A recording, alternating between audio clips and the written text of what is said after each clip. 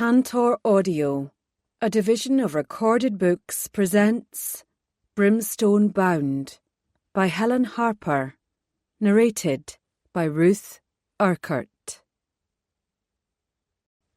Chapter 1. There's nothing quite as satisfying as curling up on the sofa with a glass of red wine and chatting to your boyfriend about the best way to bring down a snarling 6-foot-tall bloke armed with a machete. He had this crazed look in his eye, I said, twirling my finger at my temple. I knew deep down that he was seconds away from spinning round towards the restaurant and slicing at as many people as he could. We were a hair's breadth away from total bloody carnage. Jeremy shook his head in dismay. "You're still in training, Emma. I can't believe they put you in such a dangerous situation." I tried to act casual, as if the incident hadn't left me shaking uncontrollably for an hour afterwards, and took a sip of my wine.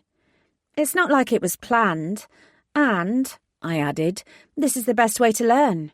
"By almost getting your head chopped off by a psychotic madman." "He didn't even get close," I dismissed with a surge of invincibility that only comes after you've confronted your own mortality head-on and walked away still breathing. I placed my glass on the table and stood up, tugging at Jeremy's hand to encourage him to do the same. Then I gave him the butter knife, which still had crumbs clinging to its dull blade, and stepped back about 6 paces. He was roaring loudly enough to wake the dead. Jeremy grinned, swishing the butter knife from side to side, before letting out what could only be described as a remarkably feeble attempt at a roar. "But," I continued, "he was expelling so much energy on the noise he was making, and was so focused on the weapon in his hand, that he didn't realise Williams was coming up behind him. I pulled up my baton and fainted left with it. I reached for a magazine and rolled it up, using it as a prop to act out what had happened. Jeremy responded, lifted up his butter knife to block my attack, and roared again. I beamed and nodded. And while that was happening, Williams got right up behind the perp. I hustled round the table until I was at Jeremy's back, reached round his neck with one arm, while at the same time slamming his free hand into his carotid artery. In slow motion, I pretended to do the same to Jeremy. The blow caused the perp's blood pressure to drop instantly, and he collapsed. Jeremy groaned and fell to his knees, releasing his hold on the knife. It clattered to the floor. I stepped in front of him and dusted off my palms. "Hey, presto," I said, "one incapacitated criminal." He choked and spluttered melodramatically. Hollywood wouldn't be calling any time soon. "This criminal might need a kiss of life to recover," he said. "Well," I said softly, lowering myself to his level, "I'd better get onto that before it's too late." I leaned towards him, my lips meeting his. For a moment he didn't react, then he opened his mouth and his tongue pushed towards mine. With both of us on our knees, it was a clumsy clinch, and it wasn't long before discomfort overcame passion. We broke apart and smiled awkwardly at each other before returning to our previous positions on the sofa. "Anyway," I shrugged, "it was all over within seconds. I was never in any real danger." "All the same, I'm glad that this rotation is over and you're moving to a new department on Monday. I'll sleep a lot better at night knowing that you're safe. I don't like the idea of my girlfriend putting herself in danger. It's certainly a far cry from accountancy. I could never do something like you did today. You should never do something like it again either." "You're underplaying the danger of spreadsheets," I teased. His eyes twinkled. "The wrong data can be a killer. And that's not the only thing I have to worry about. This morning I forgot my briefcase with all the papers I needed for today. That's the 3rd time this month. Brewster told me that if I do it again, he'll give me a formal warning." He rolled his eyes. From the look on his face, I thought he was going to lop my head off. It's ridiculous. Everything is digitalised now.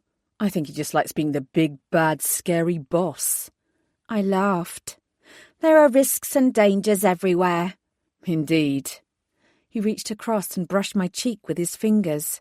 "You still reckon you'll be placed in cybercrime for your last rotation? That sounds considerably safer than the Criminal Investigations Department. I think you'll be much better suited to it." "CID has been an experience, but I do think desk work is my thing." I ignored the twinge that told me I was lying through my teeth and squared my shoulders. Jeremy worried about me too much, and the least I could do was set his mind at rest. Besides, it wasn't as if I didn't enjoy the office-based work I'd done so far. There was more to being a detective these days than patrolling the mean streets and physically running down criminals. I set my jaw and met his eyes. I did well with the fraud squad, and DSI Barnes seemed happy when I asked to finish my training in cybercrime. My last 2-week stint before final exams, and then... I spread my arms out wide. Yours truly will finally be a real detective. Jeremy picked up his glass and clinked it against mine. I'll drink to that. Here's to London's finest. I beamed. Cheers. I strolled into the Academy building first thing on Monday morning, wearing a plain white blouse and a black skirt suit. Ease of movement wasn't a consideration when I'd be sitting behind a computer for most of the day. I nodded at Phyllis on the front desk before taking the lift up to the meeting room on the 3rd floor. Most of my fellow recruits were already there, milling around in small groups, catching up on the details of their previous assignments and anxiously anticipating the next one. At this stage, there was little attrition in numbers. A few people had dropped out in the early days, but the selection process to attend the academy was stringent, and as a result there was a high pass rate. Our residency at the academy might only last 12 weeks, but achieving detective status was a 2-year process that, unless you were already in the police, only started after you'd experienced life outside education. No one wanted detectives on the streets who had no direct knowledge of the real world. In any case, to get this far required considerable time and dedication. There was virtually no chance any of us were going to fail now. That didn't mean I wasn't nervous about what was coming next. I'd received glowing reports from my previous rotations, and I wanted to keep it that way. The better I did here, the more chance there was that I could have my first choice of postings when I finally graduated. I'd barely entered the room when Molly scooted over to me. We'd bonded on the very first day, when we'd been paired up during our first skills session designed to teach us how to find telltale evidence from grainy CCTV footage. Molly had joined the police initially to flip the finger at her family. Her parents seemed to think that she should focus on finding herself a fella and settling down with a little part-time job in a shop or a school, rather than running around the grimy streets of London and infiltrating its underbelly. It hadn't taken her long to realise that, in the process of foiling her family, she'd found her true calling. For my part, I dodged her questions about my reasons for signing up and mumbled something about it being a childhood dream. Molly was smart enough to know there was more to it than that, and kind enough not to press me for more information. "A little bird tells me you had quite the day during your last shift with CID. She punched my arm. "You go, girl. I said you'd be great. You bagged a real bad guy." I smiled at her. "It wasn't really me. The detective I partnered did all the heavy lifting." "Stop being so freaking modest, Emma. You held your own, and that means you did a good job. If it had been me, I'd be crowing about it from the rooftops." "How did things go in the drug squad?" I asked. She pulled a face. Grim, very grim. She held up her hand and crossed her fingers. "Criminal Investigation Department next, though. Bring on CID." "Here's hoping," I said, dropping my voice as Lucinda Barnes, the Academy's head, walked up to the podium at the front of the room. Detective Superintendent Barnes, to give her full title, didn't smile, although there was a warmth to her gaze as she looked round the room. For all that she'd been an experienced, hard-nosed detective before she took on the role as head of the Academy, she still retained something of a mother hen aura. "Welcome back," she said. "I've been reviewing the reports from your last rotations, and I can only say how impressed I am at all of your performances. You've done yourselves proud." Her gaze swept across her upturned faces, and I was certain I didn't imagine her eyes lingering on mine for longer than necessary. "Now we are moving into the final phase of your training. You only have a 2-week placement to complete before final debriefings and testings. After that, you will be fully fledged detectives, ready to take on the world. Rotation postings are going up on the notice board as we speak. I trust that you will continue in the same professional manner that you have done so far. But remember that being a police detective is not just about image." She touched her chest briefly. "It has to be part of your heart and your soul." I bit my lip, a tingle of pride rippling through me. It had taken me a long time to get to this point. The Academy was merely the tip of the iceberg in what had been a very long journey. I'd do it, though. 2 months before my 30th birthday, and finally I was going to be in a position to achieve everything I'd ever wanted. We bustled out into the corridor, eager to find out our new assignments. At half a foot shorter than most of my fellow trainees, I couldn't see the board for the other heads in the way. I knew from Molly's crow of delight, however, that she'd got her posting to CID. I pushed myself onto my tiptoes to get a better look, just as I heard several sharp intakes of breath and spotted more than one swift glance in my direction. "Emma," Molly murmured. "Oh." I frowned at her and elbowed my way to the front. I scanned the sheet, searching for my name. When I finally saw it at the bottom and my eyes tracked my assigned rotation printed next to it, I blinked. That didn't make any sense. I rubbed my eyes and read it again. "It must be a mistake," I said, my voice sounding tinny. "That can't be right." Molly's hand reached for mine and squeezed it. "Yeah," she said, "must be an error." I spun round, blindly pushing my way through the crowd and into the meeting room. I'd get this sorted in a jiffy. Barnes was standing by the podium, frowning at some papers. She looked up when I entered. There wasn't any surprise in her expression. I had the impression she'd been waiting for me. "Detective Superintendent," I began. "You've called me Lucinda until now," she said. "There's no reason to suddenly become so formal." I sucked in a breath and marched up to her, my arms swinging. The closer I got, however, the more my confidence leaked away. I stopped a few feet away, and my hands dropped by my sides. "Soups?" I asked, in little more than a whisper. "I'm going to Soups." She regarded me implacably. "It's very rare that trainees like you are given a rotation to Supernatural Squad.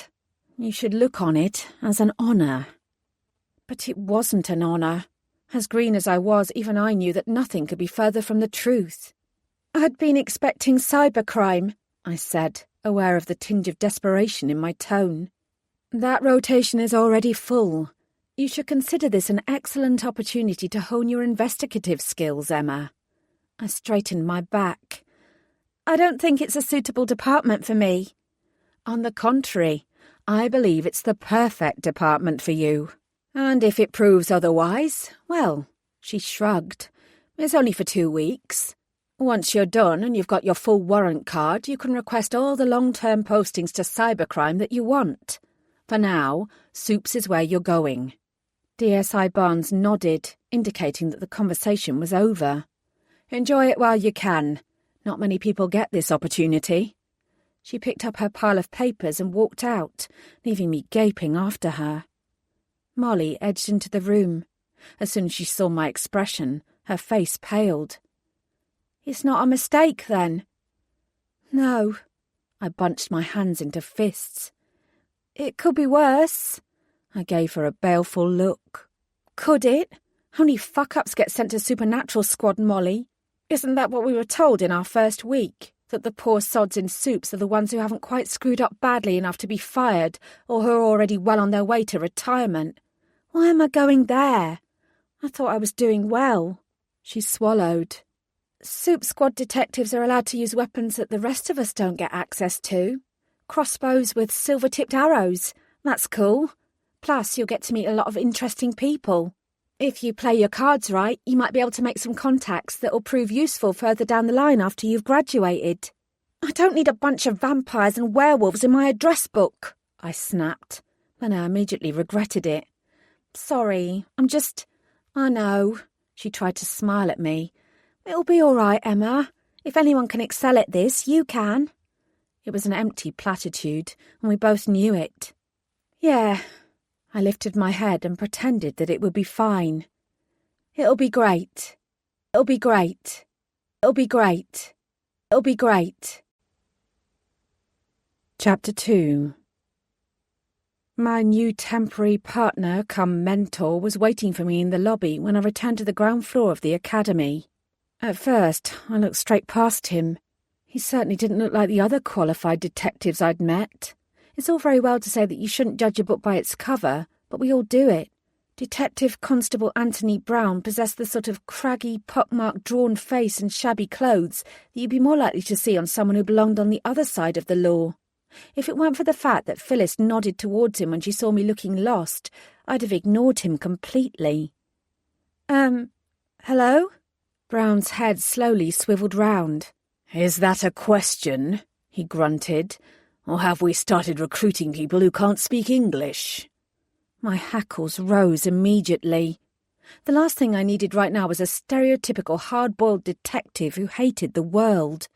I'm Emma Bellamy, I said more forcefully. I stuck out my hand. I assume you're Detective Constable Brown.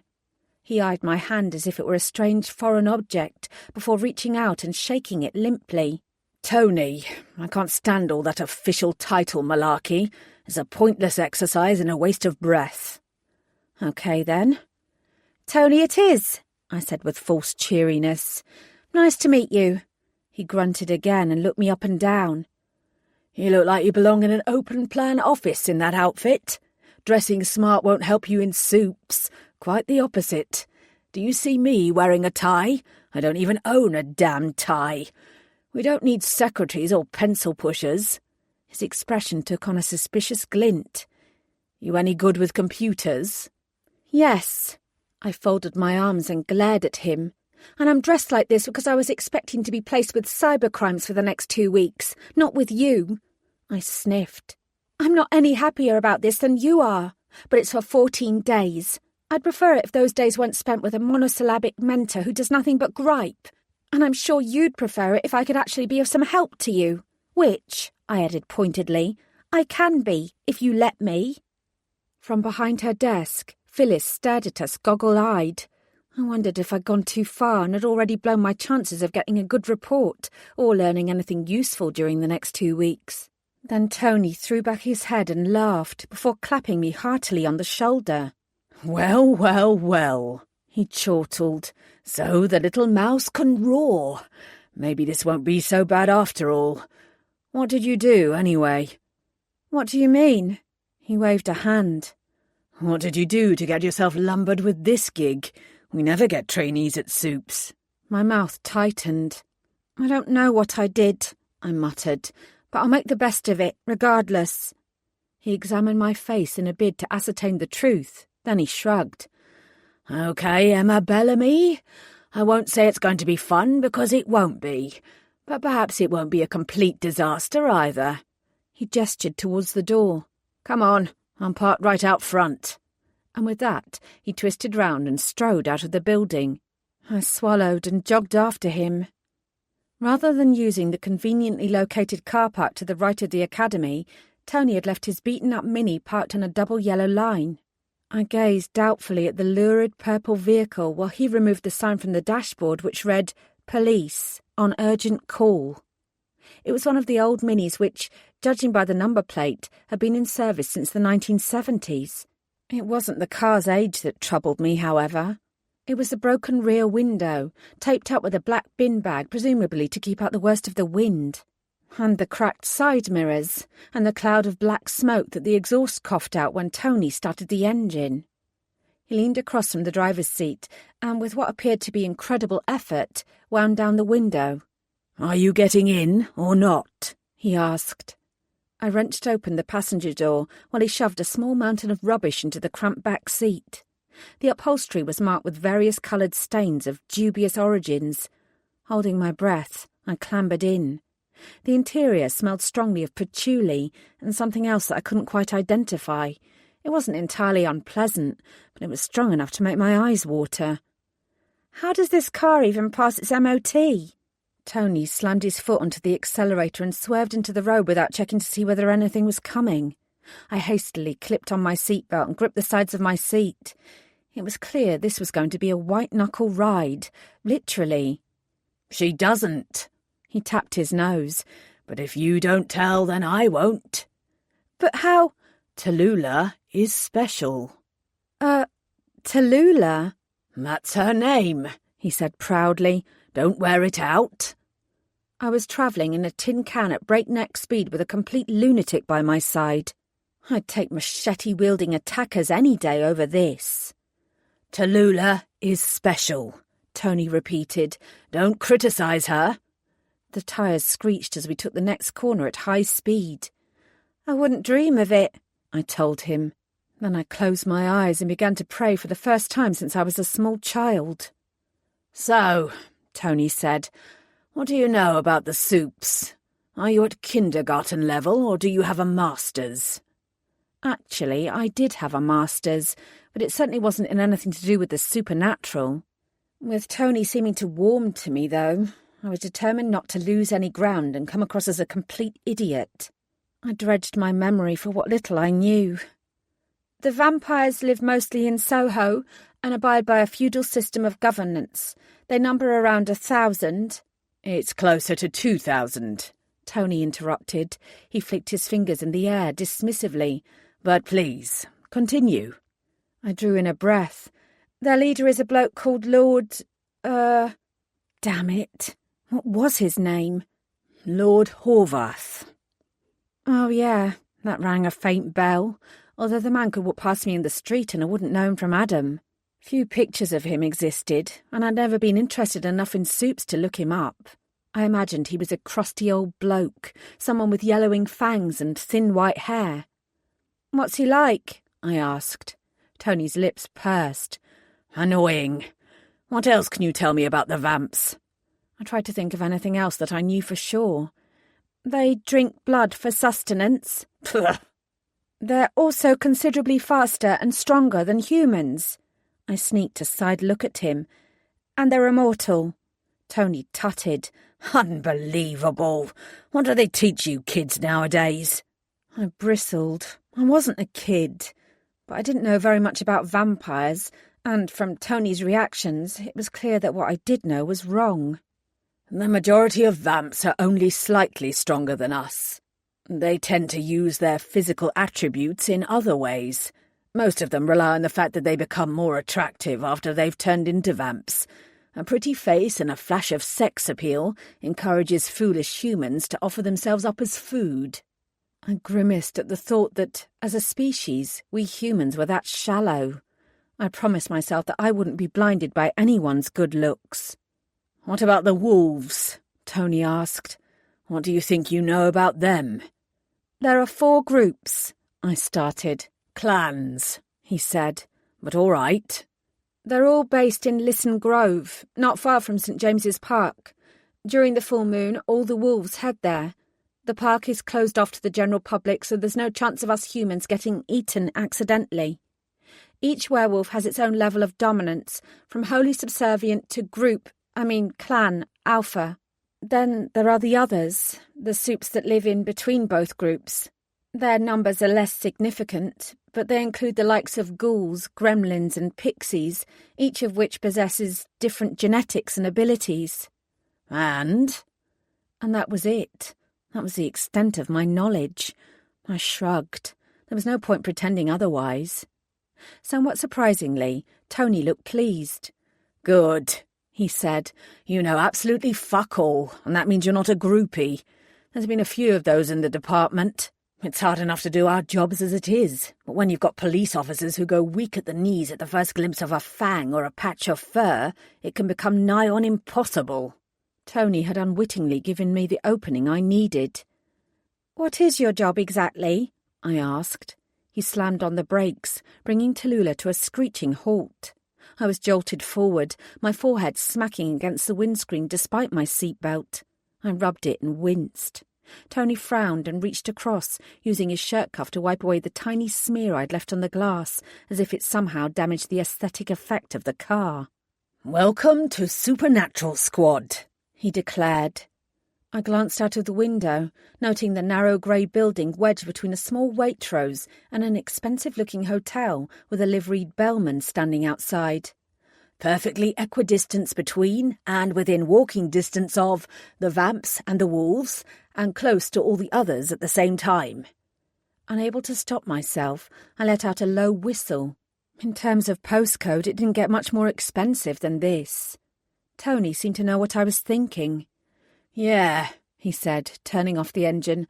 "Don't think that the other departments haven't tried to take this away from us. They can't. Since the Supernatural Act of 1798, he doffed an imaginary cap, Supernatural Squad has been entitled to this building. By law, it's funded in large part by the soups themselves, though they're not happy about having to pay for our existence. Isn't that a conflict of interest? He just winked and got out of the car. I followed suit, casting a quick glance at the posh bellman outside the hotel. I half expected a loud complaint that Tallulah was bringing down the tone of the neighbourhood, but instead he bowed at us. "Good morning, Detective Constable Brown." Tony grinned. "Good morning, Jeeves." He joined me on the pavement and nudged me. "Not his real name." No kidding. I smiled at Jeeves, or whoever he was, and glanced at the Mini. "Aren't you going to lock the car?" "Nobody touches Tallulah." He walked up to the unmarked door and entered, leaving me to follow. I stared after him for a moment, wondering what on earth I'd got myself into. I had the feeling it was going to be a very long 2 weeks, and Tony still hadn't answered my question about what his job at Supernatural Squad was.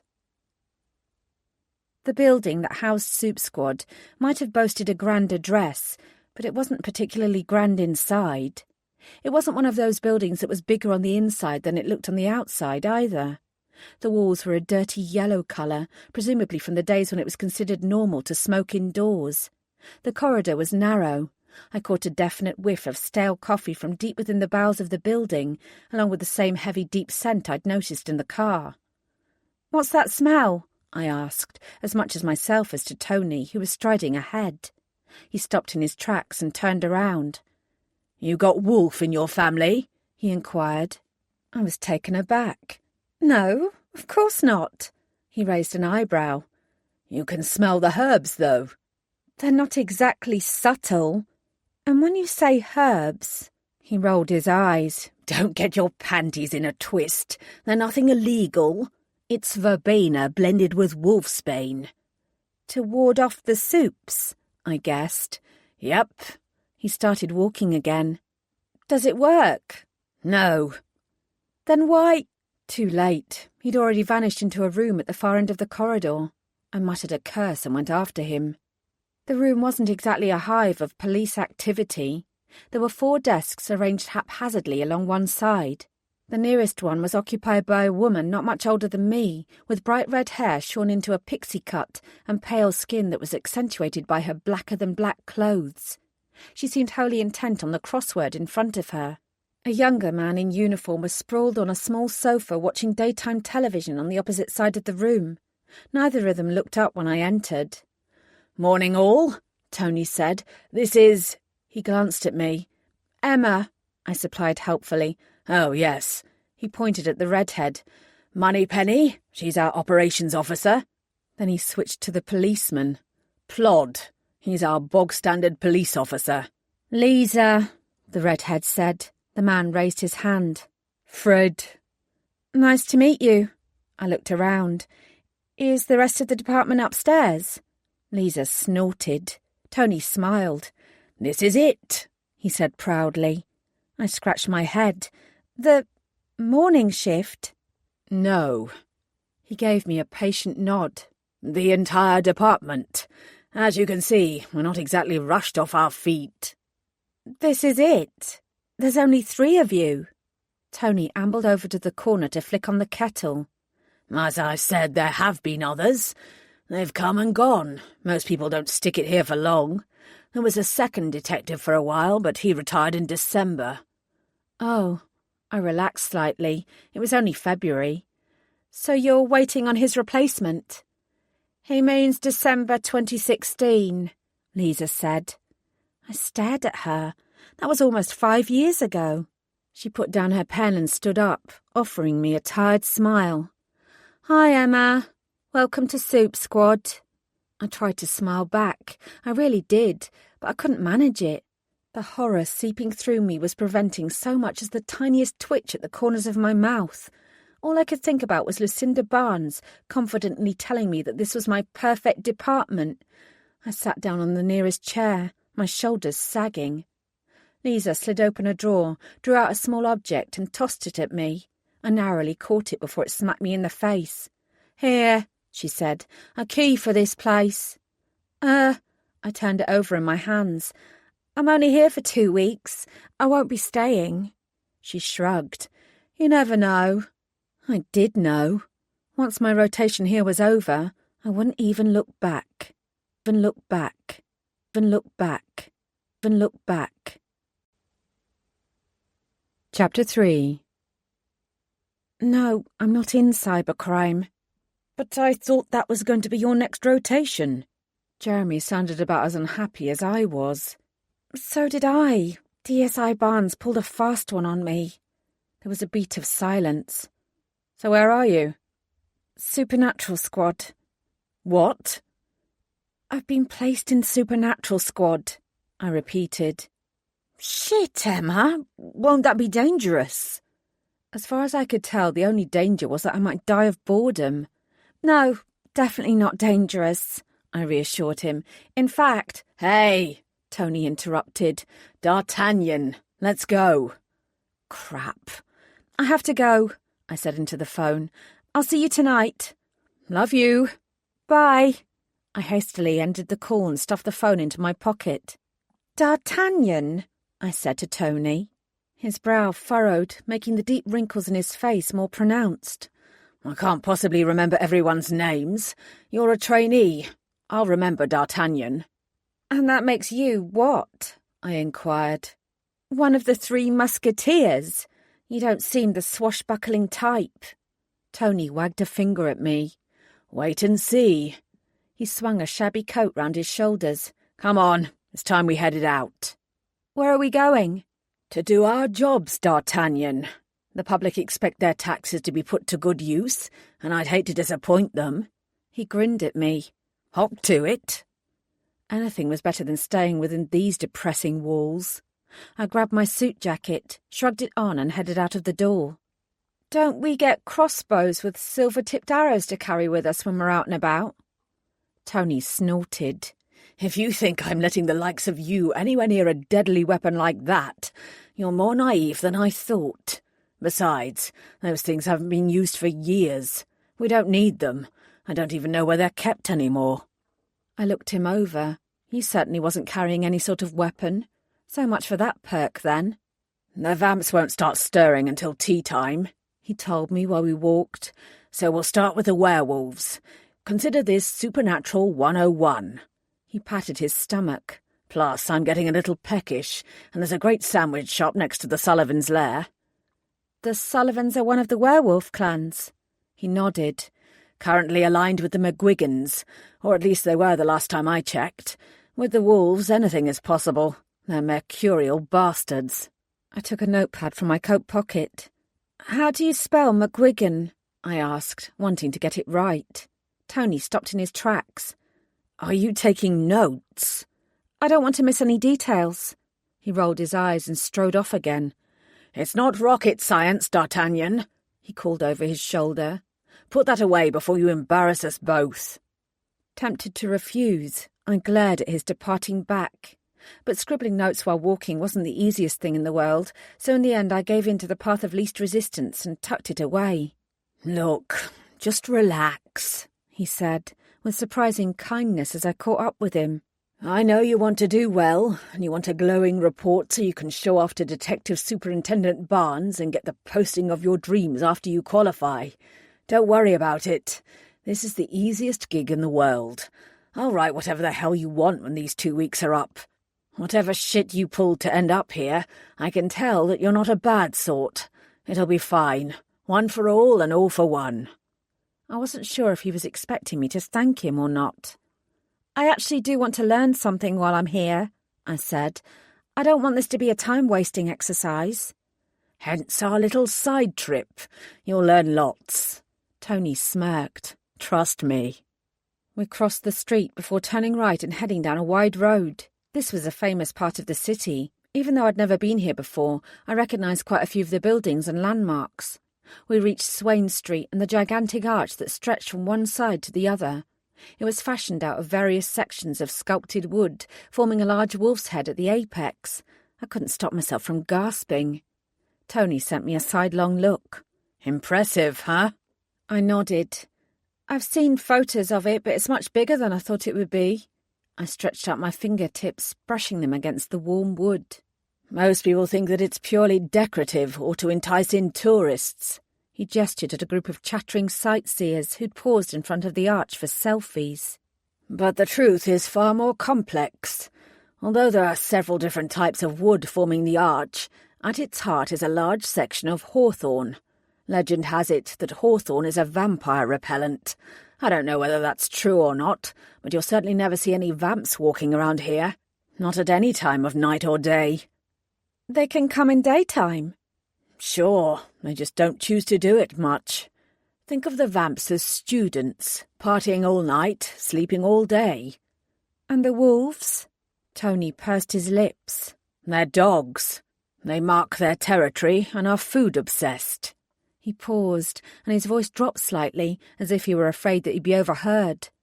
"Don't underestimate them, though. Any of them. No matter what anyone would have you believe, both groups are still predators. They're at the top of the food chain. They keep us at bay through some nifty lawyer tricks, but if they wanted to rule this city, they could do it in a heartbeat."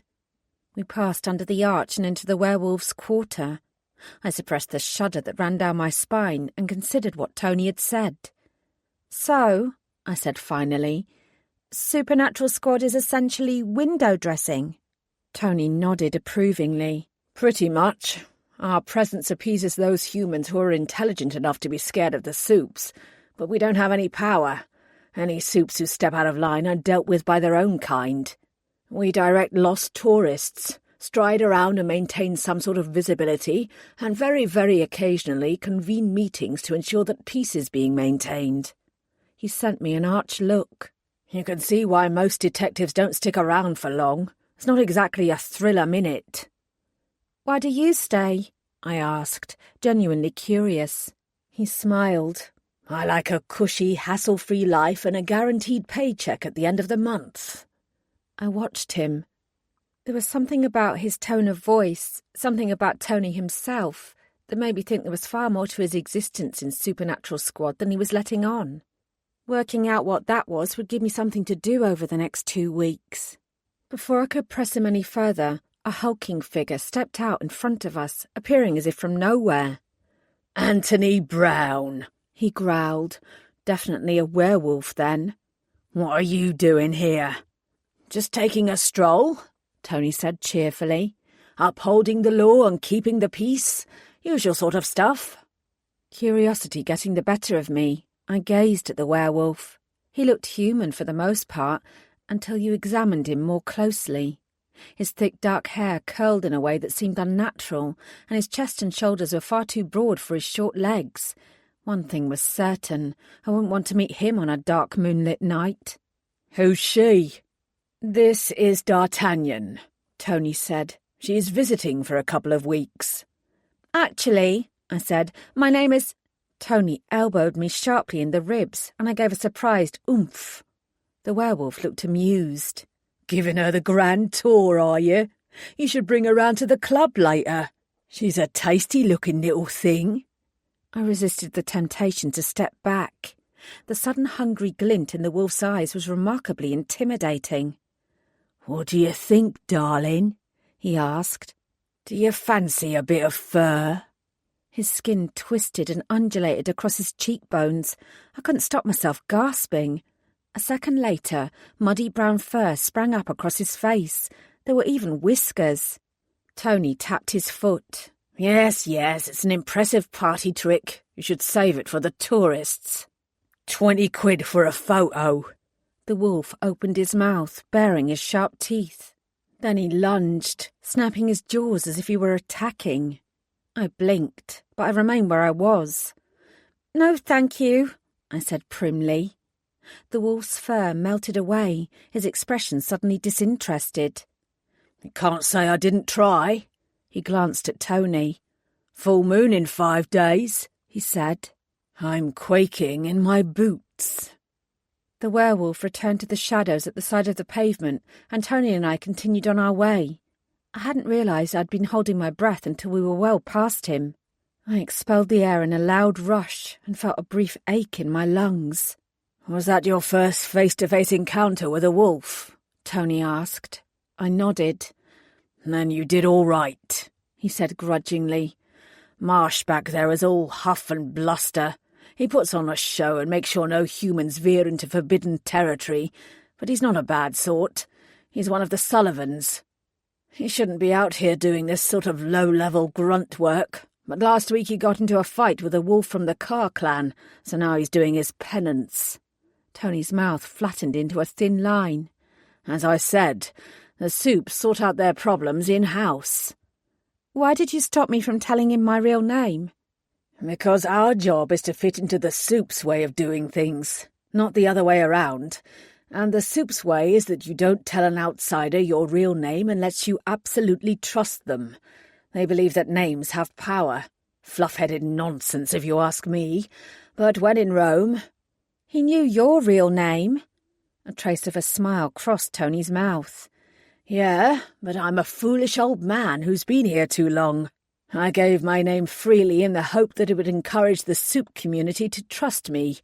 Needless to say, it didn't work. I frowned, but before I could say anything, he jerked his head towards the small shop opposite us, Sullivan's Sandwiches. Here we go. The best roast beef you'll get this side of the Thames. The bell jangled as Tony pushed open the door, and the rich smell of well-cooked beef wafted towards us. A young woman smiled at us from behind the counter. I stared. She had very sharp teeth. "Cassidy, baby, how are you this fine morning?" Tony cried. Cassidy? Was that her real name? I glanced around and noted the wide array of meat on offer. Oh, Butch Cassidy. She looked pointedly at her watch. As she did so, I caught a brief glimpse of an odd yellow tag on her raised arm. I realised that the wolf outside, Marsh, had displayed a similar tag, except his had been green. Interesting. "It's nearly 2, Tony," Cassidy chided in a soft voice. "It's a bit late for lunch." He spread his arms out wide. 2? And it's no wonder I'm so hungry. Roast beef on rye with extra horseradish, please. D'Artagnan, what do you fancy? I scratched my head. "Do you have any hummus?" The woman and Tony exchanged glances. D'Artagnan. He shook his head. This is the finest meat you're likely to get. "Or cheese?" I suggested. "Do you have any cheese? And salad?" Tony's shoulders sagged and he gazed at me in dismay. Oh, no. "What?" "Oh, no, D'Artagnan. This simply won't do. Please don't tell me. Please don't say the word." I folded my arms. "I'm a vegetarian." He held up his hands in mock horror. Just when I was beginning to like you. Soup's is most definitely not the right place for you. Don't you dare tell anyone else.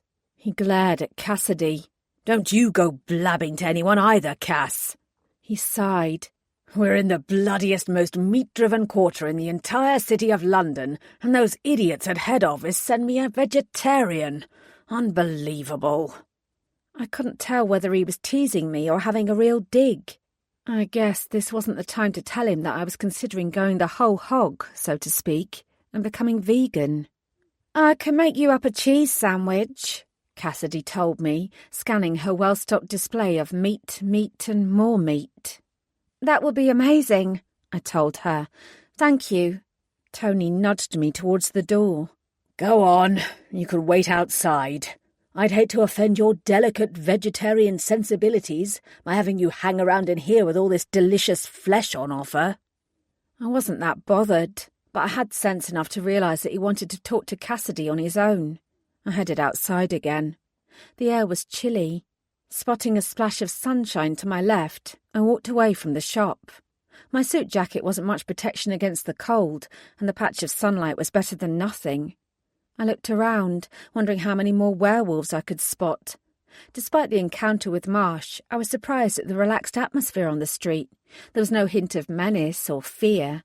To be honest, apart from the impressive arch at the entrance, the werewolves' quarter was no different to any other London borough. My eyes were tracking an old man who looked to be in his 80s, whose impressive grey sideburns and whiskers definitely proclaimed wolf, when something odd flickered in my peripheral vision. I leaned to the side to get a better look, and I straightened up like a shot. Sprinting down a side street as if the hounds of hell were after her was a young woman wearing nothing except a scrap of underwear, and her pale skin looked like it had been smeared with blood. Smeared with blood. Smeared with blood. Smeared with blood. Chapter 4. I didn't waste any time. Hiking up my skirt and thanking my lucky stars that I wasn't wearing heels, I took off after her. Whoever she was, werewolf or otherwise, she was in trouble. I pelted down the street, ignoring the wide-eyed stares I received from passers-by. Even though she was barefoot, she was moving faster than me. I forced myself to move as quickly as I could, air whipping at my short-bobbed hair as I ran. "Police!" I shouted. "Stop!" Either she didn't hear me or she was too scared to slow down. Within seconds, she disappeared round the corner at the far end of the street. I cursed and followed her, past rows of expensive parked cars and well-kept houses. I knew that I should have waited for Tony. The last thing trainees were supposed to do was go after crime-related matters on their own, but there hadn't been time to fetch him. I had to find the woman and help her in any way that I could before something worse happened to her. Reaching the end of the street, I spun to my right, my eyes searching for her fleeing, blood-streaked figure. There wasn't a single living soul to be seen. With my stomach tightening, I slowed to a jog. My head swung from side to side as I scanned for a sign of her. A lone crow cawed overhead, its black body silhouetted against the weak blue sky. Then I heard a shout, and another. I tried to pinpoint the source. Somewhere up ahead, I was sure of it. I held my breath and kept going. Where was she? Where had she gone? I pushed aside my anxiety in favour of professionalism. I'd trained for this. I had it in me to help her. I just had to find her first. The cobbles beneath my feet were uneven. In my haste, my toe caught the edge of one that was jutting out, and I almost went flying. I staggered, but kept my balance, more through luck than cat-like footwork. My arms flailed and stretched out, and that was when I spotted the splash of red. Blood. The woman had left a trail of blood. With a renewed surge of adrenaline, I focused on the ground. There were more droplets forming a faint path from where I was standing up to the scarlet door of one of the houses that lined the street. I had no choice but to follow it. The door was slightly open, and I paused briefly. There was a strange huffing sound from within, followed by a guttural snarl. Obviously, even if I were a fully trained detective, I couldn't wander into random houses to have a poke around. But I didn't need a warrant if there was a genuine expectation of immediate harm to life, and a half-naked woman covered in blood fit that expectation perfectly. I gulped in air and kicked the door all the way open. "Police! What is—" My words died in my mouth. Standing in the hallway, facing each other with hackles raised and gleaming white teeth bared, were two enormous werewolves. Neither of them paid me any attention. The one closest to me, whose hindquarters reached virtually to my midriff, was growling, its entire body quivering. The yellow eyes of the werewolf opposite were fixed on it. Their muzzles were less than an inch apart. I might not have been an expert on the supernatural, but I knew aggression and intimidation when I saw them. Whatever was going on here was about to escalate into a full-blown battle. I wasn't armed. I didn't have a taser or a baton or so much as a bloody pen. And I was only carrying a trainee's warrant card. I reminded myself that I wasn't without power. I'd trained for this sort of situation. I stepped forward. "You will stand down!" My voice rang out across the hallway, clear as a bell. Neither werewolf moved, but I knew they'd heard me from the visible twitches in their fur-covered bodies. The tail of the yellow-eyed werewolf started to drop, and that was when the other one made its move. It leapt upwards, massive paws outstretched. I caught a brief glimpse of unsheathed claws. I just had time to register how lethally sharp they looked before they descended onto the body of its adversary, and chaos ensued. The vicious snarls emanating from both creatures would have been enough to make most sensible people run. That's exactly what I should have done, especially with the scraps of fur flying in all directions and the very real risk that I'd end up in the crossfire between two painfully sharp sets of teeth. Neither wolf was holding back. As they collided, they crashed against the wall, making the plaster crack and a picture frame fall. When the yellow-eyed wolf, who I could now see was the smaller of the two, howled in pain, I stopped thinking about my own safety. Enough was enough. I said, I yelled, as I reached forward and grabbed the nearest wolf by the scruff of its neck. Stand down! I am the police, and you will stop this immediately. I'd acted without thinking. Even so, no one was more surprised than me when the pair of them immediately subsided. I could feel the vibrations from the growls of the wolf I was holding, but at least it had pulled away from the fight. I shuffled round its body until I was between the pair of them, noting that the smaller wolf's fur was matted with blood. Change! I ordered. Nothing happened. I gritted my teeth and hardened my tone. Change! It happened quickly. One moment I was holding the scruff of a wolf's neck, its wiry fur tickling my skin. The next moment I was pinching the smooth skin of a woman, the same woman I'd seen running down the street. I immediately let go of her, wondering if I'd been wrong and she was the attacker rather than the victim. I turned to the second wolf. He'd also transformed and was standing in front of me with his hands by his sides. His body was covered in cuts and gashes. Between the pair of them, he'd definitely come off worst. If I felt strange standing between a naked couple who were glaring at each other with ferocious, simmering hatred, it didn't seem to bother them. Back up, I said. Both of you. 3 paces each. They did as I asked, although it was clear from the woman's shuffling gait that she was none too happy about it. Tough. Now, tell me what is going on here. I pointed at the man. You, explain. That bitch fucking attacked me without reason. No reason? Are you kidding me? My sister. I haven't done anything to your fucking sister that you didn't want me to do. The woman put her hands on her hips. Then where is she, eh? Why hasn't she come home?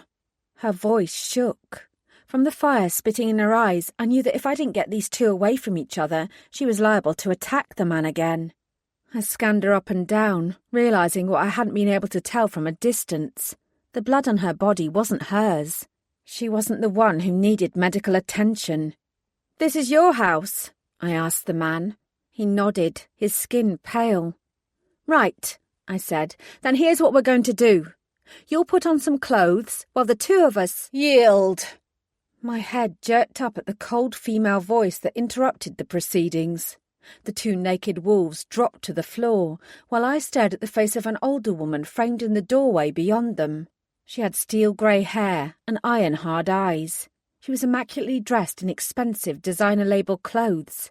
Even if she'd been wearing a sack, she'd still have the sort of aura that demanded attention. She was standing perfectly still, but it felt that her very presence was sucking the oxygen from the atmosphere. Behind her, I briefly registered Tony, staring at me with a mixture of horror and grim admonishment. I am Lady Sullivan, Alpha of the Sullivan clan. I will deal with this. The woman's tone brooked no argument. I raised my eyes to Tony, who glared at me and bit out a nod. My mouth tightened, but I wasn't in a position to disagree. I was a trainee. It was my first day in this department, and Tony had already made it clear that our role wasn't to interfere with soup business. It rankled so much that it was almost painful, but I wasn't hot-headed enough to argue, especially when I knew that I wouldn't win. I nodded in mute agreement and shuffled out of the house. Lady Sullivan moved aside an inch to let me past. I didn't need to glance at Tony's bunched fists to know that he was furious with me. As for the 2 wolves who'd been fighting, all they'd done was cower since she'd appeared. That was some hold she had over them. The female wolf glanced in Tony's direction, her eyes meeting his. He cleared his throat and addressed me. Come on, let's get out of here before you start a damn war. Wait. Lady Sullivan's voice rang out again. Why did they stop? I stared at her, uncomprehending. Why did they stop fighting? She asked the question casually, as if it were a trifling matter, but there was something about the look in her eye that made me answer. Because I told them to. I was baffled. I'm with the police. Lady Sullivan gave me a tiny frown, then turned away. It appeared our conversation was over. Come on, Tony hissed again, and marched away at considerable speed. I did as he said, although my shorter legs struggled to keep up with his brisk stride. He didn't say a word until we'd passed under the intricate arch. I felt numerous pairs of eyes burning into the back of my neck as we departed. "What the fuck was that?" he said as soon as we were out of the werewolf's quarter. "What idiotic thoughts were going through your head that made you think you could confront a pair of brawling werewolves? I told you," he ground out, "I told you that we didn't get involved in soup matters." Shit. I dropped my head. The woman was running down the street covered in blood. I thought she was in trouble. "Why didn't you check with me first?" "There wasn't time," I protested. He stopped in his tracks and glared at me, his blistering anger searing into me. "The balance between us and the soups is incredibly delicate. We're here on their sufferance. The wrong action or word from us and Supernatural Squad will be shut down. We're hanging on by a thread as it is. No wonder you were sent here. You obviously don't have it in you to follow the simplest of instructions." I lifted my chin. I'd started to warm to the gruff old detective, and I'd thought the feeling was mutual. Now I'd undone all of that, but I wasn't ready to back down. "If you're expecting me to apologise, I'm not sure that I can. If the same thing happened again, I don't think I'd react any differently. I saw someone in trouble and I went to help her. I don't see what's wrong with that." "There's nothing right with it either." His cheeks were mottled red. He cursed and spat on the ground. "Go home. You've done enough for today. I'll leave it for a few hours, then contact Lady Sullivan and smooth things over. But never, and I mean never, try anything like that again." He glowered. "Got that?" "Yes." I paused. "Yes, sir." If my acquiescence calmed him down, there wasn't any evidence of it. He stormed off, his spine straight and his arms swinging, the brown paper bag containing our sandwiches thumping against his leg as he strode away. "Tomorrow," he snapped out over his shoulder. I bit my lip. This had not been a good day. I twisted away and looked for a taxi to take me home. Take me home. Take me home. Take me home. Chapter 5. By the time Jeremy returned, I was considerably calmer. I'd spent a good hour pacing the flat, sorting through everything in my head, and I was beyond nervous about what the next day at Supernatural Squad would bring, but I felt more in control. I knew I'd been right to tell Tony that I'd do the same thing again. I hadn't gone into this job to stand back and let disaster happen, regardless of the bizarre culture and set of rules that had evolved around the soups and the police. Several times I considered picking up the phone and speaking to Lucinda Barnes, and several times I stopped myself. I'd wait to see what Tony said tomorrow before I did anything else that might be considered rash. At least Jeremy could be counted on for support. He poured me a large glass of wine, listened to my tale of woe, and made all the right noises. Then he bundled me off towards the bathroom. "Light a few candles and have a long soak," he instructed. "You'll feel better for it. I'll make dinner." "You're the best boyfriend in the whole world," I told him. "I don't know what I'd do without you." "Wither and die, I expect," he said cheerfully. "Go on, off you go. Don't forget we're meeting Becky and Tom later for drinks." Damn it, I'd forgotten about that. They were Jeremy's friends, not mine, and the last thing I wanted was to put on my polite front and make tepid conversation with them. Crawling into bed and pulling the duvet over my head seemed a much better option. "I don't think I'll be good company," I said, "and I've got a headache coming on. Why don't you go without me?" He frowned. "We planned this ages ago. They're looking forward to seeing you." I doubted that very much. "Jeremy, It's fine. I'll send our apologies." "No!" I shook my head. "Just because I'm staying home doesn't mean you have to. Go out. Have fun." "I don't want to leave you alone when you're like this." I smiled at him. "I'm a big girl. I'll be fine." He sighed. "All right." I reached up and kissed him. "Thank you for being so understanding. I'll come next time. Promise." He gave me a grudging nod. "Okay." I pushed away my flicker of guilt and kissed him again. The truth was that deep down we both knew he'd enjoy himself more without me. Conversation with his friends usually excluded me. Not deliberately, but simply because they shared a history that I'd never be part of. This would be better for all of us. When I finally emerged from the bathroom wrapped in a large fluffy robe, I knew I'd made the right decision. Jeremy had been right. The hot scented water had indeed made me feel a whole lot better, but also exhaustion was setting in. After an early night, I'd feel more prepared for whatever I was going to face at work the next day. Unfortunately, the best-laid plans often come to naught. As soon as I sat down in front of the cumin-dusted cauliflower steak and chips that he'd cooked, Jeremy pointed to my phone. "You got a message while you were soaking," he said. I forked some food into my mouth, reached across to pick it up, and glanced at the screen. I don't recognise the number. I thumbed it open and scanned it. "It's from Tony," I said slowly. "He must have got my phone number from the academy." I stared at the message, then put down the phone.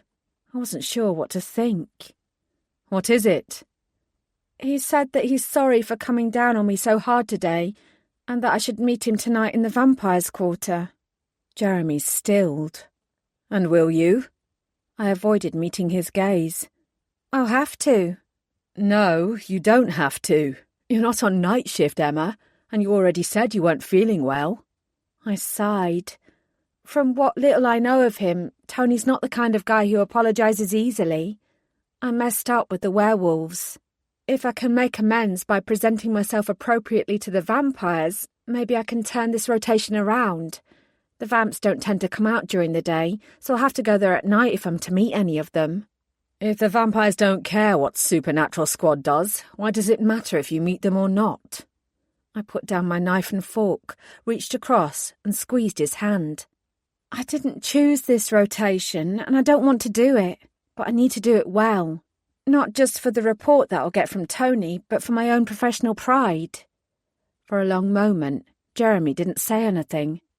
"Don't suppose I can stop you going?" "No." His jaw tightened. "You'll take care. You won't go rushing after any vampires who run past you covered in blood. After all, that probably happens to them all the time." I laughed. "I promise I won't, and I won't be out for long. I bet I'm home and tucked up in bed long before you return from the pub." He rubbed his chin. "What exactly will you bet on that?" My eyes danced. "Whatever you want." I dressed in jeans and a sweater, hoping they'd prove more suitable than my smart suit. I didn't want to stick out like a sore thumb in the centre of Soho. I also swigged down a strong coffee in the hope that the caffeine would keep me going. I didn't think that Tony would appreciate me spending the evening yawning in his face, not after he'd gone out of his way to reach out and say sorry. Despite my earlier misgivings about visiting the werewolves, I was curious to compare them to the vampires. Before today, I'd barely given the soups any thought at all. I still didn't know if I'd learn anything useful on this rotation, but if nothing else, it was an opportunity to improve my diplomatic skills. And although I could tell that Jeremy was still irritated that I was putting work before him, he gave me a lingering kiss before I left. Things weren't so bad after all. Tony's message had asked me to meet him at St. Urbin's Church on the edge of the Vampires' Quarter. I guessed there was a reason for choosing that particular spot. It was consecrated ground, so it was all but guaranteed to be vampire-free. Even with my woefully limited knowledge of the vamps, I knew that the church, like the werewolves, despised their kind. I couldn't have told Jeremy, but I felt a ripple of excitement despite my fatigue. I took the tube to Piccadilly Circus and walked the rest of the way. The bright lights dimmed and the crowds of tourists reduced in number as I drew closer to the quarter. Plenty of humans were drawn to this area, and lots of them relished getting close to the vampires at any time of night, but they were discouraged from staying for long. Sensible people stayed away. The more stupid ones occasionally became bloody snacks, or so I'd heard. Although I was aware that it was probably a daft thing to do, I'd wound a scarf round my neck before leaving home. There was no point in tempting fate and leaving myself unnecessarily exposed. St. Urbin's Church had been standing in this spot long before the vampires moved in and claimed Soho as their own. Although the tower was a more recent replacement, the rest of the structure had been there since the 17th century. Considering the seediness beyond, it seemed out of place, even with its Gothic overtones. As I walked up to the gate into the small churchyard, I noted various posters pinned to the wall. Samaritans offering support to anyone seeking to join the ranks of the vamps. The NHS offering blood to those who'd lost several pints of their own. A few church groups offering salvation to anyone who'd been turned and now regretted it. It surprised and amused me that the vampires allowed these notices on the edge of their territory. Maybe they had a sense of humour. If they did, it would be more than I'd witnessed in the werewolves. The iron gate creaked on its hinges when I pushed it open. As far as I could tell, there was no one waiting in the churchyard, and no sign of Tony. I checked my watch. It wasn't quite 10 o'clock, so I was a few minutes early. I wandered over to a bench overlooking the graveyard. It had rained a lot recently, and this area clearly didn't have good drainage. I didn't need to be able to see in the dark to know that my shoes were already caked in mud. I made a half-hearted effort at wiping the worst off on the grass verge and sat down. Gazing out across the shadowy gravestones, I wonder what wisdom the dead would impart to me if they could. Probably that hanging around a graveyard in the dead of night wasn't a sensible thing to do.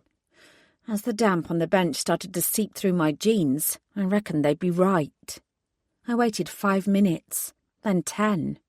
Growing bored, I stood up and looked around on the off chance that Tony was waiting around the corner. A group of giggly women, dressed up to the nines and heading deeper into Soho, passed by. One of them sent me a curious look, but her friends were too absorbed in the excitement of their journey into vampire territory to notice me. I shoved my hands into my pockets in a bid to keep warm and walked round to the front of the church. Perhaps Tony was waiting inside, where it was both dry and warm. I tugged at the heavy door handle and slid inside. It wasn't much warmer inside the church. The empty pews seemed to mock me, and the candles dotted around the place cast long, flickering shadows that only added to the eeriness. "Hello?" I called. There was a loud thud from somewhere beyond the vestry, followed by an even louder "Fuck!" A moment later, a youngish man in his 30s wearing a dog collar appeared, rubbing his knee. He straightened up when he saw me, surprise flashing across his face. "Good evening. Are you in need of sustenance, my child?" The vicar grimaced. "Sorry, that sounded better in my head than when it came out. I'm new to all this and I'm trying to appear professional. It doesn't always work. But it doesn't mean that I can't help you." He looked at me kindly. "Are you heading into Soho? You know that the vampires won't provide answers for you any more than God will. Quite the contrary, in fact." I smiled at him. I had the feeling that it didn't often get random people wandering in. "I'm not looking for God or for vampires. I was supposed to be meeting someone here. A bloke in his late 50s. "No one else has been here since this morning. Not to my knowledge, anyway." He gestured to a pew. "But why don't you sit down while you're waiting for him and we can have a chat? It's far safer in here than out there. This is a sanctuary, you know, and monsters abound outside at this time of night. I can put the kettle on if you like. I'm William, by the way, William Knight." Reverend Knight was very earnest, and he obviously believed all the church's hype about the monstrous nature of vampires. It wasn't as if I knew anything different, though I was prepared to keep an open mind until I was proved wrong. "That's very kind of you," I said, "but no, thank you." I twisted round, my ears twitching. I couldn't be sure, but I thought I'd heard something outside. "That's probably him now. Nice to meet you." "Wait, what's your name?" he called out. I opened my mouth to tell him, then thought about what Tony had said about names. I grinned. "D'Artagnan." Reverend Knight seemed taken aback. I waved at him and walked out. The wind was picking up, rattling through the bare trees and making the dry leaves that had collected at the corners of some of the gravestones skitter and swirl along the ground. I frowned and scanned the churchyard. I still couldn't see any sign of Tony. Even the streets were empty, with no more vampire-seeking groups wandering past in search of a good time. I checked my watch again. It was 10:20. The thought that this was Tony's way of getting back at me for my misdemeanours with the werewolves itched at me. He hadn't struck me as the petty type, but I barely knew the man. Anything was possible. I'd give it until past, and I was going back home to my warm bed. I wrapped my arms around myself and gazed up at the sky. It was cloudy, but it was possible to make out a few twinkling stars. I was squinting, wondering whether I was looking at the Milky Way or simply a passing aeroplane, when there was a sudden sound of a twig cracking to my left. I stiffened and glanced over. Nothing. Frowning, I ambled over to the source of the sound. I didn't think I'd imagined it. Then I heard heavy breathing. Freaked out now, I spun around. Where was that coming from? I clenched my jaw. I was being ridiculously jumpy. It was probably a cat, maybe even a fox. I couldn't see anything or anyone. If I was really that worried, I could hop inside the church again. In fact, pain exploded in the back of my skull. I cried out, falling forward to my knees while white lights flashed in my eyes from the blow. My fingers clawed at the ground, scrabbling in the dirt. I coughed, spitting blood, barely registering the shadow that grew from over my shoulder. I tried to twist my head to see what, or rather who, it was. Before I could, whoever had hit me the first time did it again, smacking something heavy across the other side of my skull. This time I went face first into the ground, receiving a mouthful of dirt. I didn't even get a chance to scream. Screeching agony was overtaking everything, and it was difficult to think clearly. Something grabbed hold of a hank of my hair and pulled my head up. My vision was blurred. No matter how hard I tried to focus, I could make out little more than the dim shape of a figure looming over me. He spoke. I was sure it was a man, but the ringing in my ears made it impossible to hear either the words or to recognize the voice. I croaked and licked my lips, my fingers reaching desperately for my pocket. If I could just get to my phone, maybe I could get some help. "Please," I whispered. The figure moved and gave a strange grating sound. It took a moment for me to realize that it was laughter. It sounded like it was coming from a long way off. Something flashed in front of my eyes. I barely had the chance to work out that it was a knife before the scarf round my neck was yanked away and the tip of the blade pressed into my soft flesh. I felt it sliding in, but there was nothing I could do about it. My carotid artery, I thought dimly. I half gasped, feeling the hot blood, my hot blood, soak my skin. And then everything went dark, went dark, went dark, went dark. Chapter 6. The first thing I heard was the buzzing. It tickled my eardrums at first, then, as I gained consciousness, it became more insistent and more annoying. I moved slightly, and there was a strange rustle. What the hell was I lying on? It felt like plastic, or rubber sheeting, perhaps. There was an acrid tinge to the air that definitely smelled of rotten eggs, and there was an unpleasant taste of ash in my mouth. This didn't make any sense. It took more effort than it should have done to open my eyes. It was like they'd been glued together, and I virtually had to peel open my eyelids. I blinked, trying to adjust my vision. I was so hot. And what was this crap around me? I plucked at it. I'd been right. It was definitely some sort of white plastic sheeting, but it was singed and burnt like someone had taken a flamethrower to it. I sat up, shoving it to one side. That was when I realised I was naked. I jerked with such force that I fell off the table and landed with a heavy thump on the cold linoleum-covered floor. I groaned and looked around. It wasn't a table.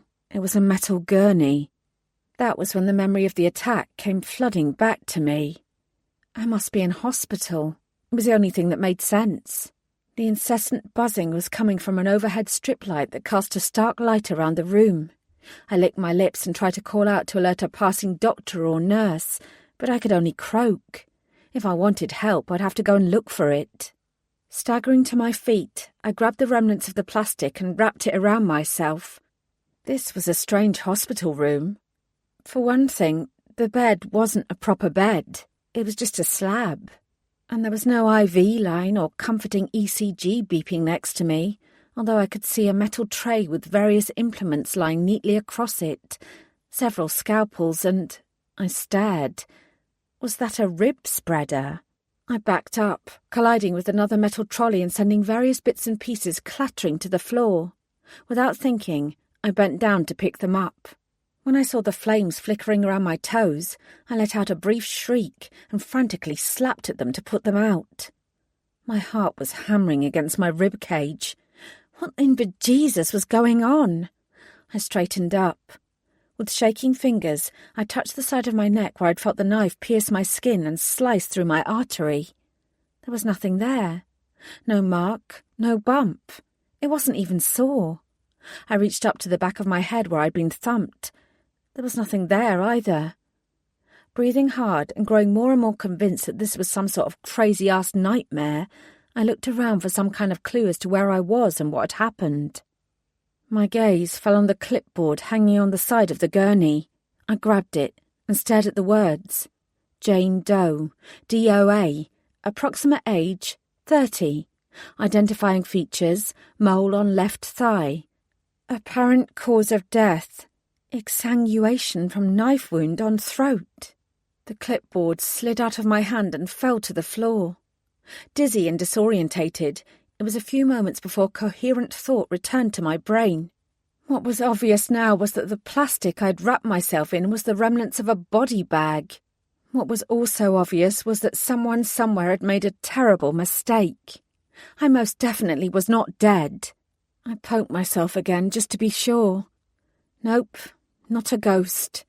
I straightened my shoulders. Heads were going to roll for this. The door to the small room opened, and a white-coated woman with dark hair tied in a tight bun strolled in, whistling tunelessly. She walked up to the gurney, stared down at it, and blinked. Then her head slowly rose, and her eyes met mine. Her mouth opened in a silent scream. "Hi," I said. Her jaw worked uselessly. "I'm Emma."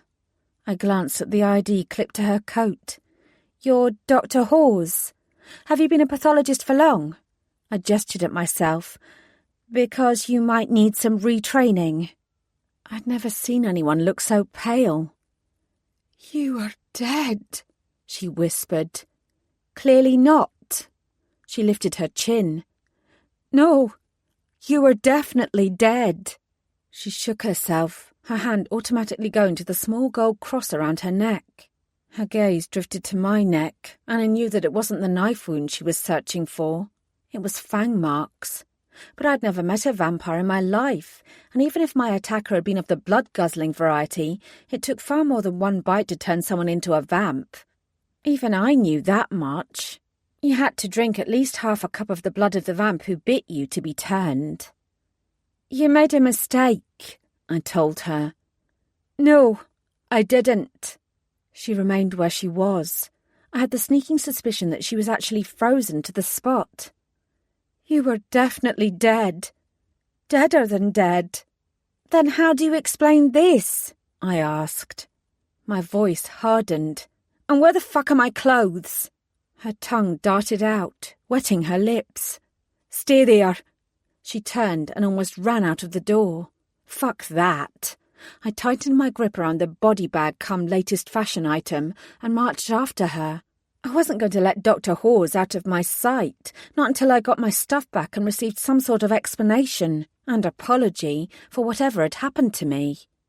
She moved quickly down the corridor and into a room on the right. I followed. Unfortunately for the good doctor, she didn't realise that I was behind her. When I coughed, she jumped about a foot in the air. "Don't come any closer!" she shouted. I held up my hands and the body bag slipped. Adjusting myself, I tried again to show her that I meant no harm. "I'm not going to hurt you," I said, exasperated. "I just want to find out what happened and get out of here. That makes two of us." She picked up a brown manila folder and thrust it at me. "You were dead." I sat down on a chair and flipped open the folder. When I saw what it contained, I drew in a sharp breath. "We wouldn't normally work so quickly on a case like yours," Dr. Hawes told me. "But due to the location of your body and the fact that you were obviously murdered, you were moved to the front of the queue." I didn't speak. I couldn't tear my eyes away from the contents of the file. "I didn't make a mistake," she said. "And I wasn't even the first person to declare you dead." All I could do was offer the tiniest of nods. The first document in the file was a printout of various photos. It was clear they'd been taken at St. Urban's Church. "When were these taken?" I asked, my voice barely audible as I stared at my very own corpse lying across 2 graves. It wasn't pretty. My eyes were glassy and bulging, and I was soaked in blood. All the photographic evidence pointed to one single fact, that I had indeed been dead. As the lady had said, deader than dead. She pointed to the timestamp. "Just before midnight." "Last night?" Dr. Hawes nodded. My eyes flicked to the clock on the wall. Assuming it was correct, it was now a cat's whisker before 11 a.m. That meant I'd been out of it for 12 hours before I'd been resurrected. I touched the pulse point on my wrist. My heart was definitely still beating. "May I?" she asked. Swallowing, I held up my arm. With only the briefest tremor, she checked my pulse. It sounds normal to me." Her brow furrowed. "I'm not a vampire," I said unnecessarily. "I know," she answered quickly. "I've had a vamp in here before, and you're not one of them." "How do you know?" "You're not pretty enough." She smiled, the colour starting to return to her cheeks. "And the heart rate of vampires, even newly turned vampires, is very slow when compared to humans. Werewolves' heart rates are very fast. Yours is normal." I gazed at the photographs. "It doesn't seem possible." "You don't remember anything?" Professional interest was replacing her shock. For my part, I just felt sick. "I remember getting attacked," I replied. "I didn't see my attacker's face. I don't know who it was, but I remember what it felt like." She was openly curious. "And?" "It fucking hurt," I said frankly. She met my eyes. I turned away, unable to cope with the sympathy in her gaze. Then she snapped her fingers. "There is something that might help," she said suddenly. She grinned. "Come with me." She took off, marching out of the room and down the corridor. I padded after her, the half-ruined body bag that was covering my modesty flapping around my ankles. "The desk is usually manned," she said, as much to herself as to me, "but Dean is taking advantage of a quiet period and having an early lunch." We turned a corner to where the morgue's small front desk was located. "Where exactly are we?" "Fitzwilliam Manor Hospital," she answered. She went to the computer and started tapping at the keyboard. Then she paused and looked up. "Sorry, I was too shocked to take in your name the first time around. What is it again?" "Emma," I told her. "Emma Bellamy. You can call me Laura. I think we deserve to be on first name terms now, don't you?" She tapped away some more, then gave a crow of delight. "Here, you're right here." I joined her and peered at the screen. "Is that—" Laura nodded proudly. "Yep, CCTV. It's the footage of where your body was." She coughed. "Where you were, not your, body." I squinted. This wasn't the time for semantics. "Why does a morgue need CCTV?" Laura made a face. "We've had lab assistants in the past who haven't been entirely respectful towards the bodies. And when I say they weren't respectful, I mean we've had assistants who—" I hastily interrupted her. "I don't need to know." She glanced at me. "Yeah, fair enough." She swiveled the screen so I could get a better look. "Anyway, if we rewind the footage, maybe we'll get some clues about what happened." I wasn't sure I wanted to watch. Unfortunately, I knew I had to. I put my hand out, steadied myself on the desk, and drew in a breath. "Let's do it." Laura clicked on the footage. "There," she said. "That's you." 2:16 a.m. I was already in the body bag, so thankfully I didn't have to look at my corpse again. I watched as I was wheeled into a narrow room. There were several shelves and what looked like several other bodies. I shuddered. "Where's that?" "The cold chamber. Fortunately not the negative one." "Pardon?" Laura explained. We have 2 cold chambers for storage. One is maintained at 4 degrees. That temperature doesn't halt decomposition, but it slows it down. It gives us time to conduct post-mortems, or to hold bodies until families can collect them for their own funeral arrangements. The other chamber is for when bodies remain unidentified and we need to hold them for longer. It's essentially a freezer. Goosebumps rose across my skin and I rubbed my arms. I felt cold just thinking about it. Laura ran the footage forward. "There," she said, jabbing at the screen. We watched her enter the room and slide out my body bag again. She unzipped it, allowing the camera a clear glimpse of my unnaturally still body. She paused at my face for a moment and then zipped up the bag. "That's me coming to get you to prep you for the post-mortem.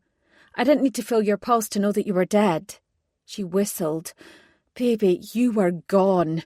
I was just double-checking that I had the right corpse before I moved you." Something else I didn't want to think about too closely. "Post-mortem? I thought it was pretty obvious how I'd died," I said, frowning. She shrugged. "You were murdered. A post-mortem is protocol." I knew that. It didn't prevent me from shivering. We watched as she wheeled dead Emma from one room into another. She busied herself getting her equipment ready. Then the door opened and a man popped his head round the door. "That's Dean," Dr. Hawes explained. She sounded eager now. "He was telling me I had a phone call." "Related to me?" "Nah, the geriatrics ward. They wanted to confirm that the body of one of their deceased patients had been moved." On the screen, Laura nodded and walked out of the room, leaving my bagged corpse on its own. She smiled at me with morbid excitement. 5 minutes later, I walked back in and you were standing up. So this is the part where things are going to get really interesting. My stomach was churning. "Is there any chance that I was still alive? That I was just in a kind of coma or stasis or something and nobody noticed?" "No, there is no chance." She ticked off her fingers while keeping her gaze on the screen. "Paramedics saw your body. A doctor signed you off as dead. Last night's morgue crew checked you over when you came in. There are the photos." She sucked in a breath. "And now, there's this." We both stared. There was no denying what we were seeing. The body bag, my body bag, was on fire. The stench of rotten eggs that had been in the room had been from me. Sulphur, or rather, brimstone, I whispered. "Fire and brimstone." My mouth felt dry. "Rewind the tape. Play it again." Laura swallowed. "On it." We watched again. To all intents and purposes, it looked as if my corpse simply spontaneously combusted. Flames appeared out of nowhere, licking upwards through the white plastic from my head to my toes. It was only when the fire had flickered out that I began to twitch, then move, sit up, and fall graciously off the gurney. "I've seen a lot of shit in here," Laura told me. "But I've never seen anything like that before. That before. That before. That before." Chapter 7. You were brought in with nothing on you. No bag, no wallet, no phone. Whoever killed you took whatever you had, presumably along with the murder weapon, because it's not been found anywhere nearby. Your clothes are ruined as well. They've already been sent to the incinerator. Laura looked me up and down. "You can't walk out of here like that." "No kidding," she smiled. "Fortunately, I can provide you with an entire wardrobe." I pulled a face. "You mean dead people's clothing?" "That's not something to get squeamish about," she told me. Probably not, but I had to get squeamish about something. I couldn't pretend that any of this was normal. I sighed. Unfortunately, I didn't have a whole lot of choice. "Dead people's clothing it is, then." "I should report all of this, of course," Laura said. I started to shake my head in alarm, but she was already there. "However, I reckon you've got enough problems as it is. The faster you get out of here, the better." "Someone tried to kill you, Emma." "Hell, someone did kill you. We can worry about the whys and wherefores of your resurrection later. Right now, you need to work out who sliced open your throat so you can stop them from doing it again. There's no guarantee that you'll wake up a second time." I couldn't deny that thought had been bothering me too. I might have been in the wrong place at the wrong time, or I might have been targeted. I clenched my teeth together so tightly it hurt. The best way to find out who did this to me is to pretend I'm actually dead. If I go home, I might put Jeremy in danger. Is that your husband? Boyfriend. I ran a hand through my hair. He'll be out of his mind with worry, but I can't risk his life too. You were probably just unlucky and targeted by a mugger. Probably, except it didn't feel like an opportunistic crime. It felt like I was killed for a reason. It felt like it was personal. I shuddered. Once I know for sure, I can tell everyone I'm all right. I'll have to hope that Jeremy understands. Do you have other family? My parents are dead. I've got no siblings. I thought about my uncle. I'd barely spoken to him in years. I sent him a Christmas card every year out of a sense of duty. After all, he'd taken me in when I was nothing but a snotty-nosed kid. But he'd always kept his distance, and we weren't close. He wasn't a bad guy, but he wasn't a family man either. This wasn't the time to bother him. Laura squeezed my arm. I'll hold the fort here. I won't manage it for more than a couple of days, but I can postpone your post-mortem and make up something about other cases when the police come calling. It actually helps that they weren't able to identify you immediately. With nothing else to go on, your case will be put on a back burner. She nodded decisively. And if the worst happens, I can always pretend to lose your body for a day or two. I can't keep it up forever, but it'll buy you some time. She hesitated. I should draw some blood from you. To test for vampirism or signs that I'm turning furry, I guessed. Yeah. She looked apologetic. There's no sign that you are, but I've never seen a corpse reanimate before. She peered at me. You don't feel the sudden urge to eat brains, do you? I tried to smile. No, I can murder a cheese sandwich. Then you're absolutely fine. We exchanged looks. You're the only other person in the world that knows what's happened, I said quietly. If this is only temporary and I drop dead again in 3 days or something, I'm sure you won't. But if I do, I persisted, keep this to yourself if you can. Chalk it up to the weirdness of life or something and forget about me. I don't want Jeremy knowing that I didn't go to him for help, and I don't want my corpse dissected by government scientists. Her gaze was solemn. Your secret will be safe with me, but keep me posted with what you discover, and let me know if you start feeling ill. I nodded. I will, I promise. I bit my lip. Thank you. Not many people would have dealt with this as well as you have. I might say the same thing about you, Emma. I managed a smile. It's still only early days. Less than an hour later, I walked out of the front doors of Fitzwilliam Manor Hospital wearing jeans that were so tight they could have been sprayed on, an oversized man's T-shirt with a warm sweater and a large puffy jacket on top, and scuffed trainers on my feet. It was an interesting get-up, but it would have to do for now. Surprisingly, I felt full of energy. There were no strange aches and pains, and there was nothing to indicate that a few hours earlier I'd been at the Rainbow Bridge. I had no memory of what being dead was like. There was no tunnel with a pinprick of light at the end, no harp-strumming angels, no sign of my parents. I sucked in a sharp breath. This was not the time to get maudlin. Somehow I'd survived my own murder. The only way forward now was to solve it to ensure that it didn't happen again, and that meant staying focused and returning to the scene of the crime. Despite my feeble protests, Laura had emptied her purse and given me all her loose cash. It wasn't a huge amount, but it would keep me going for a day or two. I hopped onto the Underground, travelling a mere 3 stops until I reached Piccadilly yet again. Then I retraced my steps from the night before. Everything looked very different in daylight.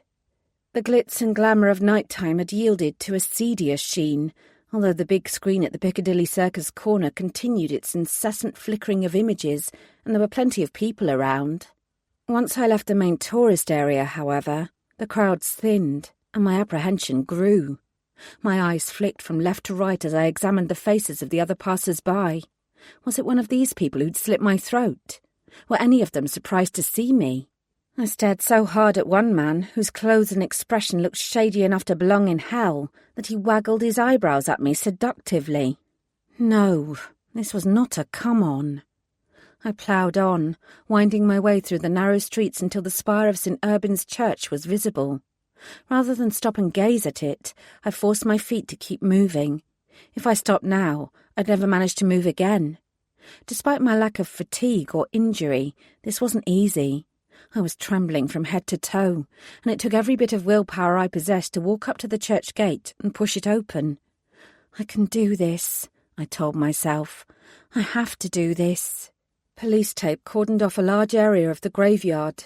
It flapped gently in the breeze, an unpleasant indication of what had happened. My mouth was dry, but I kept going and ducked under the tape. My feet squelched in the wet mud as I made my way to the slightly firmer grass. I didn't stop until I was standing next to a patch of discoloured ground. There. That was my blood. That was where I died. I crouched down, doing my best to remain dispassionate. I didn't do a very good job. I reached out, brushing the sticky blood that coated the grass with my shaking fingertips. It wasn't even completely dry. I swallowed hard. We'd covered blood work at the academy, and while I only knew the basics, I still reckoned that from the size of the bloodstain, I'd lost a good 6 pints. Whoever had slit my throat must have ended up covered in it. I raised my head and glanced at the nearest gravestone. Thomas Santorini, born 1826, died 1899. Sorry, I mouthed. I didn't mean to sully your resting spot. Who are you? I jerked upwards at the sound of the cold voice. Then I spun round, ready to defend myself to the death again if I had to. Standing less than 5 feet away was a man. He was a few inches taller than me, with inky dark hair, liquid black eyes and high cheekbones. His skin gleamed. If that wasn't enough of a clue, he was coatless, despite the cold February air. I gaped at his immaculate white shirt with its frilly cuffs. "Vampire," I murmured. I lifted my chin. "This is consecrated ground. What are you doing here?" He gave a mild snort. "There is no such thing as consecrated ground. We go where we please." He waved a hand. "Even in daylight." He took a step forward. "And right now, this is where I please." His voice hardened, and his eyes raped my face before dropping briefly to my exposed neck. "I will repeat my question. Who are you?" "I'm with Supernatural Squad." It wasn't really a lie. "A woman died here last night, and I want to make sure that Supes weren't involved." I met his gaze, challenging him to argue with me. I had more of a right to be here than he did, and if he was looking for a fight, I'd give him one. I could do with the distraction. "There are only 3 humans currently with Supernatural Squad," he said, "and none of them are you." He didn't know as much as he thought he did.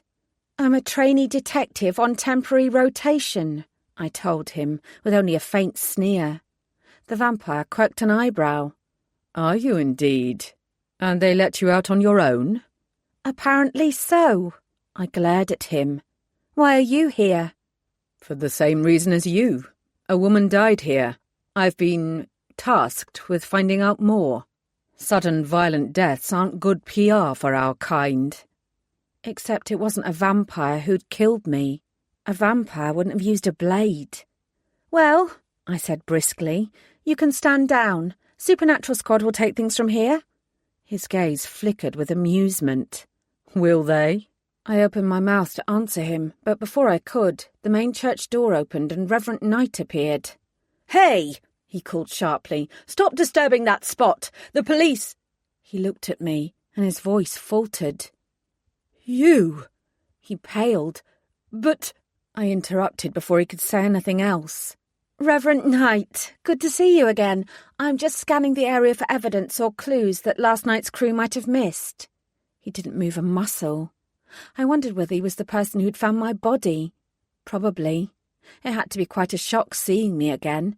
He should try walking in my shoes. I looked from him to the vampire and back again. "Well," I said briskly, "I've seen all that I need to for now." I raised my eyebrows at Reverend Knight.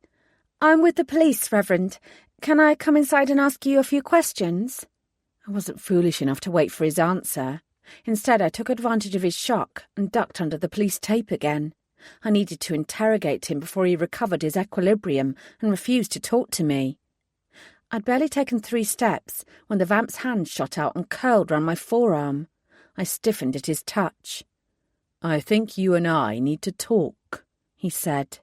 I snatched my arm back, wrenching it away with surprising strength. "That makes one of us, then." I sniffed and sent a meaningful look in Knight's direction before walking into the church. The Reverend stumbled in after me. Thankfully, the vampire chose not to join us. Small mercies. I don't understand," Reverend Knight stammered, once the heavy church door had closed behind us. "I thought I saw you. I thought you were... He sat down on the nearest pew, clutching at the armrest for support. "I know what you saw," I said, "and I'd like to be able to explain it, but right now, I can't." I injected a mysterious edge into my voice, hoping that Knight would draw his own conclusions and stop freaking out. "You said you were with the police." His words were slow, as he did his best to come up with a rational solution for what he'd witnessed. "Is this some kind of sting? An undercover police operation? Because you were dead. I was sure you were dead." He shook his head, whether in disbelief or amazement, I wasn't sure. He reached out and poked me gently, checking that I was solid and not a figment of his imagination. "As I told you," I said without flinching, "I can't explain it right now." "Of course." He blinked rapidly. "Of course you can't." He inhaled deeply. "I spoke to your colleagues last night and told them I hadn't seen anything or anyone. You and I met and chatted. I left the church an hour or so later to head home, and that's when I saw you lying on the ground." He lifted his eyes to mine. "You were very convincing."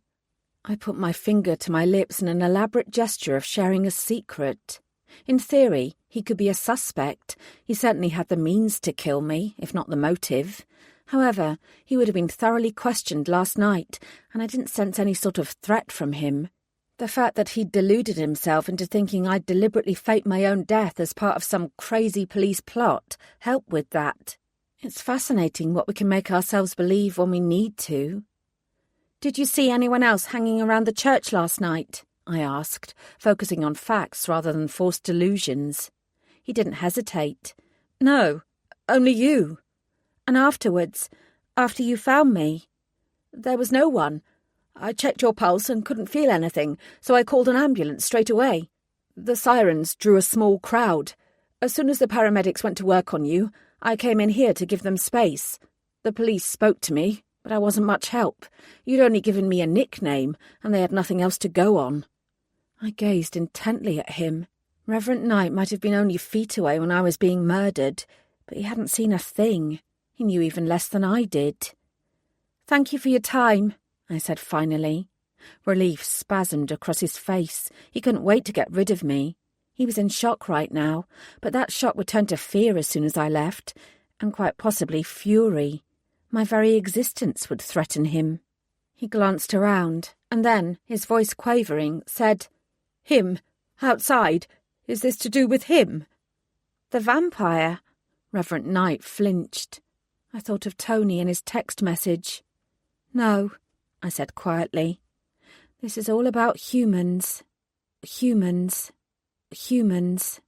Humans." Chapter 8.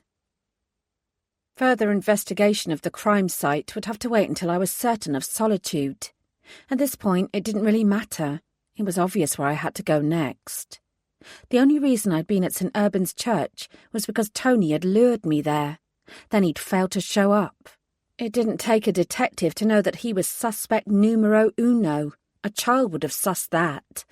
I might not want to believe that he'd killed me, but I wasn't naive enough to think that the police were all shining heroes. Corruption existed everywhere. The only thing that gave me pause was lack of motive. Try as I might, I couldn't think of any reason why the old detective would want me dead. One minor werewolf fuck-up wasn't sufficient reason for murder. Still, I knew I'd learn a great deal from the expression on his face when I walked in through the door of Supernatural Squad. It was quite possible that I'd solve my own death within the next 10 minutes. I was also aware that I should be careful. Tony might well try to attack me again. At this time of day, though, both Lisa and Fred would also be in the building. It wasn't remotely credible that all three of them could be involved. I furled and unfurled my fists as I ran through various scenarios in my head. Whatever happened next, I was ready for it. I strode into the Supernatural Squad building, marched down the corridor, and burst into the main room on the ground floor.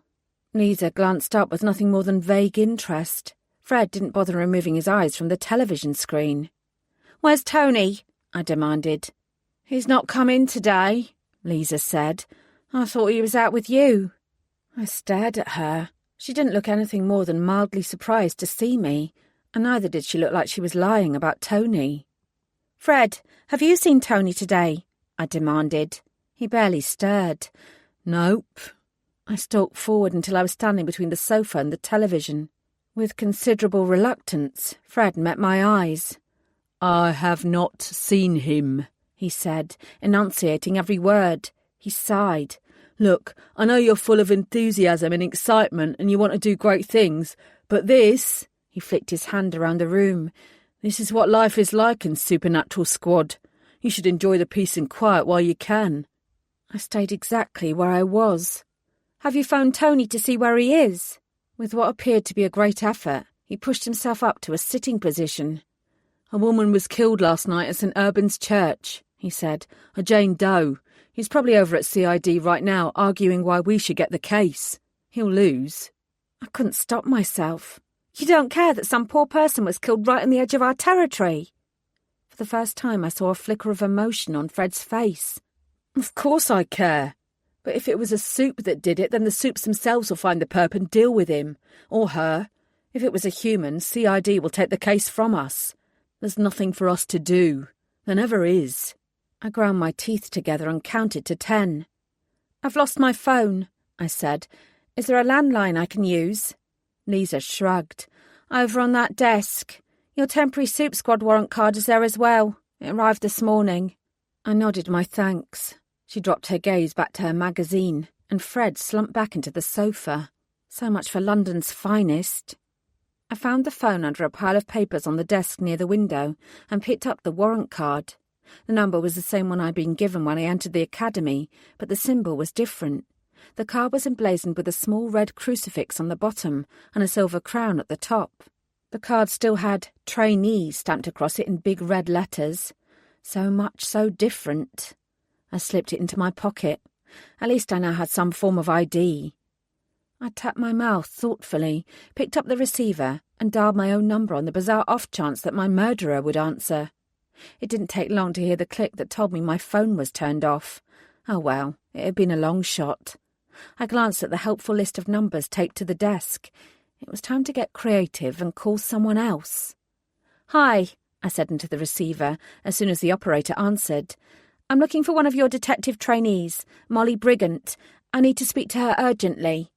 "Who is calling?" I glanced over at Lisa's name tag. "Lisa Faulkner at Soup Squad." Lisa's head snapped up and she frowned. I gave her a vague smile. "One moment, please." "What are you doing?" Lisa hissed. I covered the mouthpiece with my hand. "I told you," I said. "I've lost my phone. I need to speak to my friend as soon as possible, and using your name seems the best way to go about it. It'll be fine." "Why don't you use your own damned name?" "Because at least one person believes that I'm dead, and right now I don't want to dissuade them from that belief." "You're more likely to be put through," I told her. The expression on Lisa's face put me in mind of sour milk. Fortunately, I didn't have to continue explaining myself because Molly came on the line. "Hello?" she said uncertainly. I breathed out. Praise be. "Molly, it's me." "Emma? What on earth are you doing calling me? I was told it was someone else." "I've lost my phone. Long story. Look, I need to ask you a favour. It's important." "Go on," she said, confused. "A woman was killed at St. Urban's Church last night. It's just on the edge of Soho. I need you to find out whether CID has been tasked with the investigation and what details they already have on the murder. In particular, if there are any suspects. I know you're busy, but I wouldn't ask if I had any choice. Molly let out a short laugh. Right now I'm reading a manual on search and seizure regulations. I could do with the distraction. I'll nose around. Let me see what I can find out and I'll get back to you. Thank you so much. I read off the Soup Squad number and she noted it down. Anyway, how are things with you, Ems? You sound different. Is Supernatural Squad really all that horrific? Honestly, Molly, I couldn't even begin to explain. Don't tell anyone you've spoken to me. What? Why? I couldn't give her a quick answer, so I played chicken and pretended I'd not heard her before I mumbled a farewell and hung up. We won't get the case, Fred said. There's no point looking into it. It won't do any harm. I wrinkled my nose. What's Tony's number? Are you going to call him and pretend to be me again? Lisa asked, the corners of her mouth turned down disapprovingly. No, I didn't want him to know I was in the office. Why don't you call him? Find out where he is. I paused. And don't tell him I'm here. Her eyes narrowed. What exactly is going on? Please, Lisa. She watched me for a moment. You're very strange. I couldn't disagree. Will you call him? I persisted. She threw up her hands. All right. She reached for her mobile, fiddled with it for a moment, then held it to her ear. His phone's turned off. It's not ringing. I swallowed. Is that normal? No. She jabbed another set of numbers and tried again. He's not picking up his home phone either. She looked at me. What aren't you telling us? Nothing. Do you have his address? If he doesn't show up, I'll nip round to his house and see if he's there. Maybe he's just not picking up the phone, although he's probably at CID like Fred said. The thing is, I've got some paperwork that needs signing off. It was clear that Lisa didn't believe me. You seem like a nice person, Emma, and I'm sure if Tony were here he wouldn't mind you knowing where he lives. But until he tells me otherwise, I don't feel comfortable passing information on. I can give you his mobile number if you want to call it again later. He might pick up in an hour or two. She was loyal. That was a tick in both Lisa and Tony's favour. It didn't particularly help my cause, but I knew that I couldn't argue with her. OK, I said. I'll take his number for now and wait here until he puts in an appearance. I gave her a brief smile to show there were no hard feelings. Lisa scribbled it down on a scrap of paper. Is this his only mobile? I asked. Fred shrugged. Lisa pursed her lips. He probably has another phone. We're supposed to have separate ones for work and home, but I don't know what the other number is. I rubbed my arms. Without my own phone to compare the records, I couldn't tell if this number matched the one on the text message that had lured me to the graveyard. It wasn't like I possessed a photographic memory, more's the pity. Had Tony taken my phone after the attack so that it looked like I'd been mugged, and so he could also delete his text? What's going on, Emma? Lisa folded her arms and frowned at me. I avoided her gaze. I had to come up with something to explain my odd behaviour and my obvious anxiety to them. I certainly couldn't tell them the truth. I barely believed it myself, but I had to give them something. The reason I've been sent here on rotation is because I fucked up. This is my last chance to make things right, or I'll be out of my ear and I'll never make detective. Even Fred perked up at that. I think I'm onto something that will turn my fortunes around, I continued. In fact, it'll turn all of our fortunes around. My murder was probably enough to get Soup Squad shut down for good, so in that sense I wasn't lying. But I don't want anyone to know what I'm up to. So if anyone comes looking for me, no matter who they are, can you tell them you've not seen me? I know it's a big ask and that... Yeah, Fred said. No problem. Lisa pursed her lips, but then she nodded. I must have looked surprised because she explained, We've been where you are. If this is what you need, Emma, we'll do our best. I didn't give you Tony's address out of respect for him. I can extend the same courtesy to you and stay mum on your behalf too. You should know that the only people who've escaped Soup Squad in the past have either died or retired. But hope springs eternal. She gave me a meaningful look. Sooner or later, you'll need to tell us what's really happening. We don't know you well enough to trust you completely. I'll tell you everything as soon as I can, I promise. I lifted the receiver to make one last call. I knew this number by heart, and I also knew that at this time of day it would go straight to voicemail. Big, brave policewoman, that was me. "Hi, Jeremy. I'm going to be away for a couple of days for a work thing. I'll be too busy to get in touch, and I've lost my phone, so don't call. Look after yourself, and don't eat too much junk food. Big kisses." I put down the receiver. Lisa was watching me. "I hope you know what you're doing," she said. I smiled confidently. I didn't have a fucking clue. Tony declined to show up. As I waited, my tension grew with every passing minute. To pass the time, I googled resurrection and soups and searched the police database for any similar attacks on women. I came up short on every front. I checked my pulse every 20 minutes or so, and every time it was still there. Lisa caught me on more than one occasion, but while her eyes clouded with deepening suspicion, she didn't utter a peep. We were only interrupted once, when an American tourist who'd lost his wallet dropped by to see if it had been handed in. Unsurprisingly, it hadn't been. As the bloke with the twang from the southern states wouldn't give Fred any more information to go on about where he'd last seen it, there was little we could do. "He was probably in one of the vamp strip joints," Lisa said disdainfully. "There are vamp strip joints?" She raised her eyebrows in a particularly patronising fashion. I couldn't blame her. I was starting to feel that up till now I'd led a very sheltered life. "There are very few real vampires in them," she told me. "Most of the strippers are human women hoping to catch some highly placed vampire's eye and get themselves turned. Not that you catch someone like Lord Horvath frequenting such an establishment." I had a sudden image of the head of the vampires as a stern old bloke with a grey moustache and a neatly trimmed beard who would never demean himself by lolling around a bar, let alone one filled with near-naked women. "Yeah," Fred agreed. "The last thing he needs is to go trolling for birds." "Birds?" "Sorry," he continued, seeing my expression. "Women." "Is that because he's already in a committed relationship?" I asked. He barked a laugh. "No, because he's got women of all ages and types throwing themselves at him all day long. The man's virtually got his own harem." Oh, that made more sense. "The vamps are all about fun," Fred said, "and the wolves are all about seriousness and stiff upper lips." There was a wistful note to his tone. I cast him a sidelong glance and wondered if he had a hankering to be turned. I thought he seemed far too lethargic to fit in with either group. "How old is Lord Horvath?"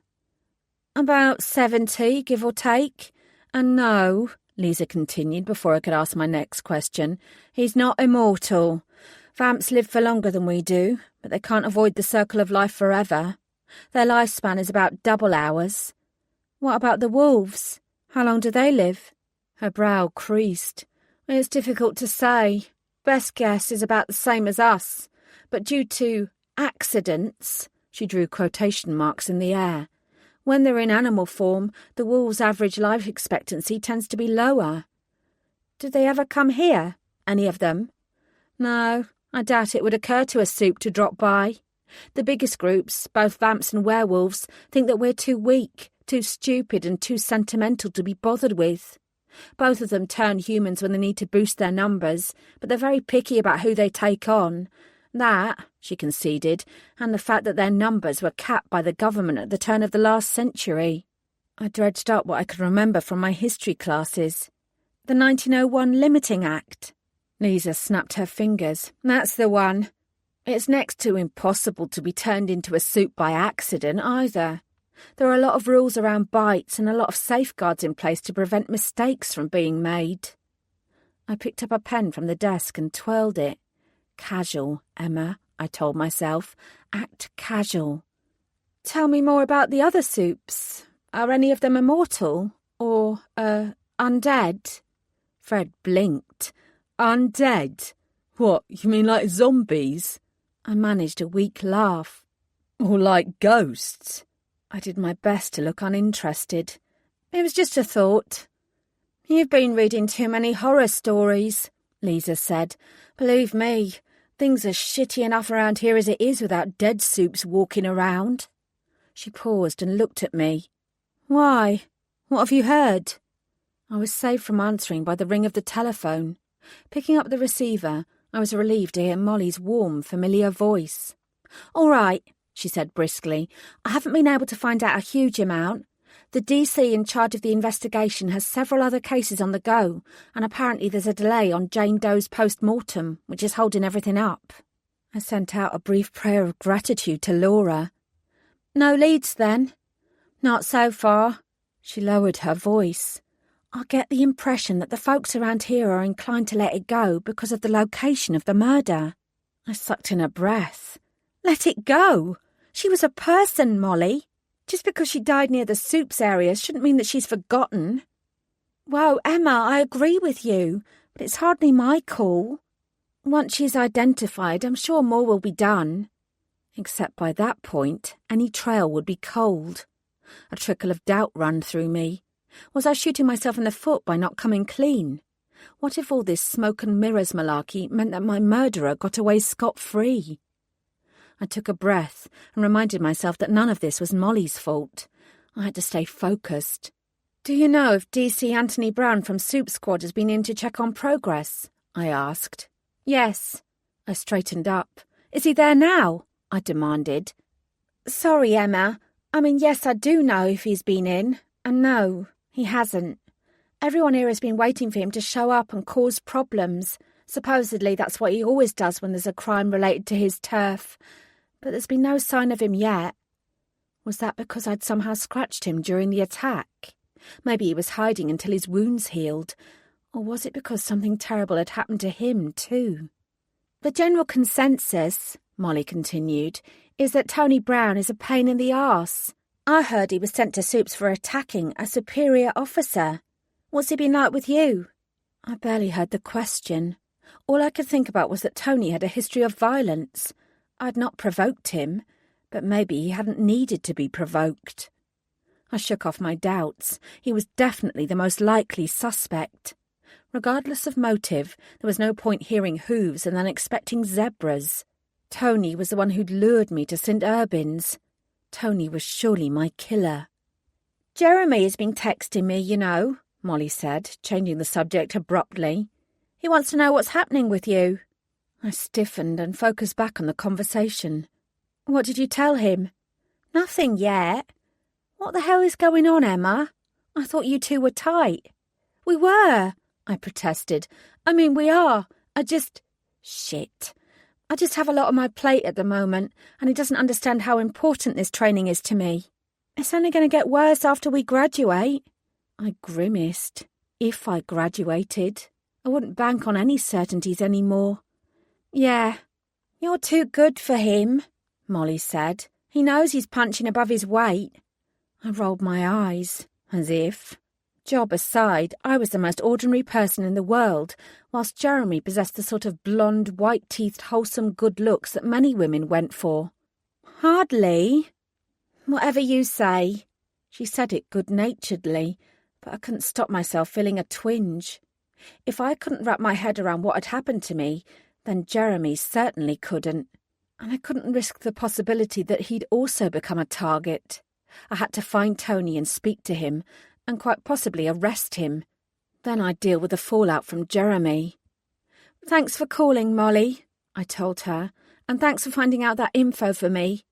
If Jeremy bothers you again, tell him that I'm busy working, and if you hear anything else to do with Jane Doe, I'll keep you posted." She hesitated.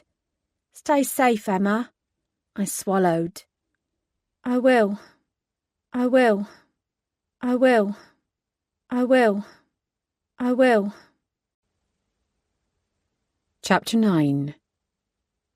Both Lisa and Fred clocked off early. Considering the lack of activity around the Supernatural Squad office, I didn't blame them. I waved them off, mumbling something about doing the same very soon. Then, as soon as they'd gone, I scooted over to Tony's desk.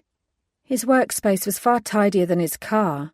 The only things sitting on top of his desk were his computer, an old silver paperweight, and a tub filled with some chewed pens.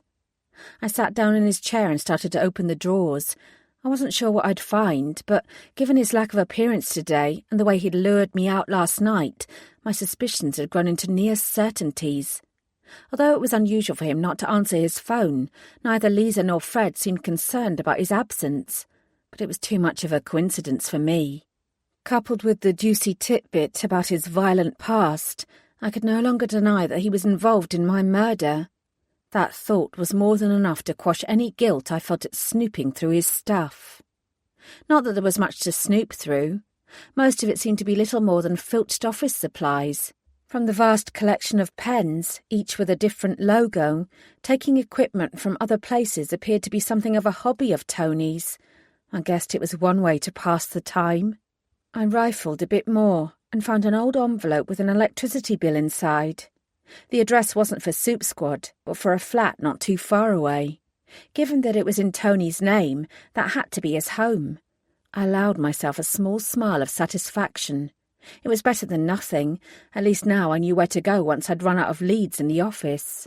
Turning on the computer, I crossed my fingers in the hope that I'd be able to access his files. He'd inquired about my computing skills when we first met, so I doubted that he spent much time on his machine. I'd already come across a few old-school detectives who avoided them like the plague. The computer whirred into life, and Tony's login screen appeared. I chewed my bottom lip and glazed at the blinking password cursor. 3 attempts, and then without further IT support, I'd be locked out. I wrinkled my nose and did my best, my fingers flying across the keys. Tallulah. It was as good a guess as any. Alas, it was wrong. I made a face and abandoned the computer for now. Perhaps inspiration would strike later. Instead, I glanced again at the electricity bill. Confronting Tony in his own home might not be the smartest of moves, but I was running out of patience. I wanted to know for certain that he had killed me, and why. I grabbed the puffy jacket which Laura had given me and pulled it on, then picked up the paperweight on Tony's desk and slipped it into my pocket. It wasn't a great weapon, but if I did end up having to defend myself, it would be better than nothing. The solstice might have been 2 months behind us, but it was still winter. At that time of day in London, the sky was already dark. I'd lived in the city all my adult life, and usually it didn't bother me. The long summer days more than made up for the long winter nights. However, getting myself murdered in a dark graveyard at night had made me very jumpy. I scanned the road as soon as I left the Soup Squad building. I couldn't see anyone shady hanging around, but I hadn't seen anyone last night either, not until it was too late. "Evening!" I only just managed to stop myself from screaming. The smile on the bellman's face faltered when he saw my expression. "I'm sorry, I didn't mean to scare you." I gulped in air and tried to get my breathing under control. I forced the corners of my mouth into a smile. I could do this. I could be normal. "Hi." "Relax, Emma, for goodness sake." "It wasn't your fault. I was surprised, that's all." Kindness twinkled in his eyes. "You don't have to worry. This street is about as safe as you can get. Nobody comes near Soup Squad. Both this office and you are off limits. You'll be safer around here than anywhere else in London." It was a shame that I knew that was a lie. "Thank you," I said. "It's Jeeves, right?" "You could call me Max. I don't bother with all that secret name stuff. Tony insists on it, even though he's perfectly happy to use his own name all the time." He grinned. "But then again, the man's a conundrum." I couldn't let that comment lie. "In what way?" "Dresses like a tramp, acts like a gentleman. He's a good guy, through and through." Max blinked at me. "But I'm sure you've worked that out for yourself." "Yeah," I nodded. "Sure." I wasn't sure what else to say, so I gave him a tiny wave. "Well, I'll be seeing you." "Sure thing." I put my hands in my pockets, feeling the heavy paperweight nestling there. I touched it for comfort and lifted my head. The last thing I wanted to do was to look like a victim. I was nobody's damned victim. I marched down the street, forcing myself to look straight ahead. I didn't need to keep looking behind me every 5 steps. I just had to listen for the sound of footsteps and keep my wits about me. It was only about 5 o'clock, and there were plenty of people around. I'd be fine. I glanced over my shoulder anyway. No one was there. No one was there. No one was... "Good evening." God damn it! I swung round. The paperweight was half out of my pocket when I realised he was standing there. "Is sneaking up on people a habit of yours?" I snapped, with more force than I'd intended. The vampire's black eyes flicked down, noted the paperweight, and slid upwards again. "My apologies," he murmured. "It wasn't my intention to scare you any more than it was Max's." He'd been watching my interaction with the bellman. All right, if I wasn't nervous before, then I was now. "Leave me alone." I sidestepped in a bid to get past him. He moved with me. I felt fear bubble up inside me. Maybe I'd been wrong. Maybe it was a vampire who attacked me. Maybe it was this guy. "Calm down." He raised his hand and cupped my face. I let out a silent shriek, my stomach clenched, and I tightened my grip on the paperweight. Then I looked into his eyes, and instantly my tension eased. "You have nothing to worry about with me," he murmured. An odd warmth spread through my body. He was right. I was safe here. He would look after me and ensure that nothing hurt me. Everything was going to be all right. "There now," he soothed. He leaned further in until our noses were almost touching. A slight smile played on his lips. "You have the cutest freckles across your nose." I wasn't sure if it was the compliment that brought me back or if I merely came to my senses. I yanked myself backwards and glared at him. "What did you just do to me?" I demanded. He held up his hands. "I was only trying to keep you calm. You had a hunted look in your eyes and an elevated heart rate that suggested you were moments away from a full-blown panic attack. There's nothing sinister about my actions, I promise you." I folded my arms. "Stay the fuck away from me!" He tilted his head and examined my face. "That's not the sort of response I usually inspire in people. It's not what I'd expect from a detective, either." His words annoyed me because he was right. Under normal circumstances, I'd never speak to a member of the public like that, whether they were vampire, werewolf, gremlin, human, or damned alien. But these weren't normal circumstances. I softened my stance and dropped my arms down by my sides. "I'm still in training," I said stiffly, as if that were an excuse. "I apologise. I have important police business to conduct and I need to get on my way." The vampire gazed at me for one long moment. Finally, he bowed, like we were in some Jane Austen novel, and stepped to the side. "Heaven forbid that I should delay important police business." If his expression hadn't been so serious, I'd have sworn he was making fun of me. "Thank you," I said, determined to bring this conversation to an end. I held up my head and started walking again. "Would this police business have anything to do with the fact that you were murdered last night?" he called out. My feet came to a stuttering halt. Slowly turning round, I met his black eyes again, but this time I made no secret of the paperweight. I pulled it out of my pocket, tugging at it when it snagged on the material, and hefted it from hand to hand. The vampire's gaze didn't drop. He continued to watch me, clearly waiting for me to make the next move. It wasn't gallantry, it was pure predatory instinct. I was sure of it. A gust of wind picked up, sending a few dead leaves and a flyer for happy hour at a nearby bar spinning past us. It lifted a curl of the vampire's dark hair and flapped at the edges of my oversized coat. Neither of us paid any of it any attention. "Was it you?" Oddly, I wasn't scared any longer, although I should have been. I didn't raise my voice. My training was finally kicking in. It was about time. Whether he was about to attack me or not, the chaos that panic would induce wouldn't help. Maintaining calm confidence was the only chance I had of walking away unscathed. I didn't brandish the paperweight threateningly, but I was more than ready to throw it at the vamp's head if I had to.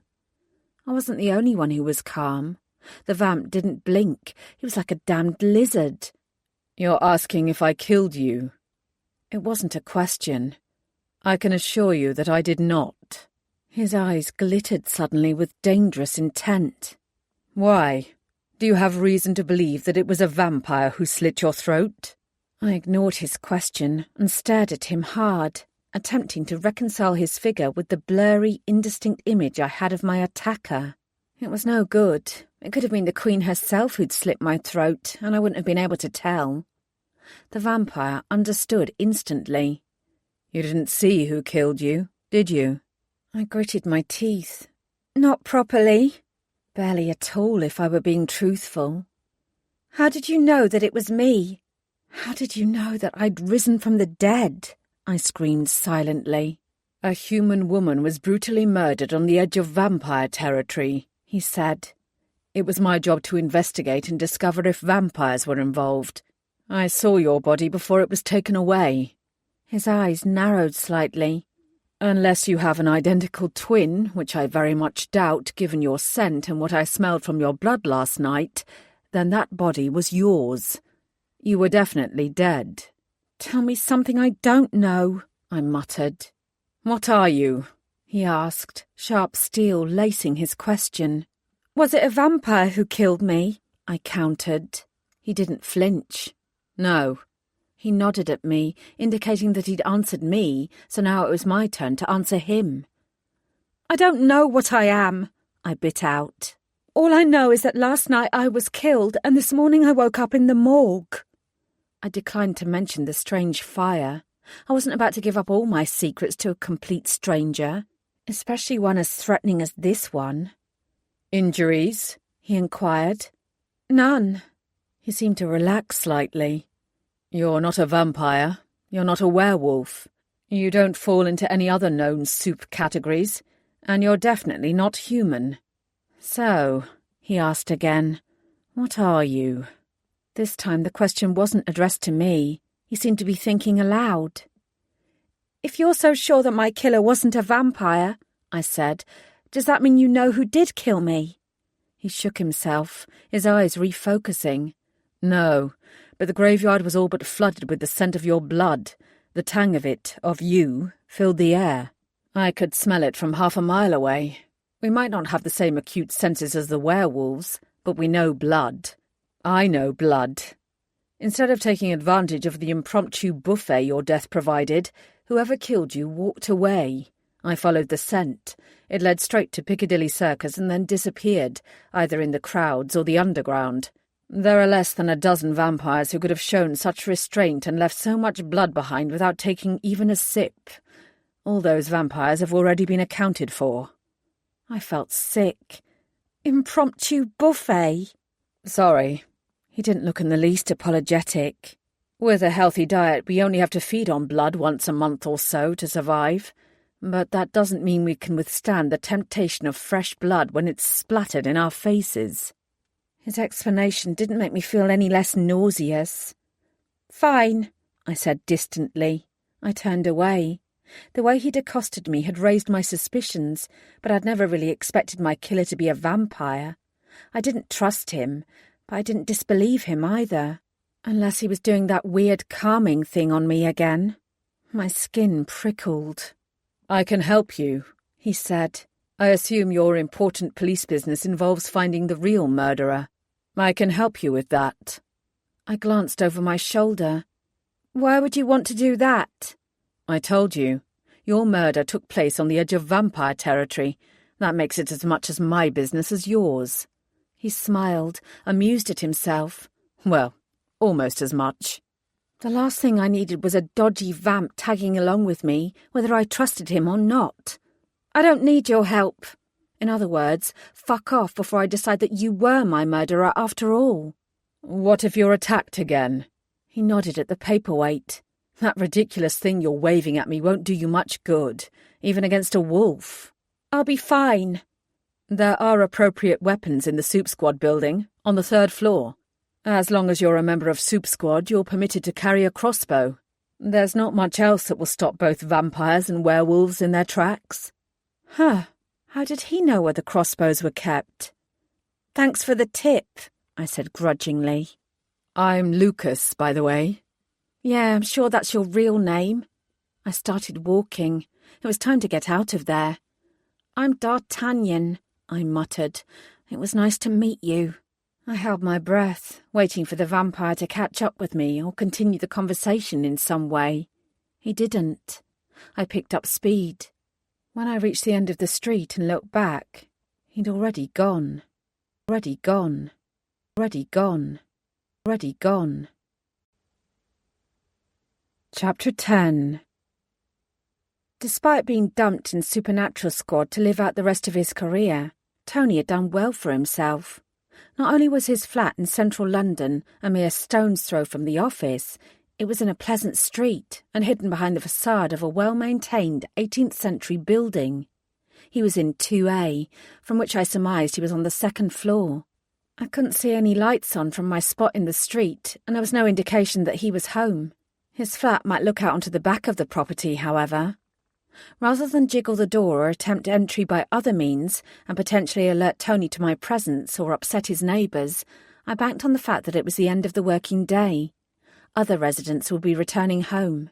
Sure enough, I barely waited 10 minutes before a car drew up and a young woman stepped out, walked up the steps to the door and used her key to open it. I crossed the street and reached the door before it locked shut again. Catching it with my fingers, I nipped inside. So much for security. The woman's heels were already click-clacking up the stairs, and she was none the wiser. I double-checked that I had my trainee's ID in case I was stopped and questioned, then I started up after her. By the time I reached Tony's flat, she'd vanished into her own home. Pressing my ear against his door, I listened for signs of life from within. The walls were thick, and considering the upmarket nature of the building, it was entirely possible they were also soundproofed. If this had been an action film, I'd simply have raised my foot and kicked my way in, but I suspected that trying that here would only result in me breaking my ankle. I pursed my lips, wishing I had my phone so that I could text Molly and tell her where I was in case things went wrong. Then I gripped the paperweight with one hand and knocked sharply on Tony's door with the other. There wasn't any answer. I knocked again, more loudly this time. Still nothing. I was about to give it yet another shot when the door across the landing marked 2C opened and a bloke about my age peered out. When he saw me, he seemed to relax slightly. I guess I didn't look much of a threat. "Is everything all right?" he asked. "I'm Tony's niece," I improvised. "I've not heard from him for days and I'm getting really worried." I widened my eyes and did my best to look anxious. "You've not seen him lately, have you?" "Yesterday morning," he said. "We bumped into each other on the way to work." I noted the man's starched shirt and plain suit before I spotted the gold ring adorning his little finger. It was difficult to be sure from this angle, but it looked to be engraved with an XP. Kai Rowe. I sent a brief prayer of thanks to my old religious studies teacher for having a penchant for old symbols. Chi Rho was formed by putting together the first two Greek letters for Christ, and it was one of the earliest symbols of Christianity. A man whose only extravagance was a religious gold ring was not the sort of man who would approve of soups. I wrung my hands. "You must know he works at Supernatural Squad. I worry about him so much. All those vampires and werewolves." I shook my head. "Forgive me for saying so, but it's not natural. Any of them could turn on him. We were supposed to meet for lunch today. He didn't show up, which isn't like him at all." The man's expression softened. "You're from Melissa's side of the family." I had no idea who Melissa was. "Uh-huh, I'm Emma." "I'm Will. I was sorry to hear about what happened to her." I dropped my gaze. "Yeah," I mumbled. "Me too." "Well, you're in luck, Emma. It turns out that I've got a spare key." My head snapped up. My daft ploy had actually worked. Unbelievable. "We swapped copies of our keys when I moved in. I'll use it to check that he's in and okay." Tony's neighbour was a damn sight more trusting than Lisa. Tony should have had more sense than to give his key to a bloke like this. "That would be great," I burbled. "Thank you." "It's the least I can do. Just wait a minute and I'll grab it." I did as he asked, banging on Tony's door a few more times for effect. He wasn't at the office and he hadn't been into CID, so he had to be home. Unless he was propping up a bar somewhere, drowning his guilt at having murdered his own mentee. That thought turned my blood to ice, and I swallowed. If he wasn't in, I'd make up some excuse about waiting for him inside until he showed up. Hopefully his gullible neighbour trusted me with the key. Stranger things had happened. "Here we go," he said, waving a small silver key. "This should do the trick." I stood back, calculating the possible outcomes of entering Tony's flat like this. I still had the paperweight, not to mention Will by my side as backup. He didn't look like he'd be capable of much if Tony was hiding inside with a sharp knife in his hand, but it was good to be prepared for every scenario. As Will wiggled the key and turned it in the lock until there was a click, I tensed my muscles. You can't hide from me forever, Tony. I'm coming to get you, one way or another. The door swung open. Tony, are you... Will called. He swallowed the rest of his question in stunned shock when we saw what was awaiting us inside. It was complete devastation. Either Tony was the world's messiest man, or a tornado had whipped through his home. Papers were scattered everywhere. A mirror was lying smashed on the floor, and a long sofa had been upturned. I leapt forward, all my earlier suspicions vanishing in an instant. I wasn't the only one who'd been attacked. Tony had been targeted too, and that put a completely different spin on everything. I darted from room to room, my heart in my mouth as I searched for a body or bloodstains. I was desperate for anything that might provide a clue about what had happened to him. There was nothing helpful. Each room was in a worse state than the last. Whoever had been in here had been thorough. Paintings had been ripped off the walls, and it looked as if a machete had been taken to the mattress in the bedroom. Huge gouges marred its surface, and fluffy white stuffing was spilling out in all directions. Tony's clothes were strewn everywhere. I glanced down at a fallen photo frame. The picture of Tony with his arm around a pretty blonde woman was just visible through the cracked glass. Both of them were beaming at the camera, and he had a stain on his cheek that perfectly matched the shade of her lipstick. I swallowed. Bloody hell, what was going on? Will's face was white. You were right to be worried about him, he whispered. We have to call the police. I could only nod. There was no point in telling him that technically I was the police. What good could I do on my own? My legs felt weak and jelly-like. I'd got it all so wrong. I don't have a phone on me, I said. Mine is in my flat. OK, let's call from there. I moved shakily to the door. Don't touch anything. We don't want to mess with the crime scene. If anything, Will looked even paler at my words. I walked past him and gestured for him to follow. He was distraught. It's those fucking Soups. I bet they're responsible for this.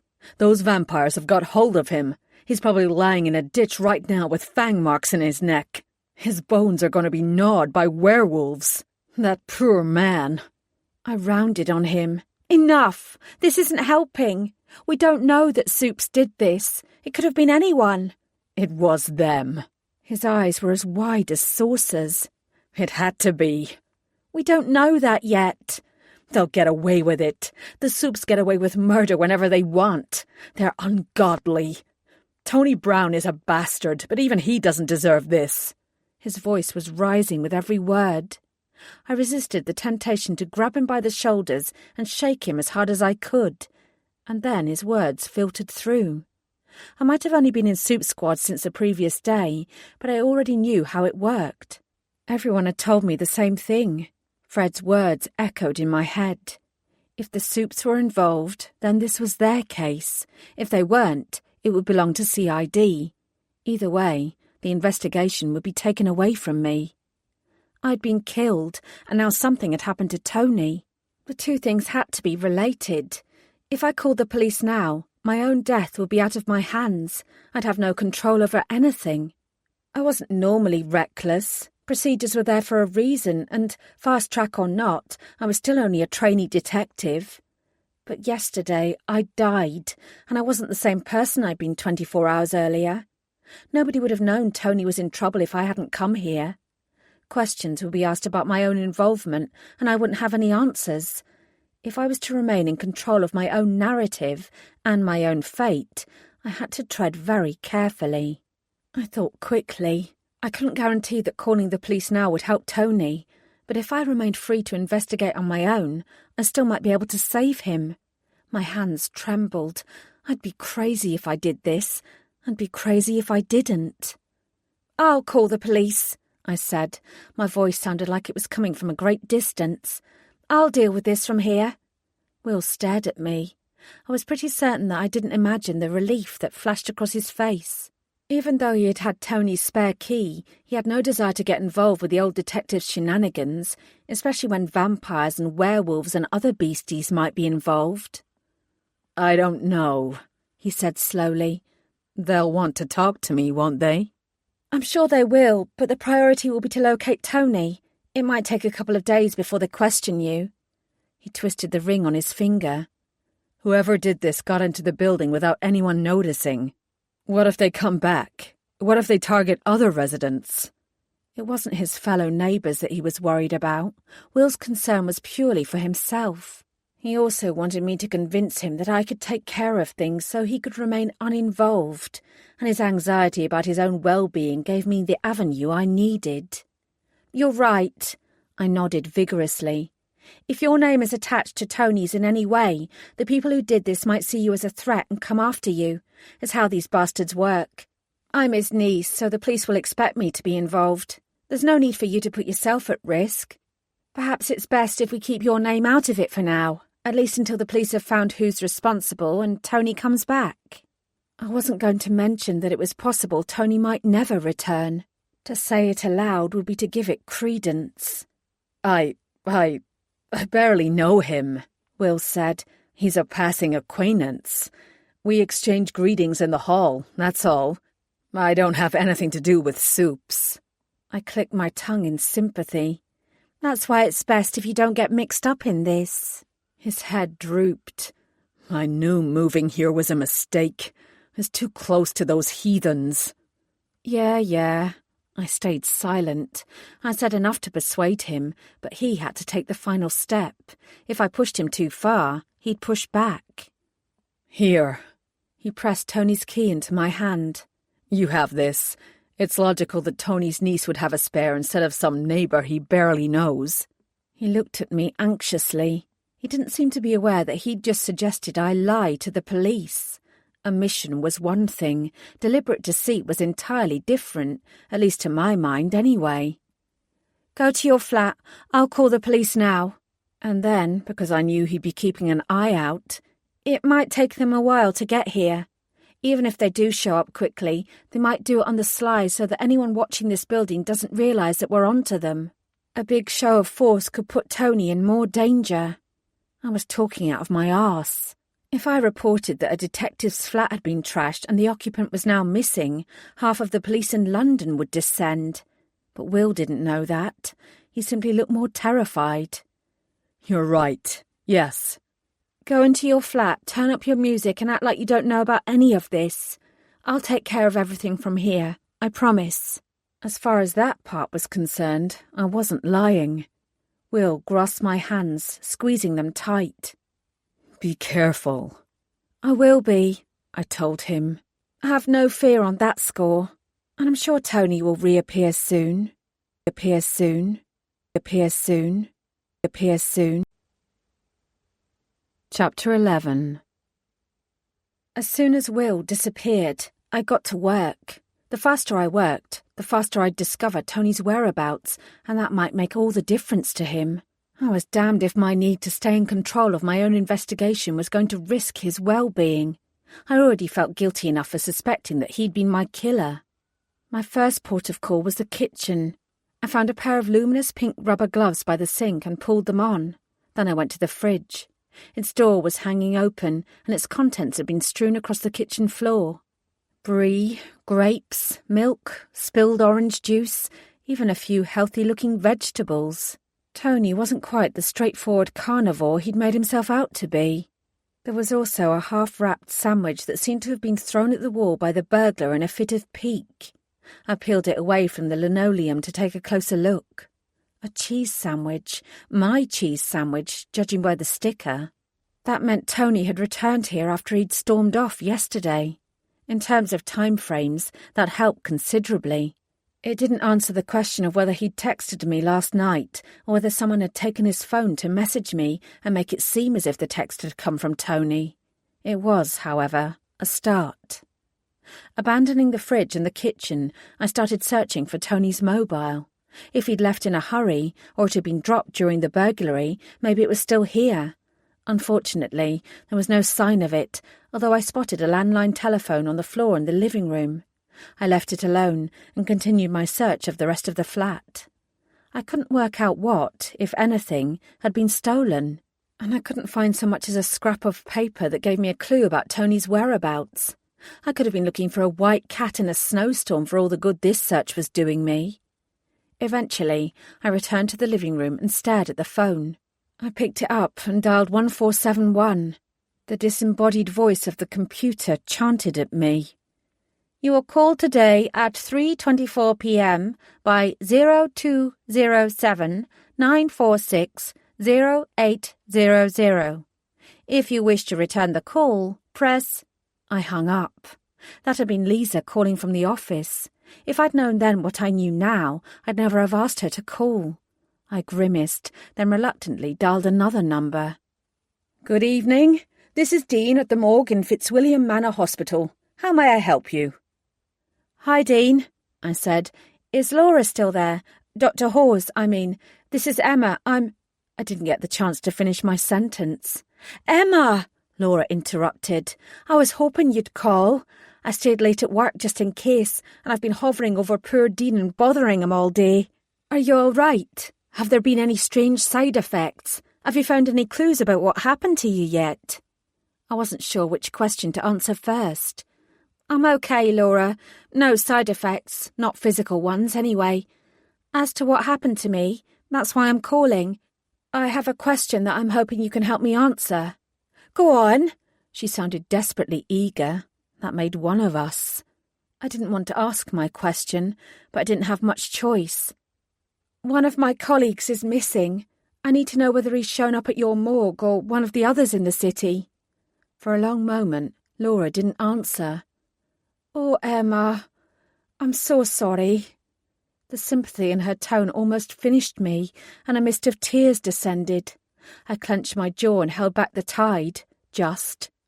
He's in his late 50s, Caucasian, grey hair, clean-shaven but with pock-marked skin, average height and weight. His name is Anthony Brown.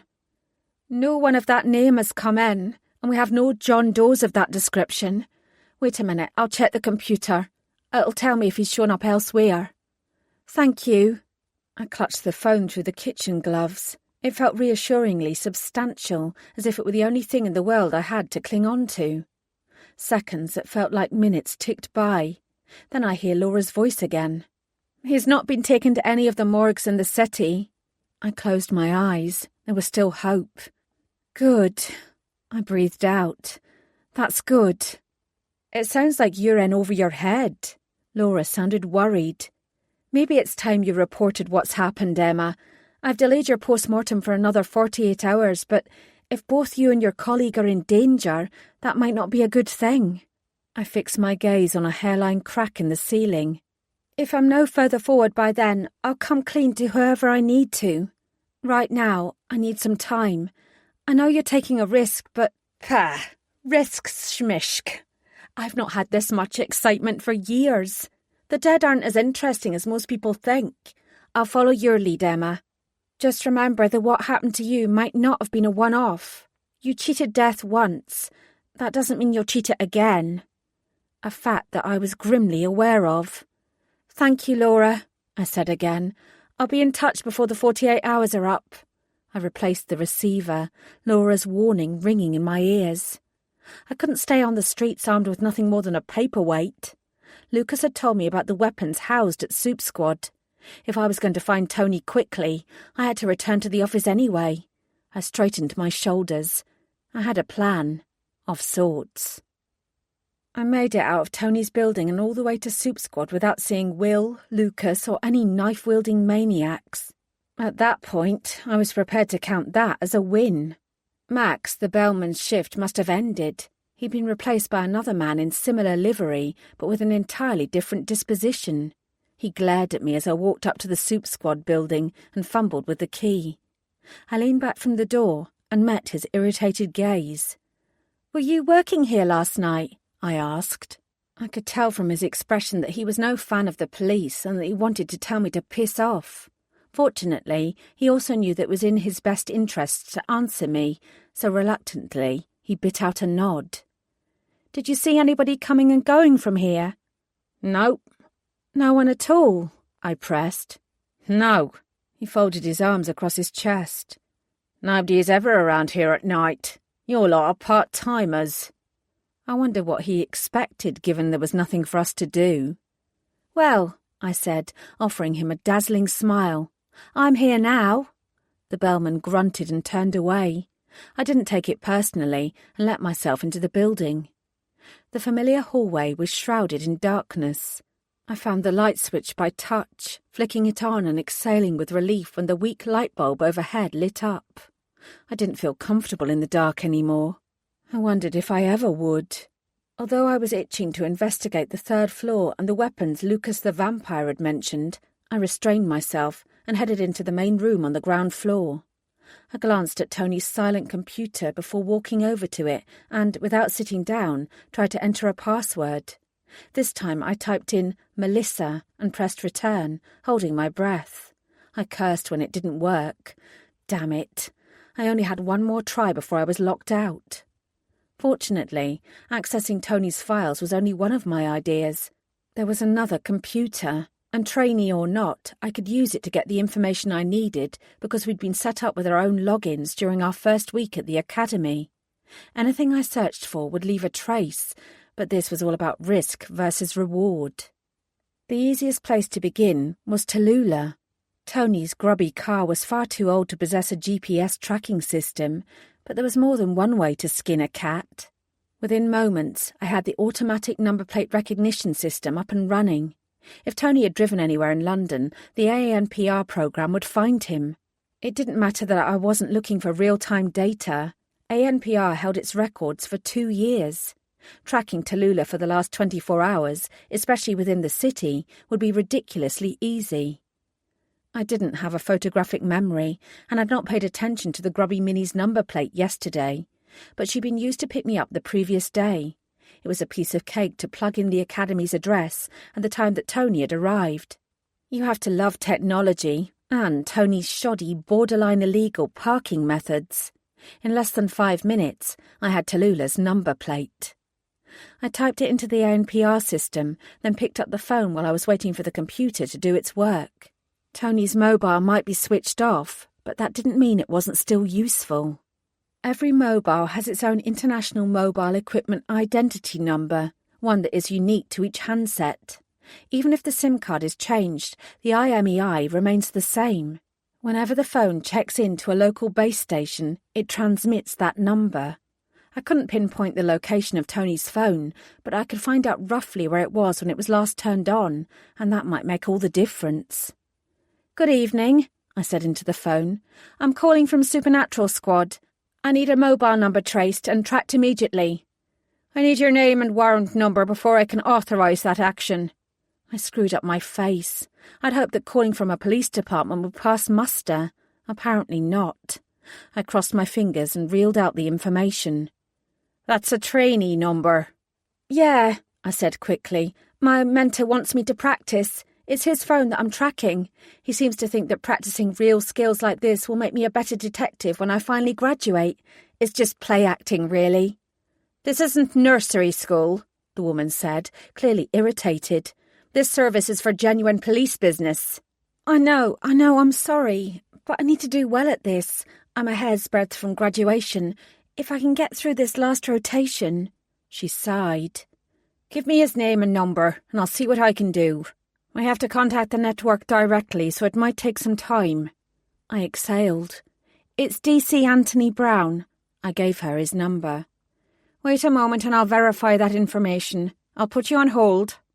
As I waited, I checked the computer. The system had done its work. A list of different locations, including several photographs, had appeared on the screen. I ran down them and focused on the last one. Then I frowned. Tallulah had last been registered on St. James's Street just after 11 o'clock last night. That was less than 10 minutes' walk from St. Urban's Church, and it was around the time when I was being murdered. I stared at the photo. It was grainy, and the image was far from perfect, but that definitely looked like Tony sitting in the driver's seat. The phone clicked and the woman spoke again. "Take down these coordinates," she said. 51.5069 north, 0.01416 west. I scribbled them down. "He's certainly messing with you," she said. "DC Brown's phone was last pinged by the mast at that location at 11:33 p.m. last night. What's the bet he's putting this on expenses?" My brow creased. "What do you mean, putting it on expenses?"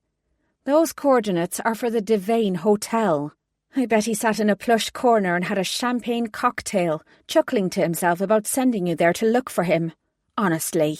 I could almost hear her rolling her eyes. "No wonder Soup Squad has such a bad reputation if it's full of detectives who swan around one of London's poshest hotels instead of doing any real work." I ignored her last comment and thanked her.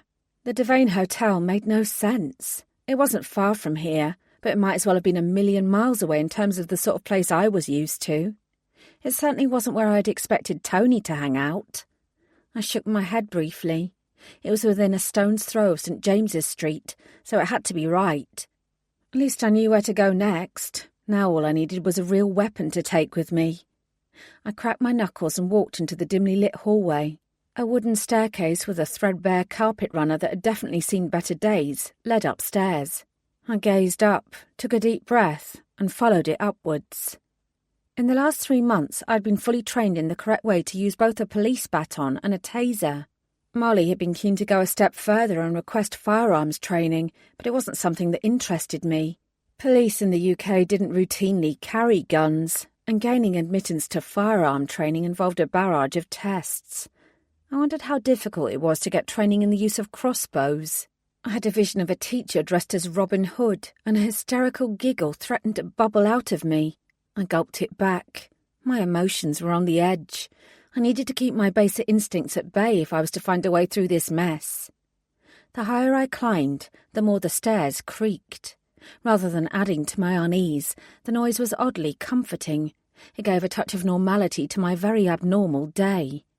I focused on every creak and felt myself calming down. In fact, I was so absorbed in the sounds that I almost didn't hear the knock at the front door. When it filtered through my consciousness that someone was out there, my whole body stiffened. I took the rest of the stairs 2 at a time, then swung round the 3rd-floor landing into the nearest room and headed for the window. When I peered down and saw who was standing in the street and frowning at the front door, my heart rate went into overdrive. Again. Every atom of my body told me to whirl round, sprint down the stairs, fling open the door and throw myself into Jeremy's arms. The worry etched on his face sent tiny spears of anguish through me. He'd come here late at night to look for me, despite my messaged instructions to the contrary. I gazed down at him. I didn't deserve him, and that was why I was so determined to keep him out of this mess.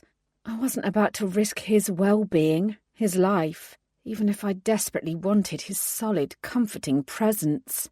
He'd never understood why I wanted to become a police detective, and he certainly wouldn't understand what was happening now. I twisted my fingers and stepped back so that he wouldn't catch sight of me if he looked up. He stepped to the side, his mouth moving as he spoke to the gruff bellman outside the building. I held my breath. If that cantankerous bastard told him that he'd seen me come in less than half an hour ago, I was screwed. From where I was standing, it didn't look as if he was being any more forthcoming with Jeremy than he'd been with me. Jeremy's face spasmed with irritation, then he shoved his hands into his pockets and stalked away. I gazed at his retreating back, continuing to watch until long after he'd been swallowed up by the darkness. I'd have to contact him soon and do whatever I could to alleviate his worries, though I wasn't sure how I'd manage that. My heart was like a dead weight in my chest, and my soul felt even more leaden. Passing a hand over my eyes, I moved back into the room before realising where I was. It was an honest-to-goodness weapons room. I forgot all about Jeremy and gazed round in open-mouthed astonishment. The last thing I'd been expecting was something on this scale. All 4 walls were covered with hanging weaponry. On one side there were crossbows, on another daggers. To my right there was a mind-boggling collection of swords. In front of me were numerous throwing implements, from small axes to gleaming shuriken. Bloody shuriken! I stared. It was like nothing I'd ever seen before. I walked over to the swords and touched the blade of an elaborately curved scimitar. It was coated in dust, but I still nicked myself on its lethal edge. I pulled away, sucking at the bead of blood. I wondered if the likes of Lucinda Barnes had any knowledge of this room. The idea that all this weaponry was simply lying around for the taking was barely credible. Something itched at the back of my mind, and I looked at the wall of daggers. I stepped closer. Every spot was filled. If I'd needed further confirmation that Tony hadn't slit my throat, this full complement of weaponry provided it. The dust proved that none of these blades had been touched in years. I didn't need a forensic team to tell me that none of them had been used in my murder. "Tony," I whispered. The chilling reminder of why I was there galvanized me. Shaking off my guilt, I marched to the crossbows. I didn't like the thought of waving a dagger or a sword around, especially given my recent up-close and personal experience with sharp blades, but I could get behind a crossbow. Surely it would be like a gun, point and shoot, right? I scanned the various shapes and sizes and picked one that was a useful matte black colour and looked reasonably simple to use. I ignored the bows that had scopes. I wasn't planning to shoot anyone from a distance. This was for self-defence and close calls only. The crossbow was far heavier than I'd expected as I hefted it from one hand to the other. I wouldn't be able to hold it upright for more than a few seconds. I grimaced and replaced it, then chose another one which proved to be considerably lighter. I closed one eye and practiced aiming at a random spot on the wall before examining the bow's spring mechanism. It didn't look complicated. Spotting a chest in the far corner, I opened it. It contained silver-tipped bolts designed to take out werewolves, vampires, and anything in between. I licked my lips nervously and picked one up. Loading the crossbow was difficult. I fiddled for ages before realising that there was a foot stirrup. I slid in the bolt and tugged on the strings until they latched it into place, raised the crossbow up, aimed for the wooden door, and fired. Nothing happened. There wasn't even a faint jolt. I frowned and looked over the crossbow again until I finally spotted the safety button. Aha! Using my thumb, I flicked it. A moment later, I tried shooting again. I missed the door by a good metre, and the bolt thudded into the wall, embedding itself in the plaster between two daggers. I hissed. Hitting a target would take far more time and practice. Then again, I didn't actually want to kill anyone. The purpose of taking the crossbow was to ensure that no one killed me. It was a deterrent. By carrying it, at least I'd look like I meant business, even if nothing was further from the truth. I reloaded, this time double-checking that the safety was on rather than off. I could do without shooting myself in the foot. Then, because this was all about appearances, I grabbed a black-lined quiver and filled it with more bolts before looping it over my shoulder. Glancing at my own dark reflection in the window, I smiled grimly. I was ready. I was ready. I was ready. I was ready. I was ready. Chapter 12. Max's replacement didn't look at me when I walked outside. I ignored the bellman rather than asking him what Jeremy had said and risking giving myself away to someone who seemed to hate my guts. I marched in the direction of St. James's Road and the Devane Hotel. I'd try and find Tallulah before breaching the expensive hotel. If the car was anywhere in the vicinity, she wouldn't be hard to spot. I held the crossbow loosely at my side, doing my best to appear casual about it, because nothing proclaims confidence more than relaxed insouciance. It still wasn't late, and there were quite a few people out on the streets. I passed 3 young men who I was certain were werewolves. They goggled at me, stared at the crossbow in my hand, then darted off, no doubt to tattle to their wolfy superiors. Let them. I meant business, and I didn't care who knew it. The more supes who were wary of me, the better. I nodded at the tourists who stopped to check me out and frowned in warning at the woman who was approaching to ask for a selfie. She pulled back, and I kept walking, maintaining a good pace but not hurrying. I didn't want to appear panicked to anyone watching me. I made a point of avoiding St. Urban's church. Regardless of my weapon and my bravado, I had limits, and the dark streets were making me jumpy, no matter how much I acted to the contrary. I skirted round St. James's Park, taking care to stay out of the deepest shadows. The traffic was reasonably light, but there was still plenty of cars passing. More than one driver beeped their horn at me, though I wasn't sure why. "Hello, I can see you, and I've noted that you're carrying a lethal weapon in your hand," or something to that effect. I didn't react, but I was glad to be noticed. Their attention made it less likely that I'd be grabbed from the bushes on my right. I did cut across into a side street when I spotted 2 police officers out on patrol, though. The last thing I wanted was to explain myself to them, even if we were on the same side. St. James's Road was wide and stretched for about a mile. I turned and walked northwards towards the Thames River, which lay not far beyond. I kept my eyes peeled for any sign of Tallulah. There wasn't much on-street parking here, but that wouldn't have stopped Tony. I walked past a sports field and a church and passed beneath the boughs of several large trees before emerging at a crossroads. The road continued. I was just about to cross over when I noted a Tesco Express and a leather-clad woman standing outside it. She had long black hair tied into a plait. From her tightly bound corset to her knee-high stiletto boots, her clothes screamed, "Look at me!" But it wasn't her showy attire that gave me pause. It was her red lipsticked smile and the glimpse of pearly white fangs. I walked towards her. When she saw me coming, she licked her lips in predatory anticipation. Then her eyes dropped to my crossbow and her expression changed. "Good evening," I called as I approached. "Why are you carrying that thing?" she asked, dispensing with any niceties and getting straight to the point. She spoke with a rough London accent that was at odds with her immaculate appearance. "Only Soup Squad are allowed shit like that." She paused. "Unless you're looking for trouble." Her last comment was more for herself than me.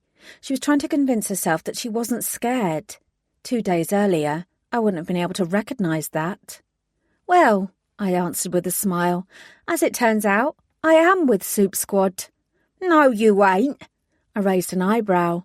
"So you know D.C. Brown?" "Course I know him. Everyone knows him." I kept my eyes on her face and adjusted my grip on the crossbow so she didn't forget I was holding it and that it was loaded. Go me. I could be intimidating after all. "When was the last time you saw him?" I said. She didn't answer. Instead, she curled her lips into a sneer. "He don't carry that shit with him. Not ever." I didn't flinch. "That's his choice." The vamp looked me up and down, her confidence growing, until a thought occurred to her and she took a step back. "Wait," she said. "Are you D'Artagnan?" I froze. How in hell had she heard that name? "How do you know that?" I demanded. She paled. "I'm sorry," she whispered. She lifted her chin. "You were asking about Brown. The last time I saw him was Thursday." Thursday was a lifetime ago, long before the thought of Soup Squad had occurred to me, but I wasn't about to ignore her sudden willingness to answer my questions. "You're sure?" She nodded. "He was on Brewer Street. He hangs out there quite a lot." My eyes narrowed. "Anywhere in particular?" "Usually the Pulteney." "That's a pub?" "Yeah." The vamp sucked her bottom lip. It made her fangs protrude more than normal. It wasn't an alluring look. "I helped you, right? I answered your questions." "I have one more. How did you know I was called D'Artagnan? Where did you hear that name?" If she hadn't seen Tony since Thursday, it certainly hadn't been from him. Her eyes flicked nervously from side to side. "Everyone knows." "Everyone?" The vamp stared at me, then her muscles tensed and she sprang away. I blinked. She moved so fast that I didn't even see where she'd gone. I glowered at the spot where she'd been standing. I had a strong suspicion I knew who'd told everyone my nickname. I also had a strong suspicion that he'd appear out of nowhere again very soon. With no sign of Tallulah on St. James's Street, and not a flicker of a shadow from any other vampires, I wheeled round and headed for the Devane. It was so close that Tony could conceivably have driven there without getting picked up again by ANPR. If he'd parked there and was now sitting at the bar sipping a champagne cocktail, I'd kill him myself. My fingers tightened around the crossbow. Oh, God, I hoped against hope that was exactly what he was doing. There was something about the facade of the hotel that always made me think of Paris. Not that I'd ever been to Paris, but I'd seen enough of the French capital on television to know that the glitzy Devane was designed with that intention. I'd never set foot inside it, Why would I have? It was the sort of place that's very existence made someone on my salary feel inadequate. I didn't allow that to show on my face. When I approached the steps, I straightened my back and sauntered up them as if I belonged there. It didn't do me any good. Before I could get within touching distance of the door, I was stopped by the bellman. Max and his grumpy colleague were well dressed, but this guy was on another level. I swear I could see my reflection in the gold buttons adorning his long coat. "Good evening, Mom," he said, doffing his hat. He didn't drop his gaze to my crossbow, but I knew he'd clocked it. "Are you residing in this hotel?" Obviously not. I was still dressed in the death garments Laura had given to me, and I definitely didn't look like I could afford to stay there. I doubted that all the money in my bank account would pay for a cup of tea there. I flashed him a tight professional smile. "I'm here on police business. I'd like to speak to the hotel manager as soon as possible." The bellman didn't miss a beat, and his expression didn't alter. Man, this guy was good. "Do you have an appointment?" "No, but it's a matter of extreme urgency." His training had clearly prepared him for every challenge. The last thing the hotel wanted was an armed woman hanging around the opulent lobby, but neither did they want to antagonize the police. They knew their business, and so did the bellman. "Please take the side entrance." He gave me brief directions. "I'll ensure that someone meets you there." He turned away to greet the next guests in exactly the same manner he'd spoken to me, despite their considerably more expensive clothes and their high-born demeanour. I was impressed. I murmured my thanks, although I wasn't sure he heard me, and walked round to the trade entrance. It suited me. Now that I was within the relative safety of the hotel, the fewer curious eyes I encountered, the better. I'd just gone inside when a woman wearing a neat suit approached me. Her name tag proclaimed her as one of the assistant managers. I gave her a perfunctory smile, and she returned the favour. "My name is Wilma Kennard," she said. "May I see some identification, please?" I pulled out my trainee's warrant card and passed it over, aware that this was where things might get dicey. "I'm with Soup Squad," I said quietly. "I'm not yet properly qualified as a detective, but I am a certified member of the Metropolitan Police Force. My mentor, Detective Constable Brown, has gone missing, and his trail leads here. I need to locate him before his disappearance creates a bigger incident." Wilma Kennard winced. If there was one thing worse than having a crossbow-bearing police officer wandering through your hotel and scaring your guests, it was having an entire troop of police officers searching your hallways for a missing colleague. Trainee or not, she wanted to deal with me with the least amount of possible fuss. If that meant giving me access, that was what she was prepared to do. She passed my warrant card back to me. "Follow me, Miss Bellamy."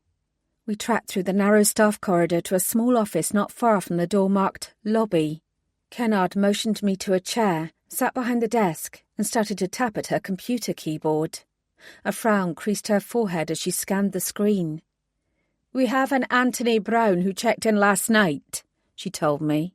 "He walked in off the street and paid up front for 2 nights. I sucked in a breath. So Tony was here. A wave of relief, followed immediately by a flash of anger, rippled through me. He was holed up in a swanky room, ordering room service and enjoying himself. Kennard tapped a few more keys, the furrow in her brow deepening. "He has a do not disturb sign on his door, so his room wasn't cleaned this morning." My stomach muscles tensed again. "No one has seen him since last night?" I leaned forward. "Has he ordered any food? Been to the bar? Used the phone?" Kennard raised her eyes to mine. "No, none of that." I swallowed.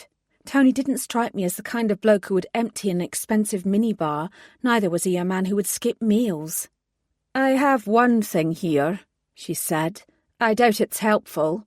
He phoned in a complaint not long after he checked in. He called housekeeping and said that his fridge wasn't working properly. We offered to check it over and fix it in the morning. He said that he'd manage without it, and that he'd rather not be disturbed." She shrugged. "That's all I've got." "When did he make that call?" She frowned at the computer. "Just before 1 a.m. Tony was as much of a night owl as the vamps. I sucked on my bottom lip and tried to think of where to go next. Do you have any camera footage from when he checked in? I asked finally, or from outside his room? I can't show you any of that if you haven't got a warrant. I'm not being obstructive, it's merely procedure. I cursed inwardly and thought some more. A hotel like this would have a state-of-the-art keycard system that must have electronic records. How about his door? I could feel a prickle of urgency between my shoulder blades. Can you tell me when it was opened? Kennard shook her head. Again, Miss Bellamy, without a warrant, that's not possible. She paused. But if you're genuinely concerned for his well-being... I am. Then I can take you up to his room and we can check on him. I immediately stood up. Let's go. If I'd had my way, I'd have sprinted to Tony's room. At least the assistant manager had a brisk gait. No doubt she was keen to confirm Tony's presence and get rid of me as quickly as possible. We took the service lift, then marched along the 4th-floor corridor to Tony's room. There was indeed a Do Not Disturb sign hanging from the doorknob. I glanced at Wilma and knocked. "Tony!" I called. "It's Emma! Are you in there?" There was no answer. Kennard took over and rapped on the door. "D.C. Brown, this is Wilma Kennard. I apologise for disturbing you, but we need to confirm that you're all right." Again, no answer. Kennard waited for a few seconds, then reached into her suit pocket, took out a keycard, and unlocked the door. She nudged it open slightly and called again. "Hello? D.C. Brown?" I'd had enough. I pushed past her and walked inside, noting the sour smell in the air. The television in the corner was turned on, but the sound was muted. The bed was rumpled, although it looked like it hadn't been slept in. An open magazine lay on one of the small bedside tables next to several opened miniatures of vodka. I glanced at it and pursed my lips. Unpleasant-looking porn. I scratched my head while Kennard checked the bathroom. My eyes drifted towards the wardrobe. The door was open, blocking my view. I sidled over and checked inside. A split second later, I desperately wished I hadn't. "Anything?" Kennard inquired. I stared at Tony's naked body hanging inside the wardrobe, a blue tie looped around his neck. My crossbow fell to the floor, to the floor, to the floor, to the floor. Chapter 13. "It happens more often than you'd think," Kennard said kindly, pushing a cup of hot sweetened tea into my hands. "It doesn't get spoken about because I don't think the authorities want to give people ideas, but we usually get a case of autoerotic asphyxiation every couple of years. And we're not alone. Lots of hotels have to deal with this." "Uh-huh." I couldn't get the image of Tony's corpse out of my head. His glassy, bulging eyes were burned into my own retinas. I wasn't sure I'd ever forget what I'd seen. "We'll keep his room sealed until the police get here." She coughed. "I mean, I know you're already here and you're with the police, but—" "I know what you mean," I said distantly. I had the impression that Kennard was relieved that Tony's passing hadn't been more bloody and that nobody else was involved. It made things easier for both her and the hotel. Despite Tony's rank and profession, the fact that he'd done this to himself meant the ensuing investigation would be minimal. Once the police had made their initial examination of the scene and Tony's body was removed, the coroner's assessment would no doubt edge towards death by misadventure. Nobody would want to advertise the fact that a Metropolitan Police detective had died by strangling himself in some bizarre sexual game, even if that detective had been hidden away in Soup Squad. I lowered my cup. It was the ideal way to kill someone if you wanted to make sure that nobody looked into their death too closely. If two police officers in the same department both had their throats slit on the same night in different locations, all hell would break loose and the fallout would be unprecedented, especially given what had happened to Tony's flat. I sprang to my feet. "You wouldn't show me the CCTV or the room records before. Surely you can now." Kennard looked vaguely alarmed. "We should wait for—" I hardened my voice. "Show me." She muttered something under her breath, then her jawline tightened. "Very well." She brought up the files on her computer screen and swung it round to me. "The front desk has already isolated the footage of his entry into the hotel." She clicked on an icon. "Here." We watched as Tony strolled through the hotel lobby to the front desk. He was wearing the same clothes he'd been in earlier that day. There was a brief exchange of words as he passed over his credit card and received the room key card. He sauntered over to the lifts, his body language displaying no hint of what was to come. "The security system is computerized," Kennard told me. "He entered his room at 12:32 a.m. last night. His door hasn't been opened since. We're certain of that." I passed a hand over my face. I didn't believe I was wrong about this. "Where's Tallulah?" I asked. Kennard blinked. "Pardon?" "His car. He had a car. He must have parked it here." She checked his details. "Yes," she said finally. "He registered it when he checked in. It's in the underground car park." I didn't say another word. I grabbed my crossbow, nodded at her, and walked out. This wasn't over. Not by a long shot. Even at that time of night, the Devane car park was well lit. Unfortunately, that didn't help me find Tallulah any quicker. All the other cars were large, luxurious beasts, so although the scrappy purple Mini was certainly unique, she was hidden from view by the towering vehicles that surrounded her. I marched down one side of the car park and came up short before swivelling and preparing to return in the opposite direction. That was when I caught the flickering shadow out of the corner of my eye, about 50 metres to my right. It could have been anyone. This was obviously a well-used car park, so the chances were that it was merely one of the hotel valets. All the same, I slowed my steps, glad that my scruffy shoes had soft soles. Then I heard a rattle, followed by the sound of tearing plastic. The shadow in question was trying to break into one of the cars, and there was only one car down here that had plastic on it. I'd bet my soul on it. I raised myself on the balls of my feet and controlled my breathing as I uncocked the safety on the crossbow. I edged closer until I confirmed that I was right. Someone was indeed rummaging around Tallulah's interior. Whoever it was, they must have squeezed in through the broken rear window before shimmying through to the front seat. I stopped and waited for the sneaky bastard to either emerge or drive away. I was neither shaking nor afraid. My only feeling was cold, grim determination. There was a faint click as the car was unlocked from the inside.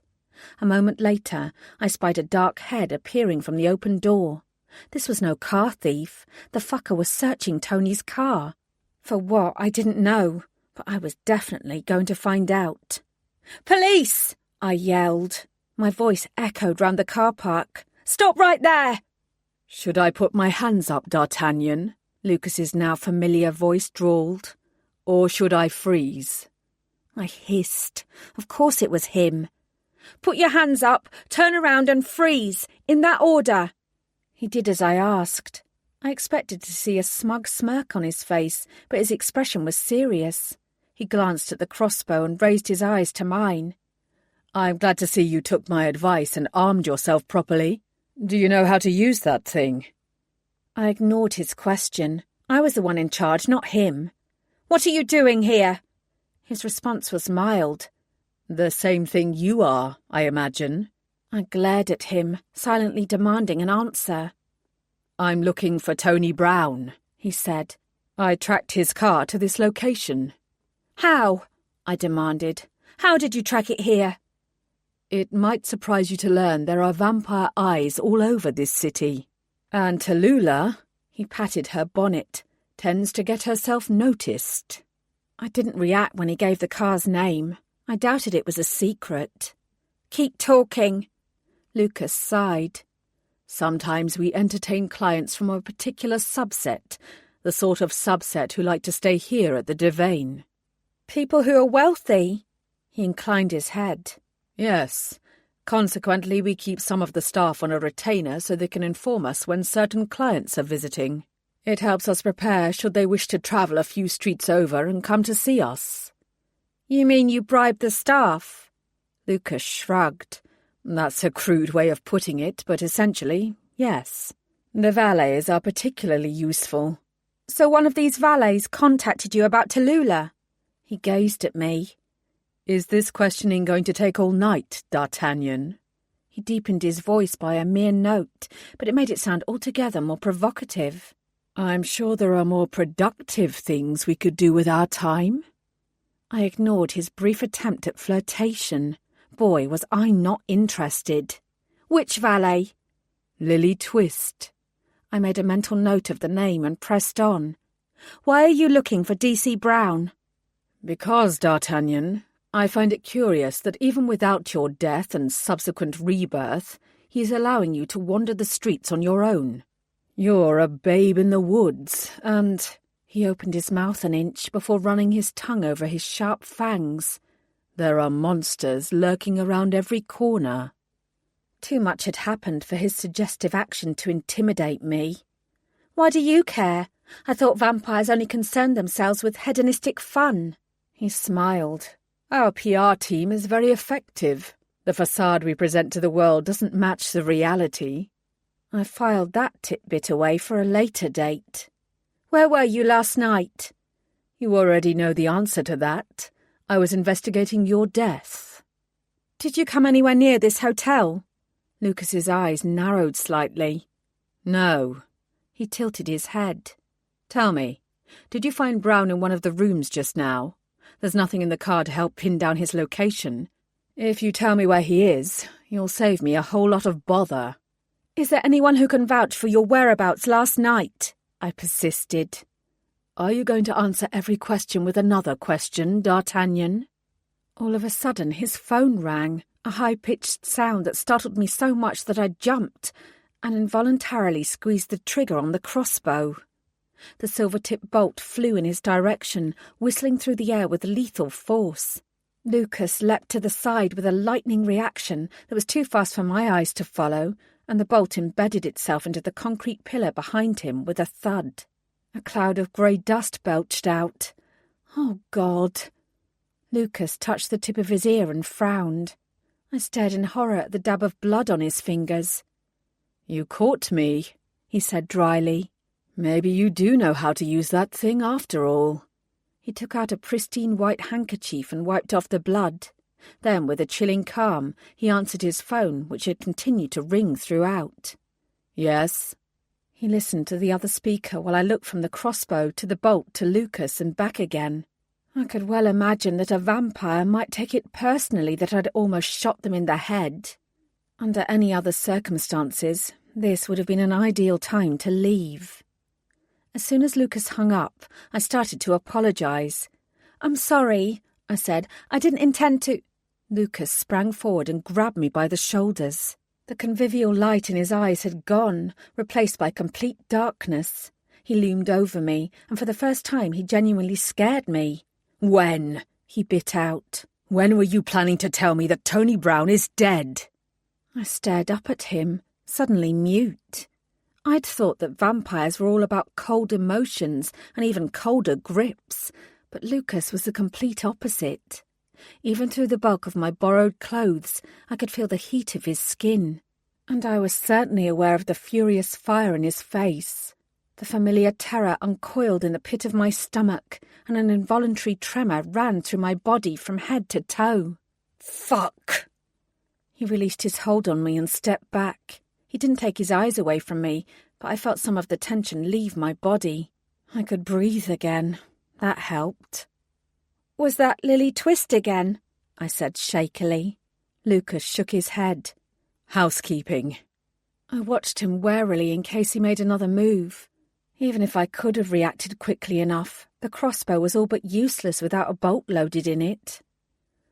"Bad news travels fast," I whispered. "It's been less than an hour since I found his body." Lucas began to stalk up and down, 5 paces one way, 5 paces the other way. I flicked my gaze to the right. The exit from the car park into the hotel was 50 metres away. I'd never get there fast enough. I'd already seen enough of Lucas's reaction times to know that. "Cause of death?" "I'm no pathologist." Lucas stopped pacing and glowered at me. "Your throat was cut. Did that happen to Brown too?" "No." "Were there any similarities between your death and his?" "No." I paused, other than the fact that we were both killed within hours of each other, of course. He curled his fingers into fists. "I am not the enemy, D'Artagnan. It might not feel like it, but I am on your side. I can help. What happened to Brown?" I knew that I shouldn't believe him. I knew I should turn tail and run away as fast as I could. But I had few friends, and even fewer answers. If Lucas was going to keep appearing out of the blue, maybe I should make use of him. I no longer seemed to have much to lose. I sighed. He'd hear it from the housekeeper anyway. On the face of it, Tony died as a result of autoerotic asphyxiation that went too far. Lucas blinked. Interesting kink, he murmured. You don't believe it? No. I watched him, expecting him to tell me that I was being naive and people got up to all sorts of things behind closed doors. He didn't. He simply waited. I went to his flat, I said. It's been trashed. It's like someone was looking for something, but I have no idea what. Lucas absorbed that. And your home? He inquired. Has it been ransacked too? No. Then I amended my reply. Actually, I don't know for sure. I've not been back since last night. But I don't live alone. My boyfriend is there. I thought of Jeremy and the worry on his face when he'd knocked on the soup squad door. Had someone broken into our flat too? Lucas gazed at me with a strange expression on his face that I tried, and failed, to decipher. Have you told this boyfriend of yours what's happening? I'm trying to keep him out of it. He's not with the police. It's safer for him if he stays out of it. Not to mention the fact that you died and came back to life again, Lucas murmured. That isn't the sort of thing that happens to normal people. I wanted to argue that I was perfectly normal, but I knew I wouldn't win that debate. Truth be told, I'd been doing my best to forget my impossible resurrection. One problem at a time. Unless hope flared in my chest. Maybe Tony will wake up just like I did. Maybe, Lucas said. He didn't sound convinced. His eyes grew distant as he mulled over something. He used a tie, I blurted out. Pardon? Tony used a tie round his neck. He used it to... I swallowed.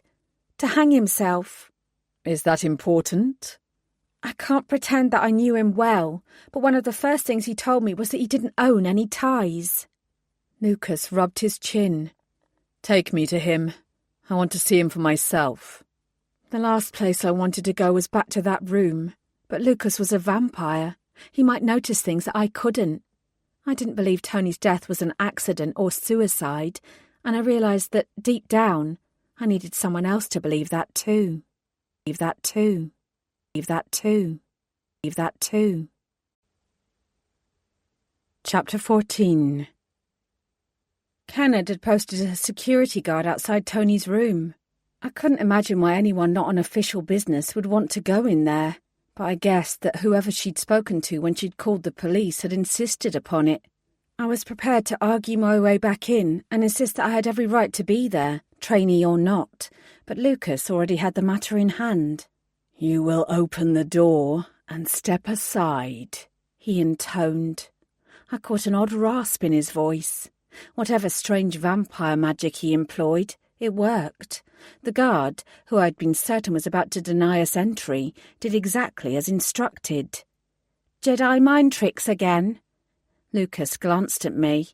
I don't have a lightsaber, but I'd take on Luke Skywalker any day. He wouldn't stand a chance.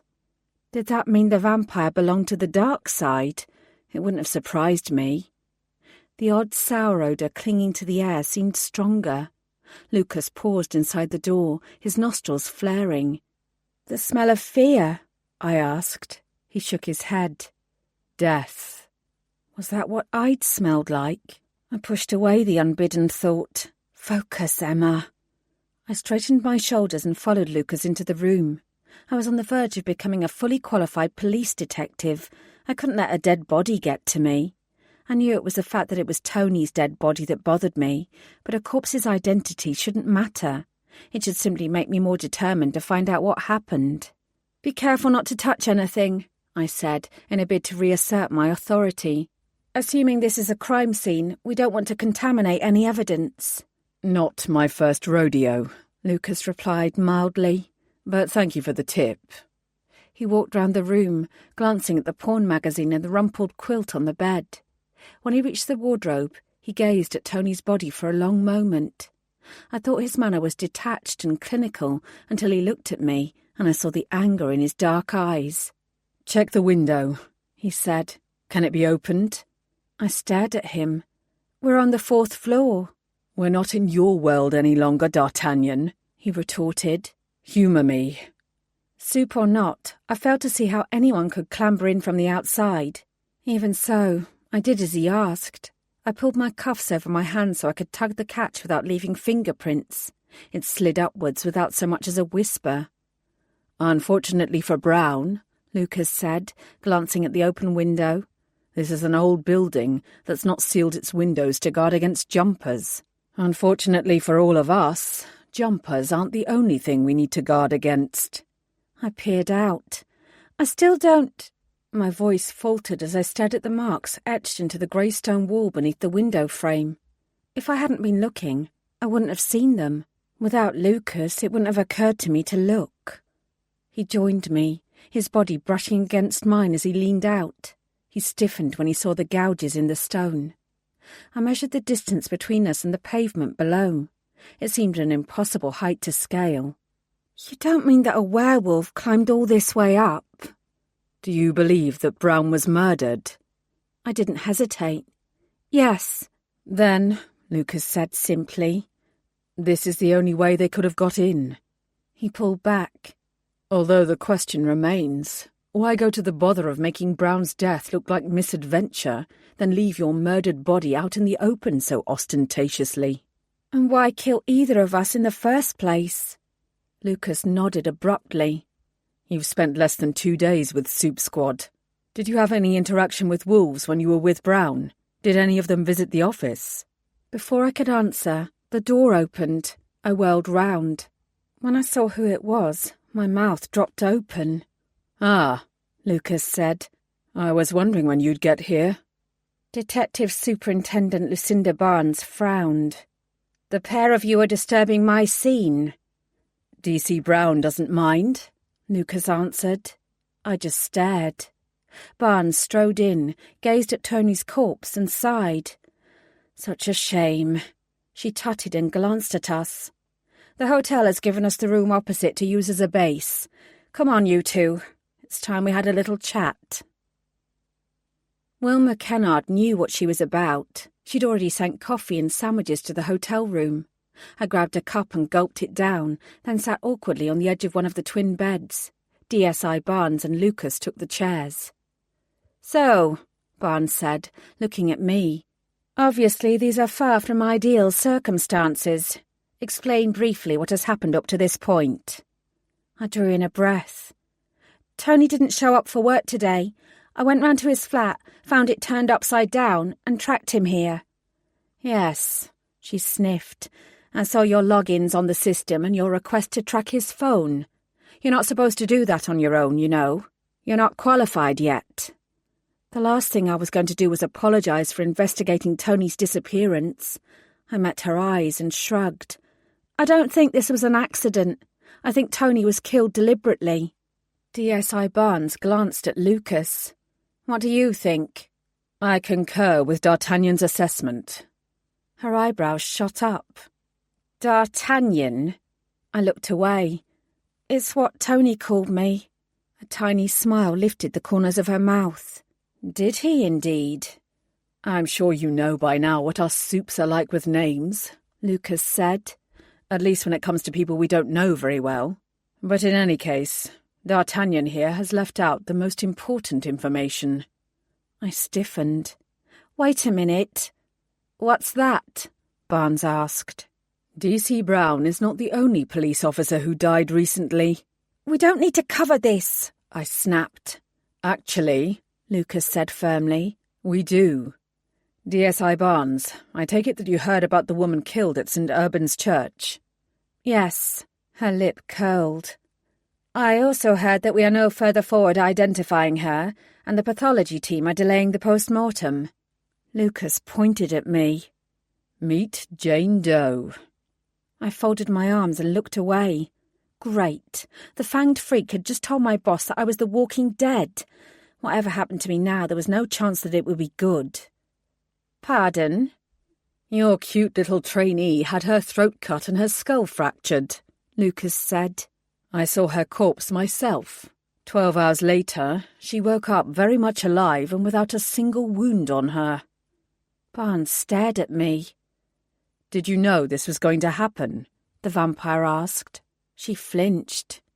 No, she whispered. I had no clue. Have you tasted her? He smiled, clearly amused.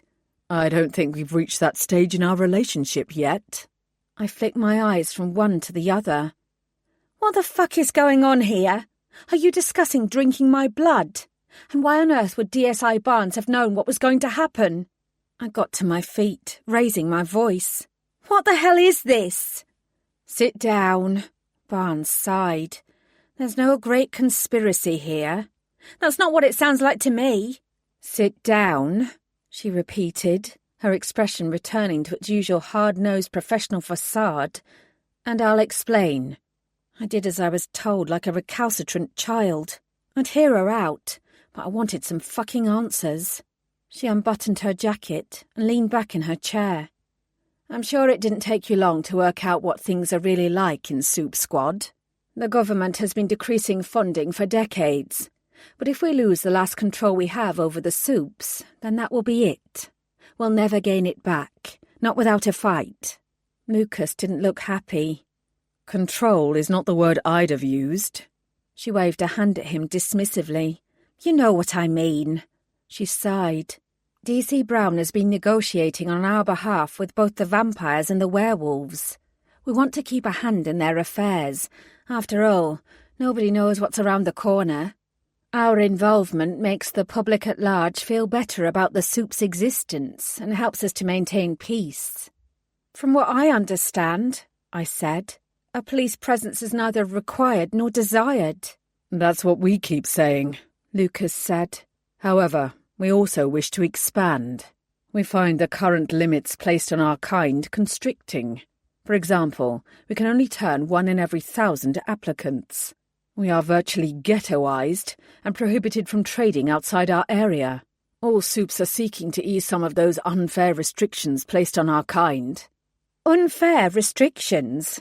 We can't let you turn every Tom, Dick or Harry who shows up at your door into a vampire, Barnes returned. Despite her obvious irritation at vamp methods, I had the sense that she was holding herself back out of some strange deference to Lucas. Perhaps DSI Barnes was actually afraid of vampires. It's not a process we take lightly, he growled at her. You know that. Neither is it a case of biting someone and suddenly they're a vampire. It takes weeks. The vampires we turn become part of our family. Even without the restrictions, very few would make the cut. It's not just about that.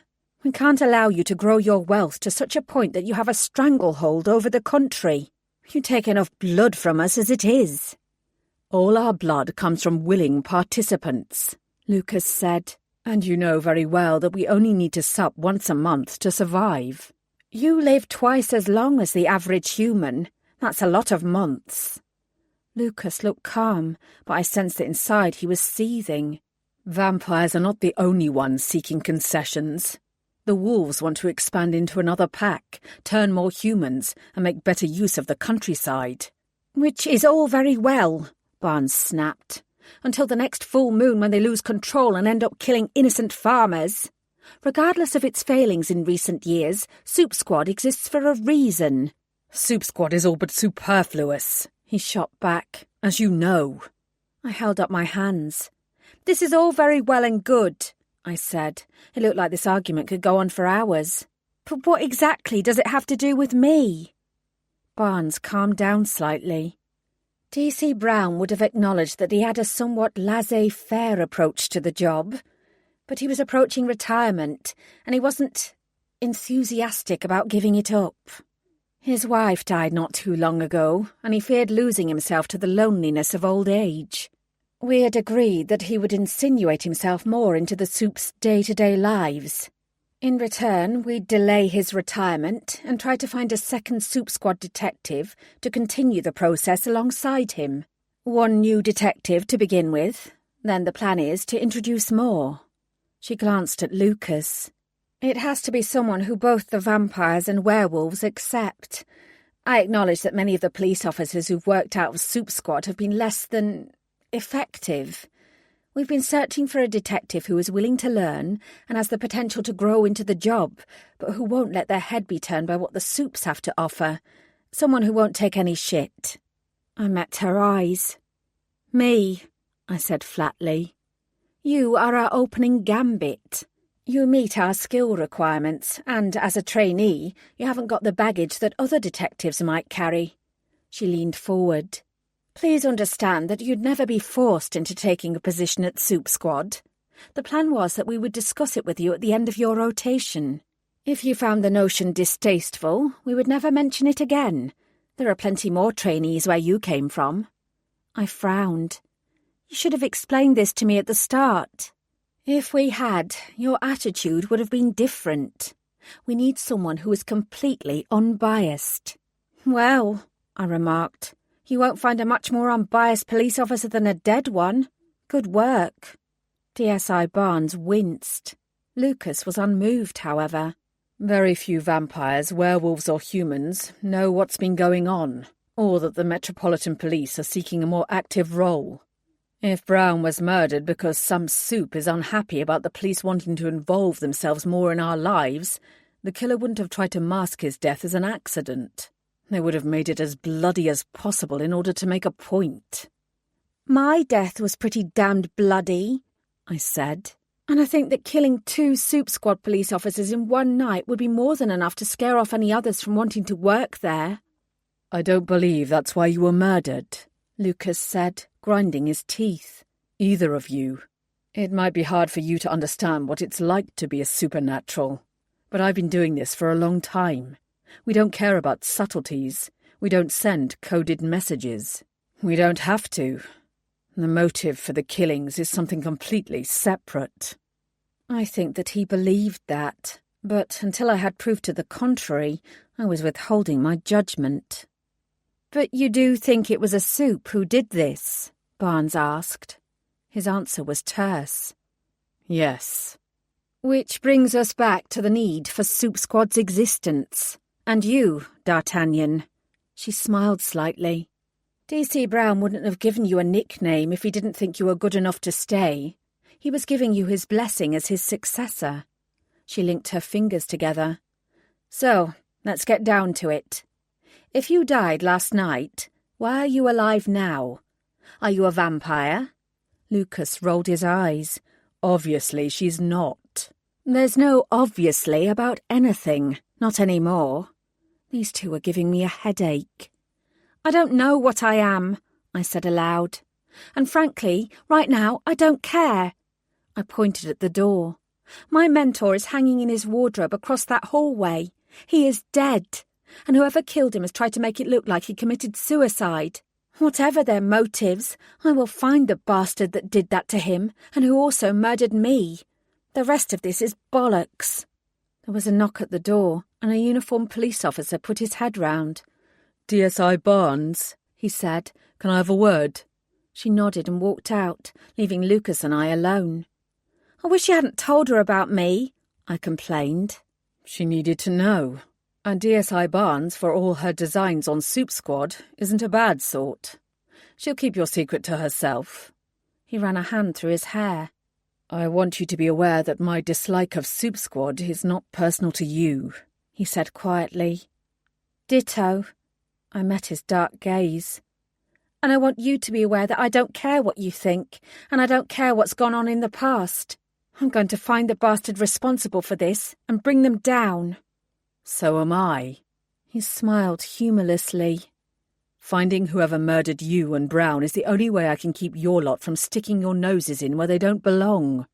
It's why I involved myself in your death. We both have a vested interest in locating the killer. You don't want to be in Soup Squad any more than I want Soup Squad to continue. We might as well join forces since our interests align. And perhaps, he added, we can find out what you really are along the way. It made a sort of warped sense, but I wasn't prepared to shake hands on it yet. Why did DSI Barnes want to know if you'd tasted me? His eyes shifted. In the past, there have been a few detectives in Soup Squad who've become close to vampires. They allowed themselves to be bitten? I was incredulous. They didn't just allow it. They wanted it. They asked for it. I felt sick. Lucas continued. And to taste someone's blood is to understand their essence. If I drank from you, it might help me to understand what you are and why you cheated death so successfully. That, I said, is never going to happen.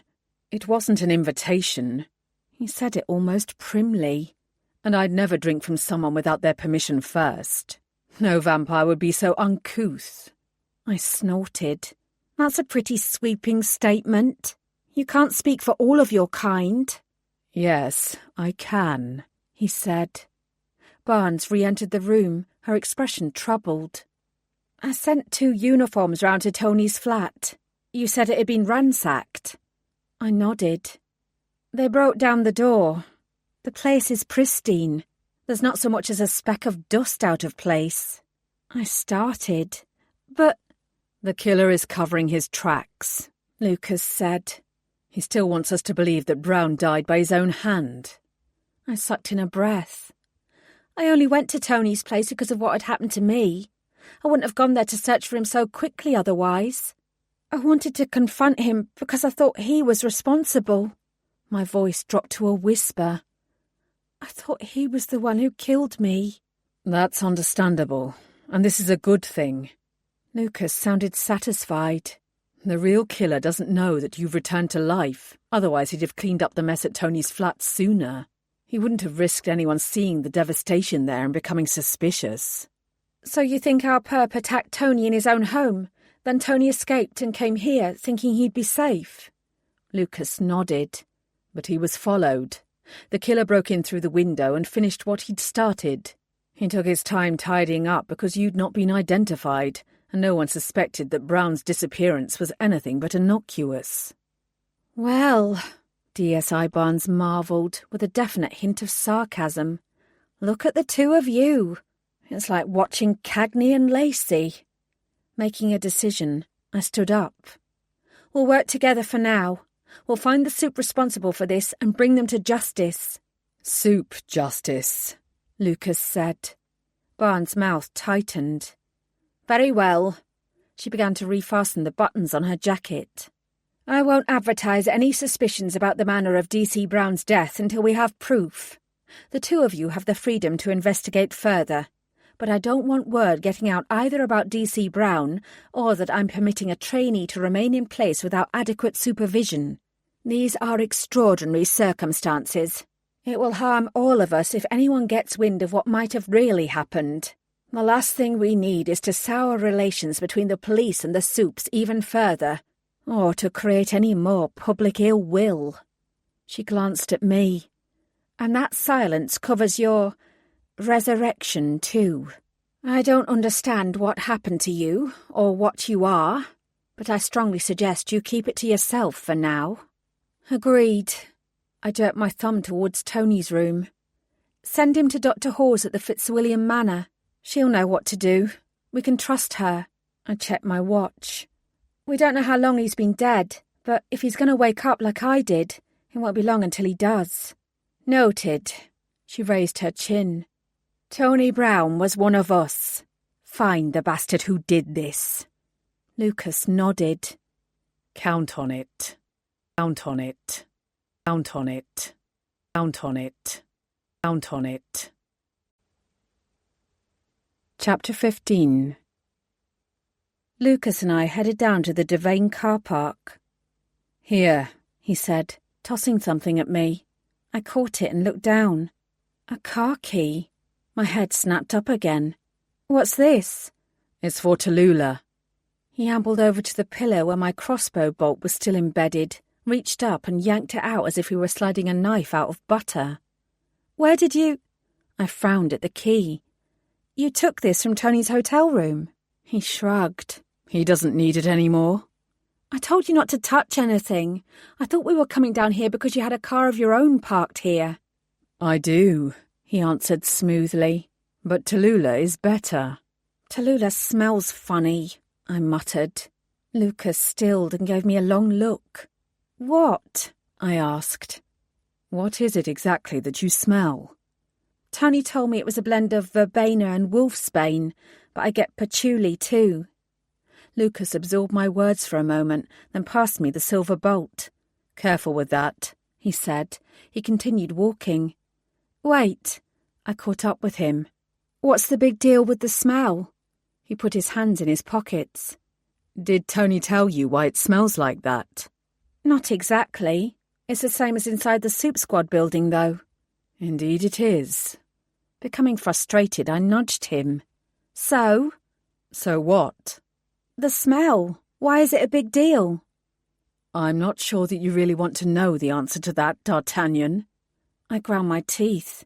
Tell me. The quantity of herbs burned to release the smell is minuscule. Far less than a human nose could detect. Bullshit. It was so strong the first time I walked into the Soup Squad building that it made my eyes water. He gave me a sidelong look. I told you that you wouldn't like the answer. You're saying that because I can smell it, I'm a soup, I said flatly. Pretty much. You're not a vampire or a werewolf. You're clearly no gremlin or pixie either.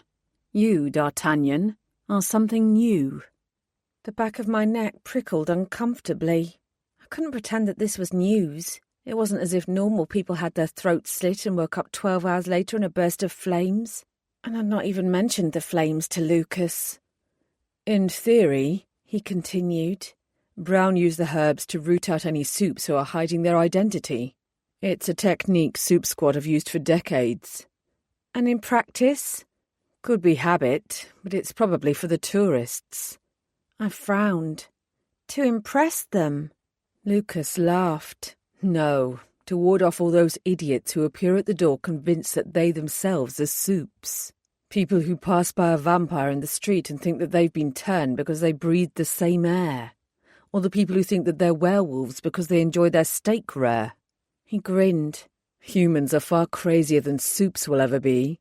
And if they can't smell the herbs, then they ain't soup, no matter how much bloody meat they consume. I'm vegetarian, I informed him snippily, as if that meant I couldn't possibly be supernatural. He glanced at me, still amused. Good for you. We reached Tallulah. I did my best to repair the black plastic sheeting, then got into the driver's seat. Lucas had to all but fold himself in to fit inside next to me. I snickered slightly at his discomfort. I thought Tallulah was better than your car. What do you drive? A little Tykes cosy coupe? I'm not an entirely selfish bastard, he said, shifting himself around. Driving Tallulah makes you instantly recognisable to any soups. It means you won't be treated as a tourist and you'll be taken more seriously. Like Tony was. Lucas didn't answer. I clipped in my seatbelt and turned on the engine. I was briefly tempted to head back to Tony's flat and see its now unblemished state, but that was pointless and would only waste time. I already knew what it looked like, and there was no chance there would be any new evidence lying around that would help us. You said only a few people know about the plans for Soup Squad to become more active, I said to Lucas. Do you happen to have a handy list of these people, specifically werewolves? He sighed. It's a fool's errand. This is not why either you or Tony was killed. I waited. Lucas clicked his tongue. I don't have a definitive list, but I assume all 4 werewolf clan heads and their immediate deputies are aware of the plans. I glanced at my watch. It was already 1 a.m. Will they still be up and about? Probably. He crossed his arms over his chest, indicating that it was a pointless effort. I ignored him and released the handbrake. Werewolves, here we come. Taking a leaf out of Tony's old playbook, I parked Tallulah smack bang in the centre of the Wolves' Quarter, ignoring the fact that there were no other cars and the streets were teeming with people. Lucas sniffed. It's always so much quieter here at this time of night than in Soho. I stared at the crowds and wondered just how busy the Vampires' Quarter got. 4 clans. Sullivan, McGuigan, Carr, and who? Fairfax. Anything important I need to know about them?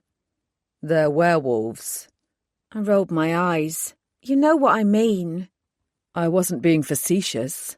No matter how friendly or human they might appear when they're in human form, werewolves still possess an inherent wildness that can make them wholly unpredictable and incredibly dangerous. Unlike vampires who are all warm and cuddly? Werewolves are governed by the moon, he responded without rancour. They are less in control of themselves than we are, and full moon is only a few nights away. He waved a hand. The closer it is, the longer the wolves stay out for. They sleep less. From tomorrow they'll start fasting in preparation. A tired, hungry animal should always be approached with caution. Point taken. Is that why Tony and I were killed? I asked. Because a werewolf gave in to their inner animal? No. Lucas was silent for a moment. Those murders were planned. Nobody walks the streets at night with a sharp dagger like the one used to cut your throat unless they intend to use it. And everything we've seen so far suggests that Tony was stalked before he was killed. A shiver rippled through me, and I rubbed my arms. Where to first? Lucas nodded towards the line of people queuing up outside some sort of club. Lord Fairfax will be holding court in there. It was as good a place to start as any. I nodded and began to get out of the car. Before I could, Lucas leaned across and placed a hand on my arm. The touch of his skin seared into me. Tread carefully, he warned, and leave the crossbow in the car. You won't be in any immediate danger in this place, but these are still powerful people. If you start flinging around accusations, it won't go down well, especially when there is no chance that these were Alpha-sanctioned kills. You don't want to start a war, D'Artagnan.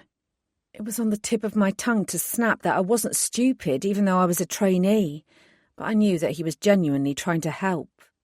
I will be careful, I promised, but don't you do anything stupid either, like telling them that I was killed too.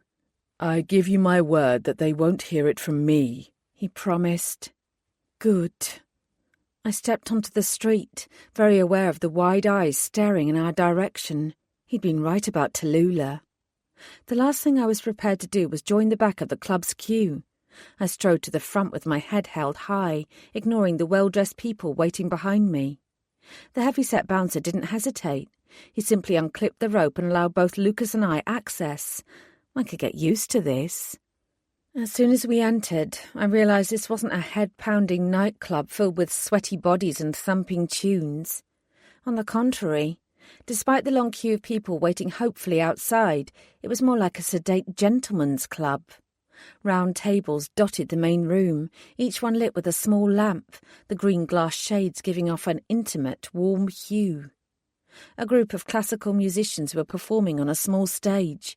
I recognised the music as Wagner and glanced at Lucas. I suppose these tunes are from your era.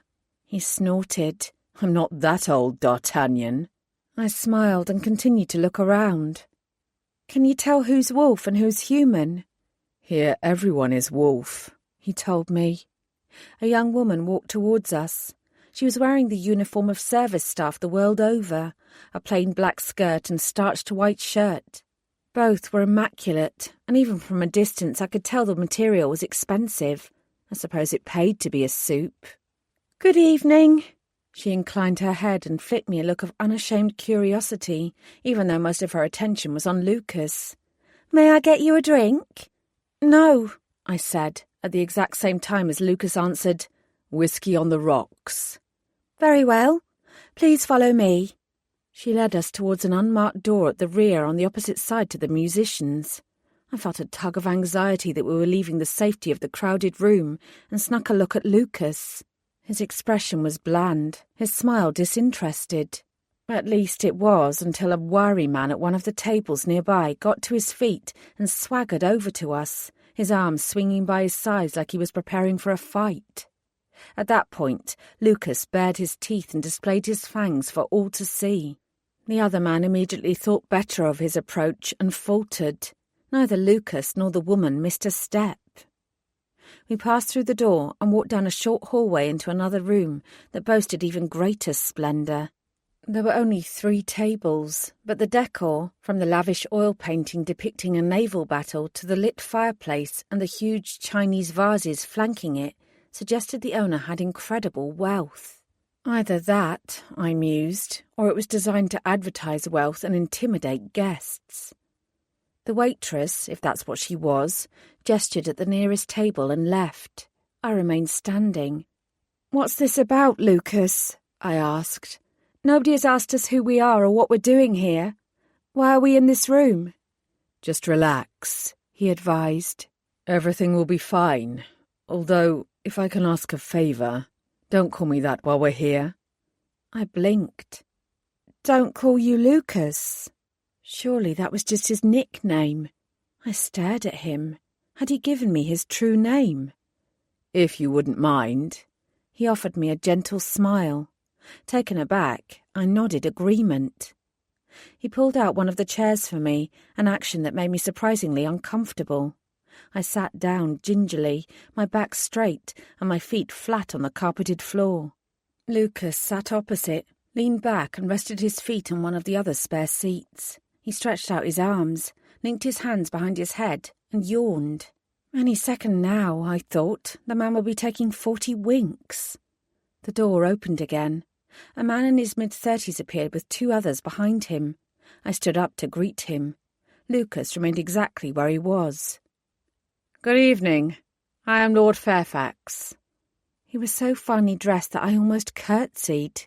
Instead, I stuck out my hand. Habit told me to give him my real name. Instinct told me otherwise. "You may call me D'Artagnan," I said. "I'm on temporary assignment with Supernatural Squad." Fairfax smiled. "What a lovely coat you're wearing," he murmured, even though the puffy jacket swamped me and would have looked more appropriate on a mountain hiker than a city copper. "Thank you. What a lovely cravat you're wearing," I said, returning the compliment. 2 could play at that game. I waited for Lucas to introduce himself, or for Fairfax to speak to him. When that didn't happen, I sat down again. Enough fannying around. I had questions that needed answers. "I appreciate you taking the time to meet with us," I said. "I'm afraid that I'm here on official business. A serious crime has taken place." Fairfax sat down, leaving his 2 colleagues standing. They took up positions on either side of the room, poised for action. I couldn't imagine what they were expecting would happen. "A crime involving Supernatural Squad?" Fairfax inquired with a disbelieving tilt of his head.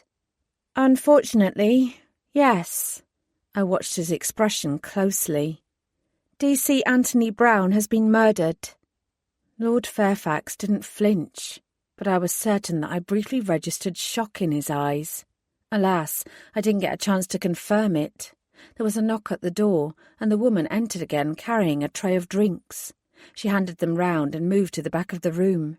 We were now effectively surrounded by werewolves. Fairfax sipped his drink. "I won't pretend to be devastated by this news," he said. "Brown and I were never great friends, and he owed me several favours, which he was in no hurry to pay back. However," he glanced at Lucas, "I'm not pleased either. This will have consequences for us all." "Happy consequences," Lucas drawled, speaking for the first time since Fairfax had entered the room. "Certainly not, as you well know." Fairfax swirled the clear liquid in his glass and placed it on the table. "Have you apprehended a suspect?" "No." "Do you have a suspect?" I chose my words carefully. "There is no specific suspect as yet. However, there's evidence to suggest DC Brown's killer was a werewolf." Fairfax's reaction was instantaneous. He stiffened, his entire body went rigid, and his cheeks suffused with red. "That is not possible." "It is perfectly possible," Lucas said, "as you well know."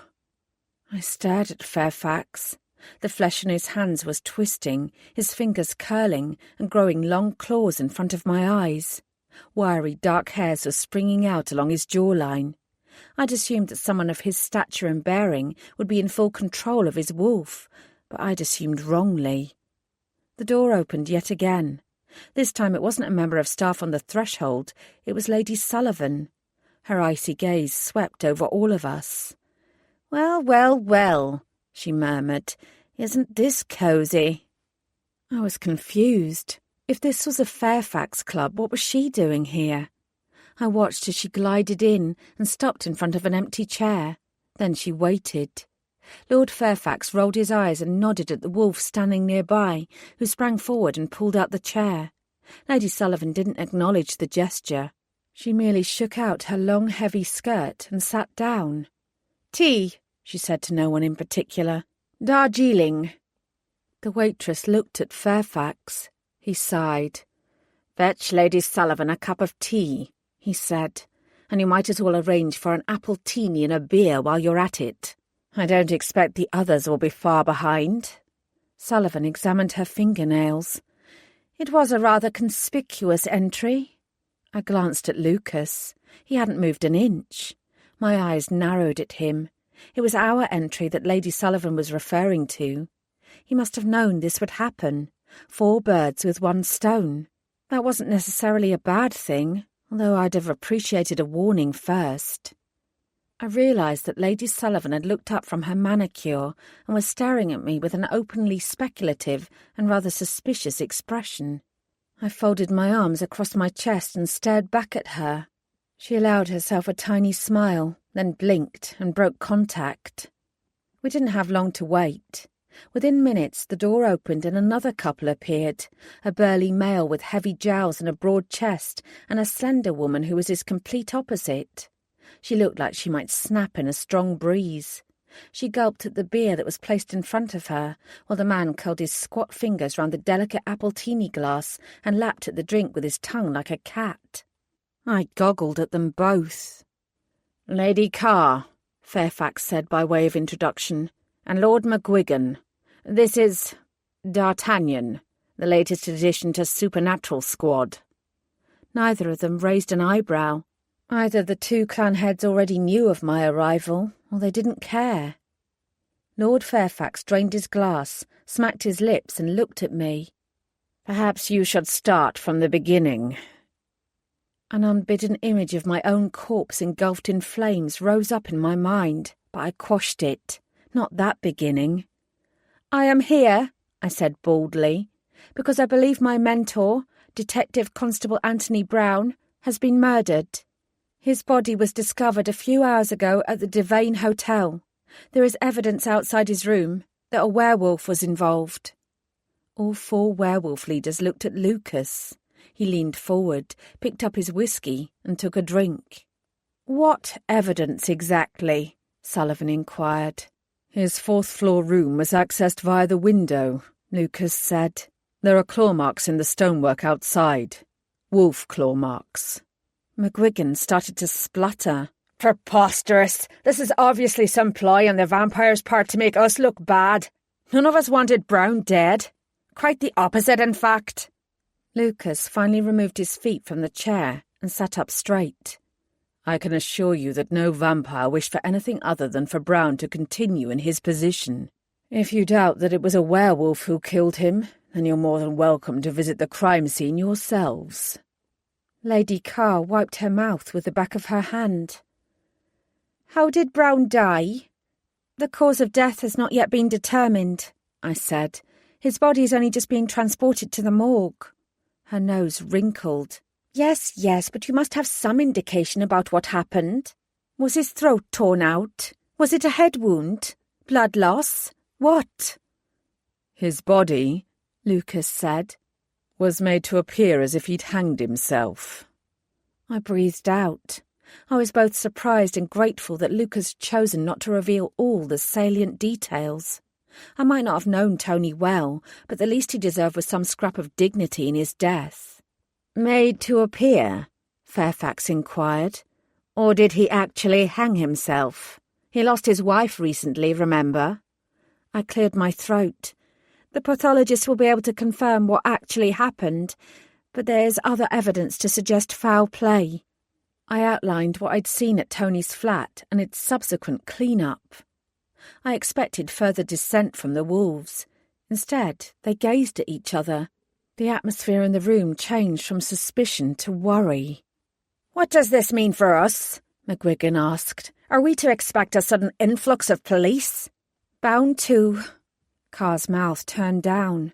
They might have no legal authority, but they could easily use Brown's death as a way to force their position. We need to be prepared for a fight. We should put out a statement to the press straight away. Then we need to find the fucker responsible for this and rip their heart out from their body." She licked her lips, and I suddenly understood that she wasn't speaking metaphorically. Fairfax nodded.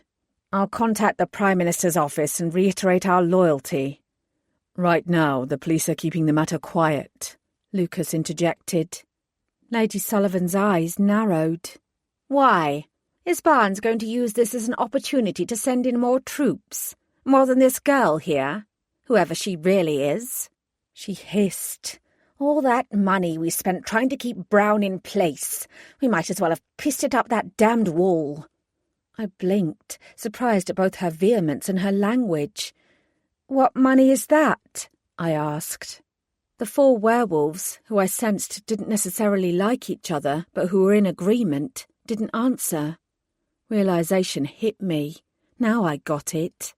"The police wanted him to retire," I said. "They wanted him out of the way so that different detectives with different agendas could be moved in. You wanted him to stay. His attitude was exactly what you wanted. You were all bribing him." Sullivan's lip curled. "It was not bribery. He was free to act however he wished. We simply enhanced his earnings. He performed a difficult job, and we were happy to help him."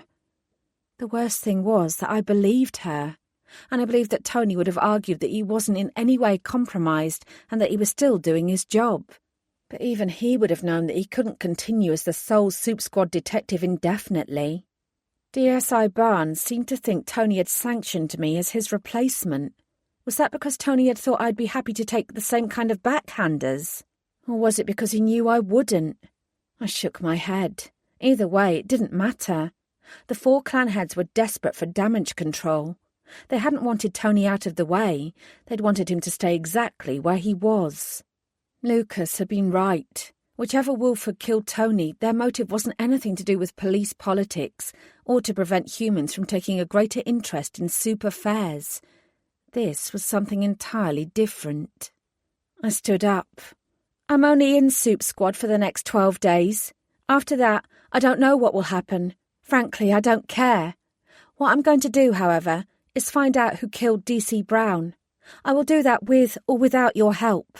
I suspect that your cooperation will make whatever comes next easier on all of you. But that's up to you." A deep grumble sounded in McGuigan's chest. "We can't be seen to be helping the police. Most of my wolves have no idea what's going on behind the scenes, and it's better if it stays that way. We have too many hotheads to deal with as it is." Fairfax agreed. "I have the same issues." He met my eyes. "We will not stand in your way, however. We need the killer found, assuming, of course, that it really was a werewolf who did this." Lucas spoke up. "It was." "The last thing we need is for others to find out that a werewolf might have killed a police officer. Even if it turns out not to be true, the rumour could be our undoing, and the tiniest leak could spell disaster," Sullivan said. I lifted my chin. "I have reasons of my own for keeping this as quiet as possible. I will find out who did this." "And I," Lucas smiled, "will help." Carr gave him a hard look, but Lucas pretended not to notice. He got to his feet and extended his hand to me. I ignored it. I was perfectly capable of walking out of here without his assistance. Fairfax snickered, but Lucas looked more amused than offended. "When we find the culprit," he said to the clan leaders, "I'll let you know, so that you can deal with them in your own way." Like hell. I'd sort out the bastard on my own terms. Wisely, I kept my mouth shut. Nobody had bought my soul, and nobody would. Nobody would. Nobody would. Nobody would. Nobody would. Nobody would. Chapter 16. I trust you're satisfied now it's been confirmed that DSI Barnes's plan for Soup Squad had nothing to do with Brown's death, Lucas asked as we returned to Tallulah. My response was grudging. "I am, but I still need proof positive that a werewolf killed him. I'm quite sure you vampires can also scale walls. I eyed him. Right? He splayed his fingers towards me. No claws here. I noticed he hadn't answered my question. A definitive cause of death will make a massive difference.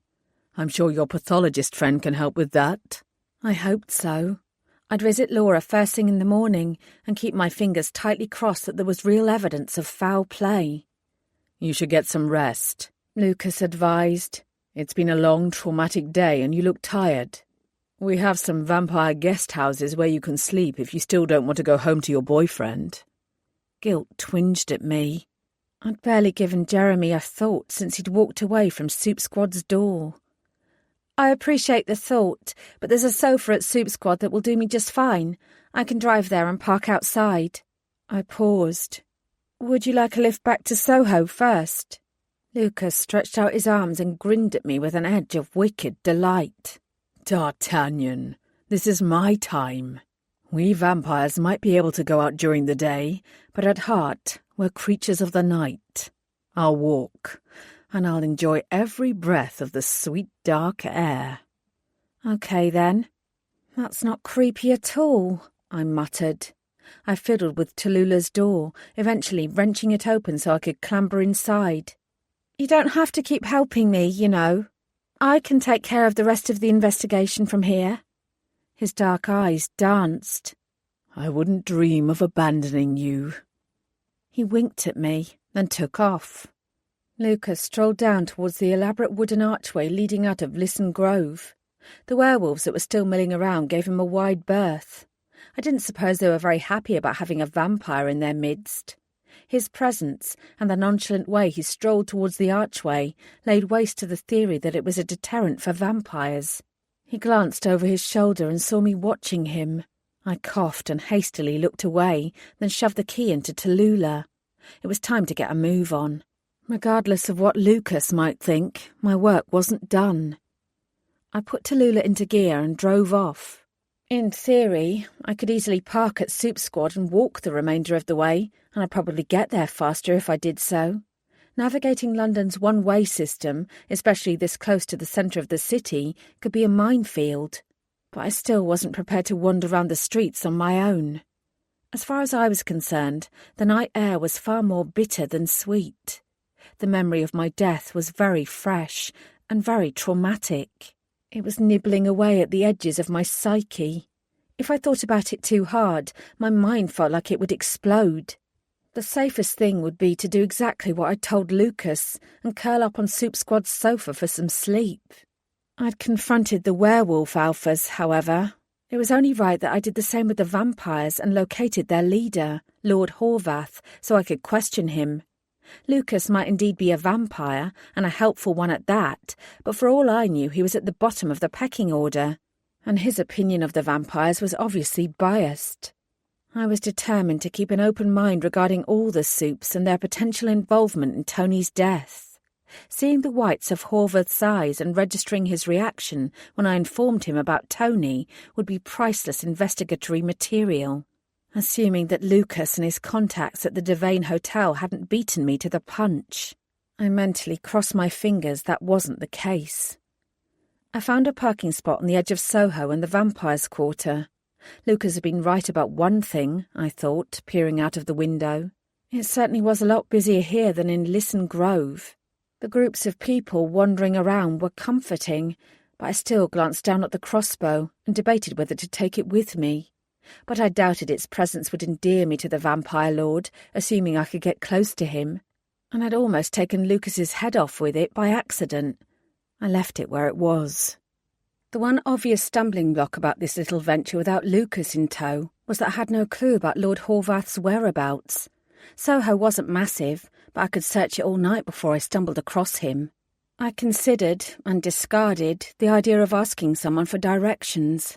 I wanted to catch Horvath unawares so he couldn't prepare glib answers to my questions.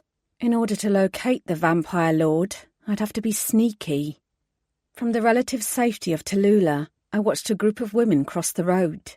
A few of them looked the worse for wear, no doubt having imbibed a lot of alcohol. To a woman, they were wearing short skirts and pretty tops that were entirely at odds with the cold weather. I glanced down. I'd have to do better than an oversized coat and sweater if I wanted to blend in. I removed them both, then tied the bottom of the large t-shirt into a knot so my midriff was exposed. My get-up was hardly the stuff of high fashion, and it made me feel more vulnerable, but it would have to do. I ran a hand through my hair to muss it up. A moment later, I left Tallulah and slid in behind the women so anyone watching would think I was a part of their group. A pretty blonde, with tanned skin and long false eyelashes, staggered into me. "Sorry." I smiled at her. "That's fine." I hooked my arm into hers. She frowned, obviously trying to place me, then she shrugged and giggled. "I've had way too much to drink," she confided. I laughed lightly. "That makes two of us." I leaned my head in towards hers. "But I heard that the vamps like it when we're drunk. It makes our blood taste better and gives them more of a rush." "Have you been bitten before?"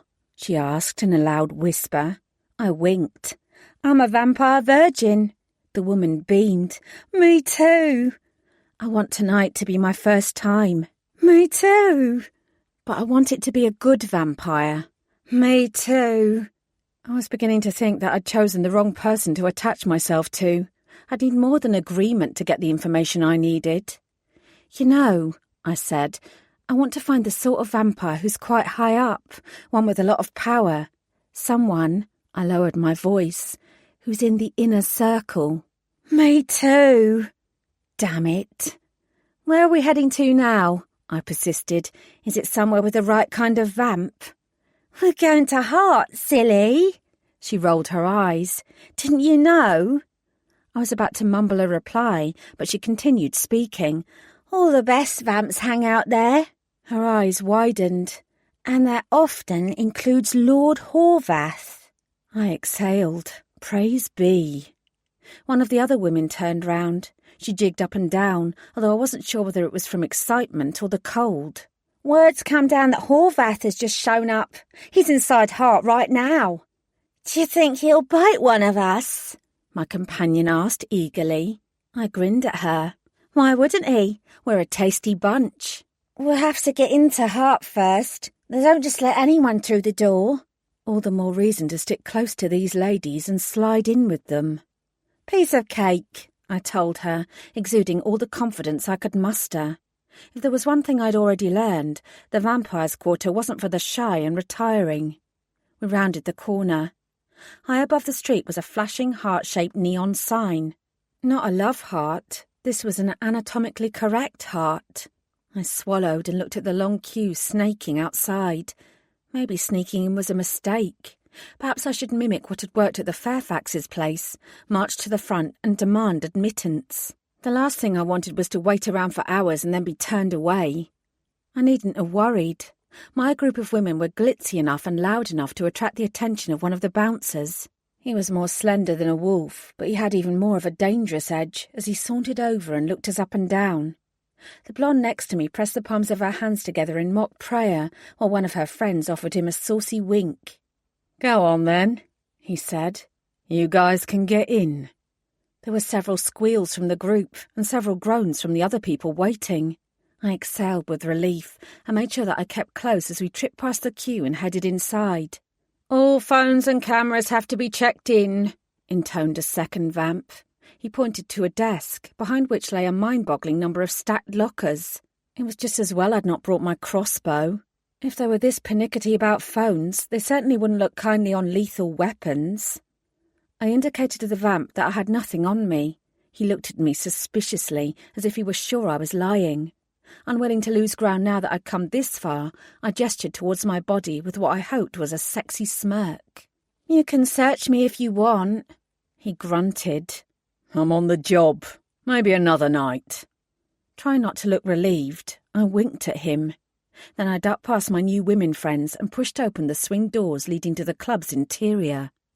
Lucas had mentioned that the vampires had great PR to advertise to the world that they were nothing more than hedonistic fun lovers.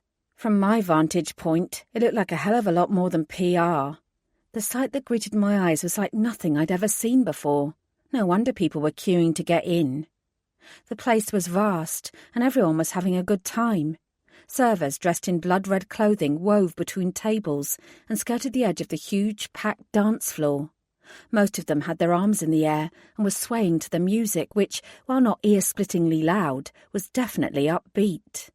It felt like I'd wandered into an adult's version of Disneyland. I noticed that my foot was tapping and frowned. I wasn't here to have a good time. I had serious business to attend to. But there was an oddly joyous sensation zipping through my body, and I wondered whether the vamps pumped some sort of happy chemical into the air. It wouldn't have surprised me. I shook myself and focused. There was a roped-off area to the left and a raised mezzanine area. If Lord Horvath was here, that's where he'd be. I plunged in, pushing my way through the crowds. A server approached me, her eyebrows raised questioningly. I didn't want a drink, so I shook my head and continued moving. I'd work out the lay of the land, then approach Horvath directly. This wasn't the best place for an interrogation, but it would have to suffice. I could adapt.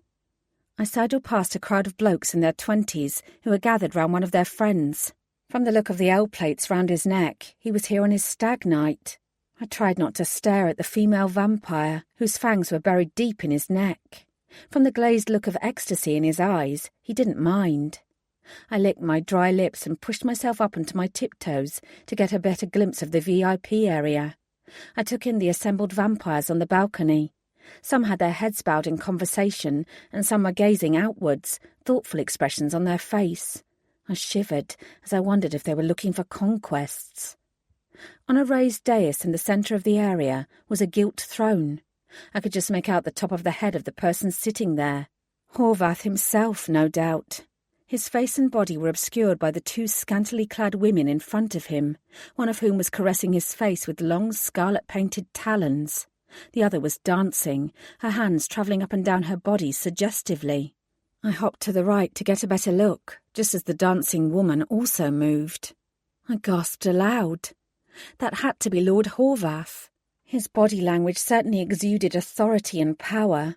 He was leaning back, one leg draped loosely over the arm of the throne. Despite the attentions of the women, he looked mildly bored. But it wasn't that which shocked me. It was the fact that Lord Horvath's face belonged to Lucas. I moved behind a pillar in case he glanced over the sea of bobbing heads and noticed me.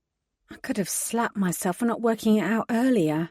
Suddenly everything was starting to make sense. From D.S.I. Barnes's odd deference, despite her obvious anti-vampire beliefs, to the way the werewolves had acted when we'd entered Fairfax's club.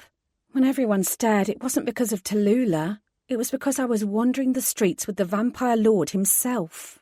No wonder the female vamp at the front of Tesco's had suddenly decided to play nice with me. He must have put the word out, and his word was no doubt sacrosanct. I clenched my teeth. His involvement in both my murder and Tony's death was also making sense. He was the vampire leader, so any brutalities on his doorstep were ultimately his responsibility. I shook my head in dismay at my own stupidity. Had he been laughing at me all this time?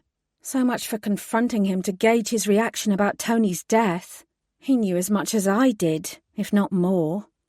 I ducked my head and moved away from the pillar. I had to get out of there. My shame at not working out what had been right in front of my face was too much to bear. Some detective I was. Then anger began to seep in. This might all be a joke to him, but it was real life to me, and real death. A figure stepped in front of me, blocking my path. I muttered an apology and moved to the side. He reached out and grabbed my arm. My head jerked up. "Emma, where have you been?" I stared at Jeremy. His eyes were roving over me like he couldn't quite believe I was real. He pulled me in close, wrapping his arms around me tightly. He smelled warm and familiar, and I couldn't stop myself from hugging him back. "What are you doing here?" I asked, my words muffled into his chest. "Looking for you, of course. I get a cryptic message from you and you don't come home. Nobody at the Met seems to know what's going on, and when I went to Soup Squad, the building was empty." I leaned back my head and looked into his eyes. He gazed back at me. I had the strong sensation that there was something he desperately wanted to ask, but he was afraid of the answer. "I'm sorry, Jeremy. I'm so sorry. Everything's been crazy lately." I linked my fingers with his. "Can we get out of here and talk?" He nodded. Gripping my hand tightly, as if he were scared to let go, he led me out. Led me out. Led me out. Led me out. Chapter 17. Unsure of where else to go, and desperate for some peace and quiet, I took him to Soup Squad. He looked disapprovingly at Tallulah, but didn't say anything, even when I had to move the crossbow so he could sit in the passenger seat. "This is my mentor's car," I said, by way of feeble explanation. "Doesn't your mentor need it?" I couldn't answer that, so I didn't. Instead, I focused on the road and not driving over the drunken pedestrians tripping out of the other vamp clubs and bars. Jeremy didn't repeat his question, and for that I was grateful. We didn't speak again until I'd used my key to get us into the Soup Squad building. I led him into the main office and flicked on the kettle. I was going to need a damn sight more than caffeine to get through this conversation, but unless Fred had a secret stash of vodka underneath the sofa, tea was the best I could do. "Emma," Jeremy sighed. He ran a shaky hand through his hair. "What's going on? What are you wearing? None of this is like you at all." I handed him a mug of tea with 3 sugars, just as he liked it, and sat down next to him. I knew I could still be in danger, and that meant he was also at risk. He might have forced my hand by appearing at Hart out of the blue, but I couldn't change my current course. I had to come up with something.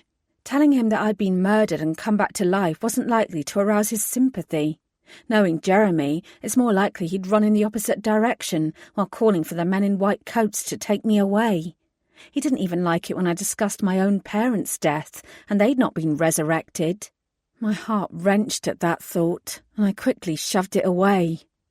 "You shouldn't be here, Jeremy. It's incredibly dangerous." "If it's dangerous," he snapped, "then you shouldn't be here either." I grimaced. "It's my job." "You're not qualified yet, and I thought we agreed that you were going to take a desk-based position at cybercrimes.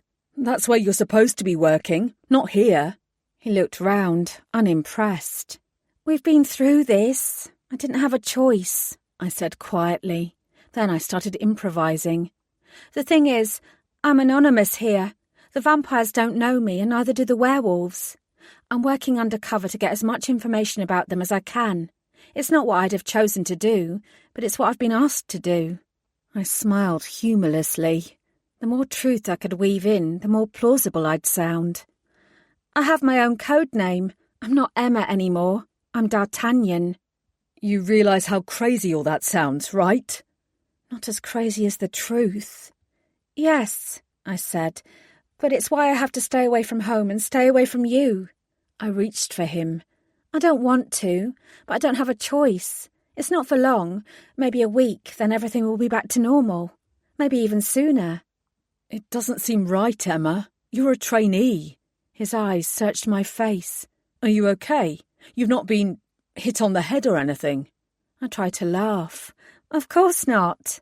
"Can't you tell the academy no? Can't you just come home?" "If I want to graduate and have my pick of jobs afterwards, this is what I've got to do." Jeremy reached out and cupped my face. He seemed puzzled, and there was an edge of genuine alarm to his expression. I wasn't surprised. Not only was I acting out of character, but my tale didn't add up.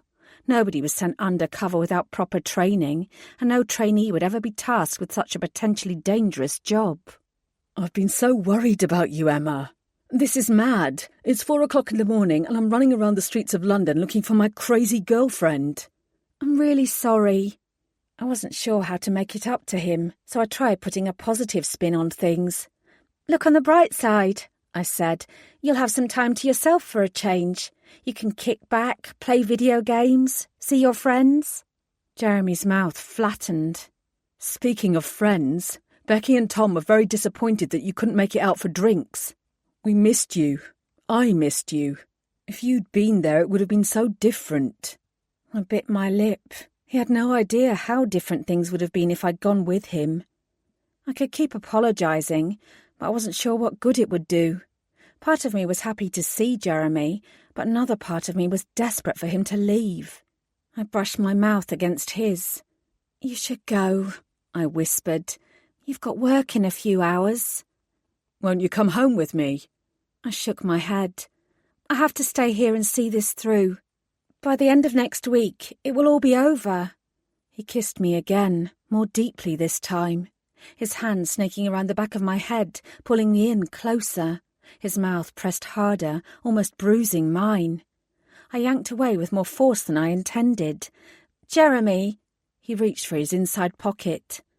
"I have something for you, Emma," he breathed, his eyes fixed on mine. I had a horrible feeling that he was about to slide out a ring.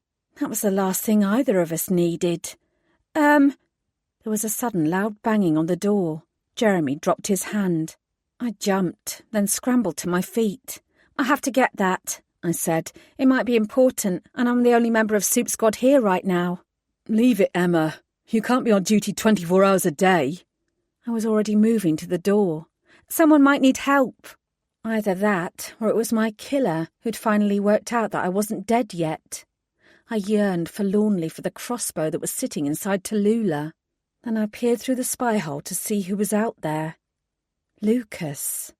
My stomach dropped. Why now? I opened the door warily. He gazed at me with glittering dark eyes. "D'Artagnan," he said. "I saw you in the club as you were leaving. I wanted to check on you and make sure you were all right." I heard Jeremy behind me as Lucas's eyes clocked him. His expression closed off. "You're not alone?" "No, Lord Horvath, I'm not." There was a faint tightening around Lucas's mouth. Jeremy cleared his throat. "I'm her boyfriend," he said loudly. "I see." Lucas spoke coolly. "It's nice to put a face to the name. D'Artagnan here has told me about you." I glanced at Jeremy. The fact that Lucas had called me by my nickname was a mark in my favour. Jeremy relaxed visibly and smiled at me. "All good things, I hope." He paused. "Did I hear that properly? Are you Lord Horvath?" I jumped in before Lucas could answer. "He is. He knows I'm working undercover. He asked Soup Squad to get involved because we're investigating matters which the vampires can't deal with themselves." I knew it was a lie that would irritate Lucas, but I couldn't resist it. "You can't tell anyone you've seen him with me, Jeremy." "My lips are sealed." He looked at Lucas. "Undercover or not, this is a strange time to come calling." "Well," Lucas answered smoothly, "I am a vampire. Night-time is when I do my best work." I coughed. "Indeed. You'd better go home, Jeremy. Get some rest. I'll call you as soon as I can. I just need to sort out a replacement phone first." He stood next to me. "Yes, you should do that. You didn't tell me what happened to your own phone." "I lost it." I raised my shoulders in a self-deprecating shrug. "What can I say? I should take more care." "Well," Jeremy said with a teasing twinkle, "I hope you reported its loss to the police." I managed a laugh. "Not yet, but I will. Thanks for dropping by. I'll see you at home." He nodded and dropped his head for another kiss. Jeremy wasn't usually prone to public displays of affection, and I suspected that Lucas's brooding darkness was the catalyst. At least this time he was more gentle. I kissed him back and gave him a little nudge. "I'll be home by this time next week, come hell or high water." A shadow of sadness crossed his eyes.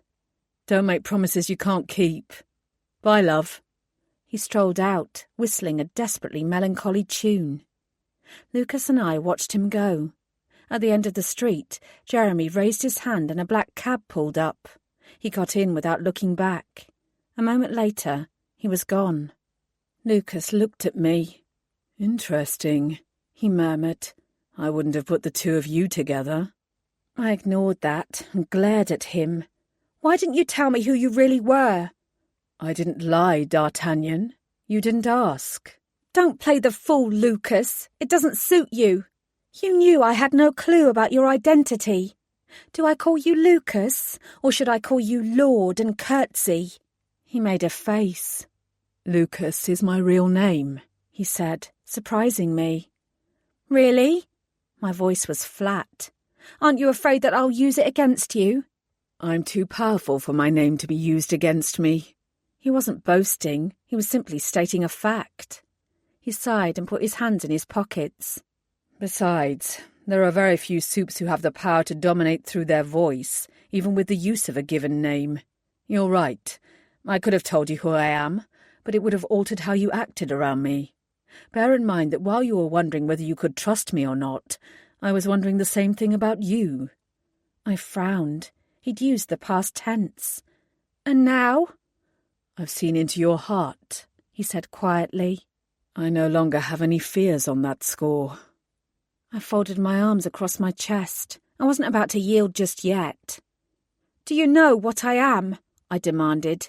Do you know what sort of being is killed and then rises again? Lucas didn't look away. No, I don't, he said.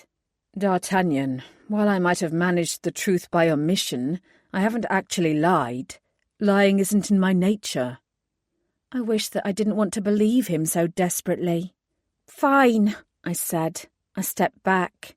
Dawn is only a few hours away. I should get some sleep. Lucas didn't move. Is he going to be a problem? Your boyfriend? No. Jeremy doesn't like the fact that I'm training to be a detective, but he understands that I'm doing it regardless. Now that he's spoken to me in person, I'm sure he'll stay away. Lucas didn't blink. We are often blinded where matters of the heart are concerned. Jeremy won't be a problem, I stated firmly. Goodbye, Lucas. I closed the door, double-checked the lock, and turned away.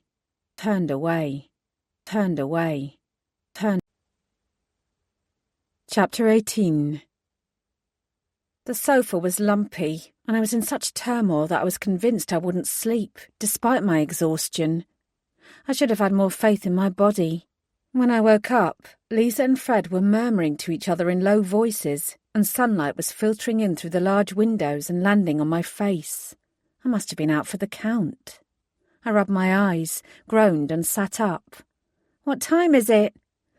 Almost 11, Lisa answered. She raised her eyebrows. Did you have sweet dreams? I've been too far out of it to have any dreams, unless she counted the nightmare I was currently living in. I was working late last night, I mumbled. It made sense to crash here instead of going home. Uh-huh. Fred handed me a cup of coffee. I had the odd sensation that my near-total collapse on his sofa of choice had made him decide that we were now kindred spirits. Thank you. He nodded, glanced at Lisa, and took a deep breath. We still haven't heard from Tony. This isn't like him. We might not do much around here, but Tony puts in his hours. He doesn't go AWOL like this, and he's still not answering his phone.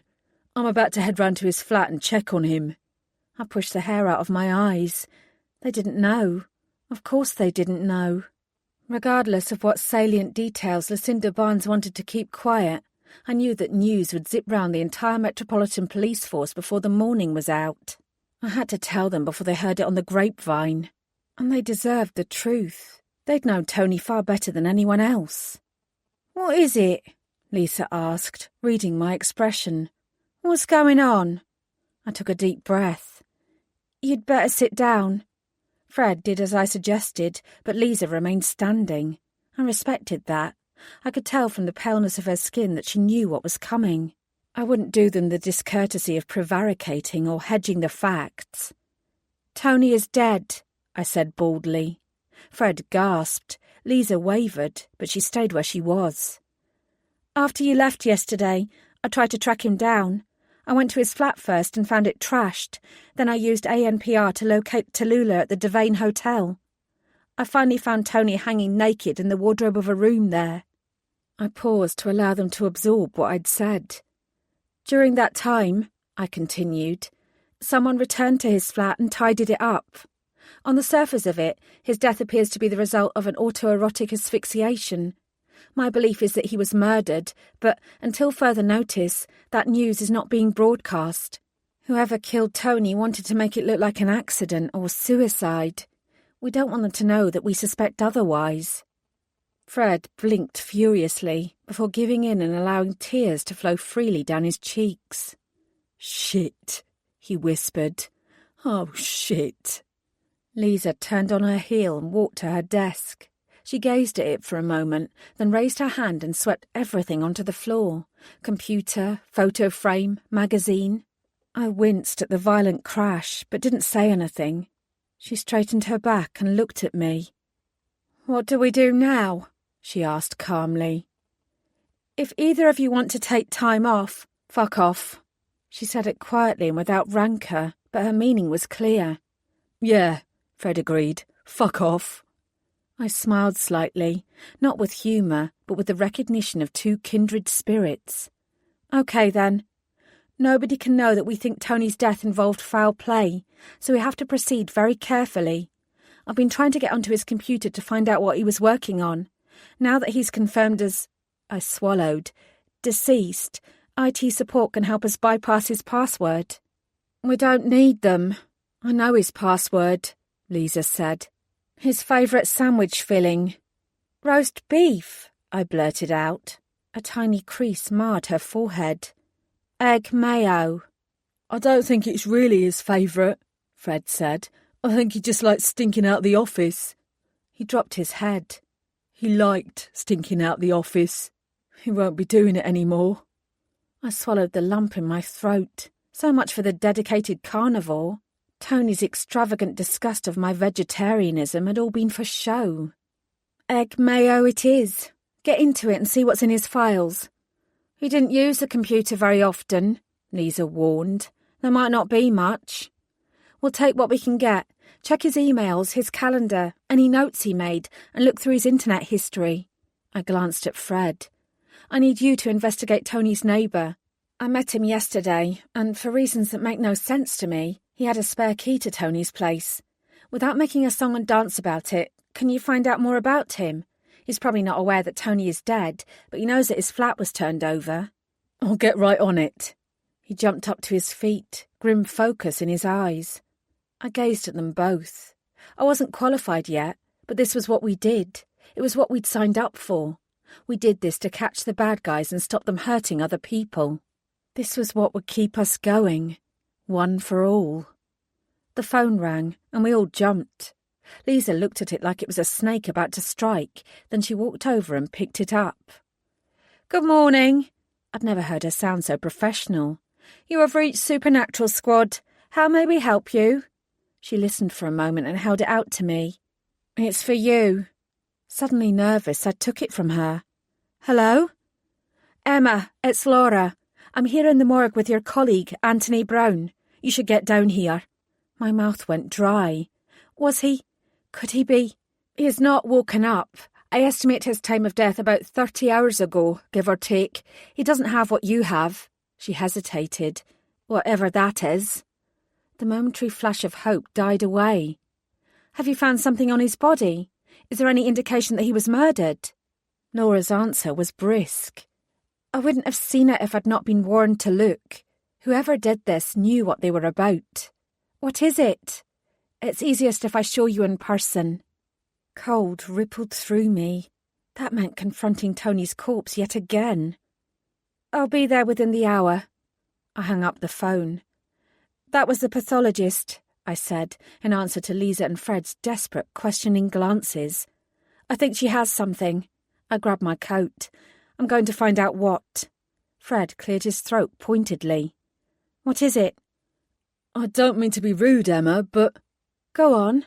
He waved a hand. "Is this it? I mean, you're not a real detective yet. Tony is dead. Are we not going to get someone more qualified to help?" It was a good question. "I don't think so. Not yet, anyway. The politics between humans and supes are complicated, and there's not enough proof that Tony was murdered, regardless of what I believe." I met his eyes. "We're not entirely alone. Lord Horvath has been helping." Both their jaws dropped. "Yeah," I said. "Make of that what you will." The young bespectacled man at the hospital morgue's front desk, who I assumed was Dean, sat bolt upright when he saw me approach. He didn't smile, but his expression was friendly and empathetic. I could only imagine that he'd been working here for some time and he'd perfected the look. I was surprisingly grateful for it. "Hi, I'm Emma Bellamy. I'm looking for Dr. Hawes." "She's expecting you. Right this way." I followed him down the same corridor I'd been in just a couple of days earlier.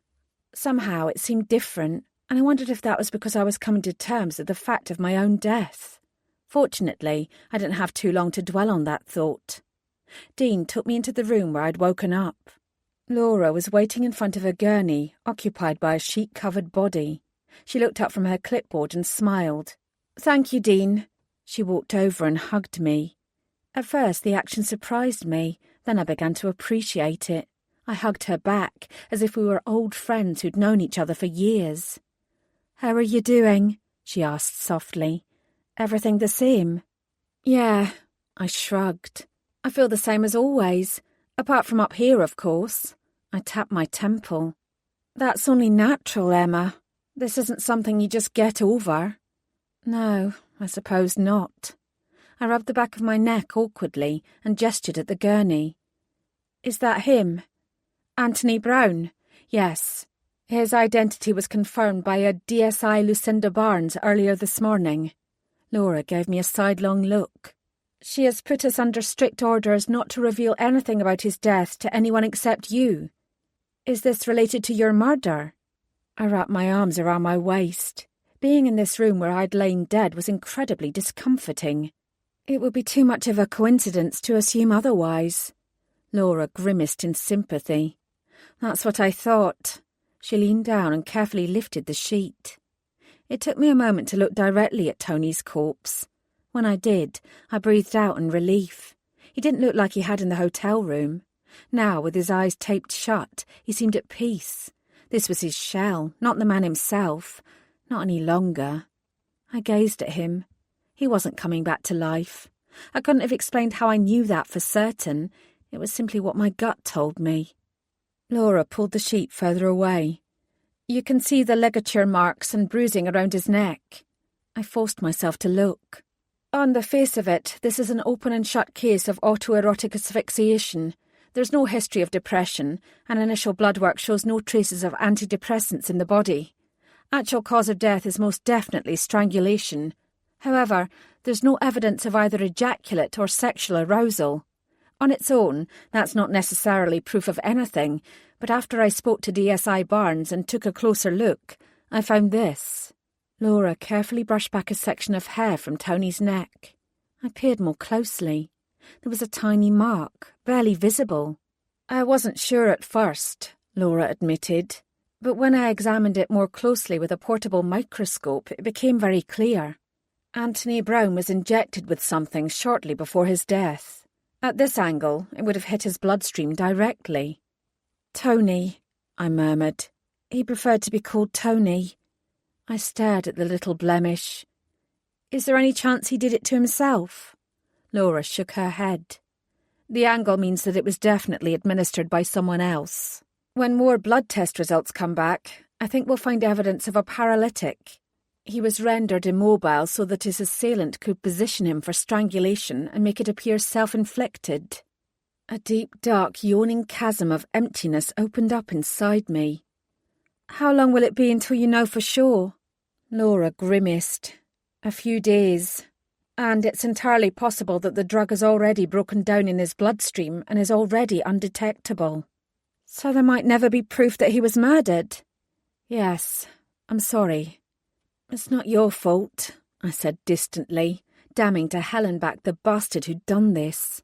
"That's not the only thing," Laura said, more cheerfully this time. "There's something else." I glanced at her. "I found a hair. Just one hair, mind, and I'm not sure how useful it'll be. After I found the injection mark, I went back to look at the tie that was used round his neck. The hair was caught in the knot. It's too long and too light to belong to Anthony Brown. To Tony," she amended. "I've examined it, and there's no doubt in my mind that it's lupine." I sucked in a breath. "Werewolf?" "Yep." Laura looked pleased with herself. She had good reason to be. "You won't find a match for it on any system. We're not permitted to keep records of Soup's DNA or fingerprints, but it definitely came from a wolf." "Can you show me?" She nodded and pointed at a microscope. The hair in question was trapped beneath its glass slide, russet-coloured and with a definite curl. I stared at it. Gotcha. "I don't need to tell you that because Tony Brown worked in Supernatural Squad, he'll have come into contact with Soups all the time. A single werewolf hair isn't proof of anything. It could have come from anywhere. I smiled. It was proof enough for me. Thank you, Laura. Any time. Her smile vanished. I should tell you that someone called last night asking about you. I stiffened. About me? It wasn't my shift, she said apologetically, so I didn't speak to them, and the caller didn't mention you by name.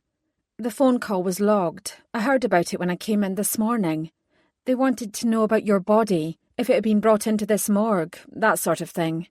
Police? I doubt it. Her voice was grim. They didn't leave a name. I drew in a sharp breath. I hadn't been sure I could feel much worse after revisiting the scene of my rebirth and seeing Tony's body again, but I did. Male? She nodded. My killer. It had to be. He'd gotten wind that I was wandering around the streets and wanted to know what had gone wrong. Are the phone calls recorded? I asked, desperation uncoiling and manifesting itself in the tremble in my voice. Laura made a face. Sorry, they're not. It was decided by the powers that be that recording grieving families when they inquire about their loved ones was an intrusion too far. As much as I could understand the sentiment, it didn't help me. Maybe you should lie low for a few days, Laura advised. We didn't give out any information about your body, not even confirmation that you'd been brought in. We're not allowed to without ID validation. But that doesn't mean you're not in danger. I thought about Tony's body lying on the cold gurney. I can't do that. Somehow I knew you'd say that. She reached out and squeezed my hands. Be bloody careful, Emma. Easier said than done. Than done. Than done. Than done. Chapter 19. Putting my worries about the mysterious caller to one side because there was nothing I could do about him, I walked outside with my head held high. Despite the lack of proof, I was beyond convinced that Tony had been murdered. I didn't know why his death had been made to look like an accident while mine had been the complete opposite, and there was no apparent motive for either of our murders, but I felt like I was getting somewhere. The answers were within my grasp if I looked hard enough. I smiled to myself. Then I saw Lucas leaning against Tallulah, and my smile vanished.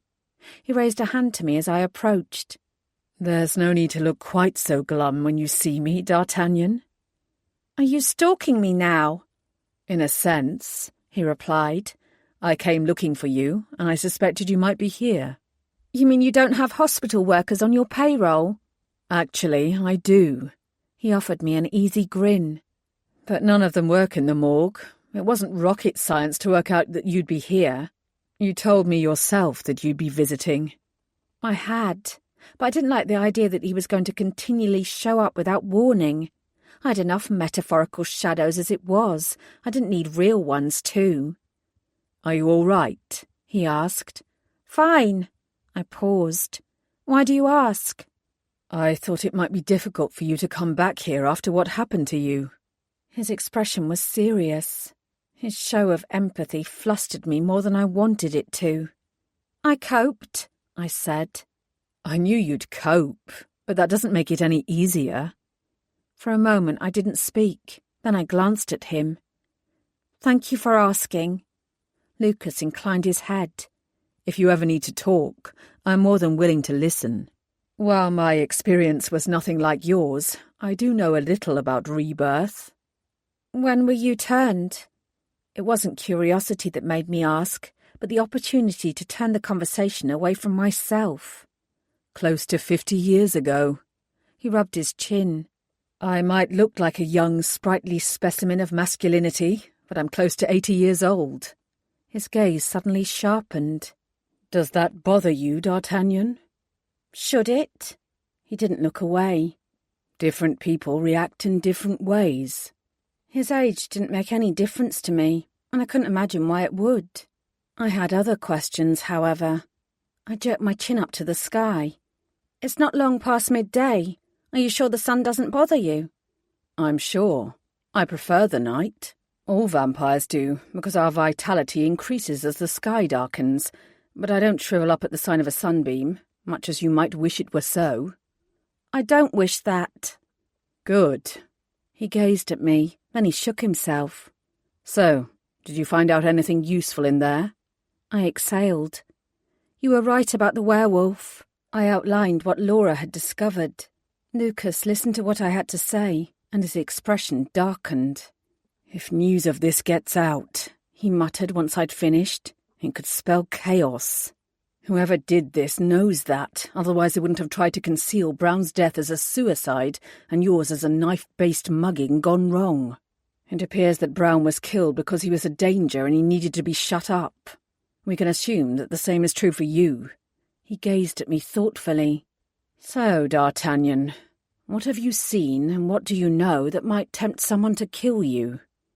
I'd been thinking about this. I was only in Soup Squad for a day, so there's not much to sift through. There is one thing, though. Lucas raised his eyebrows. Go on.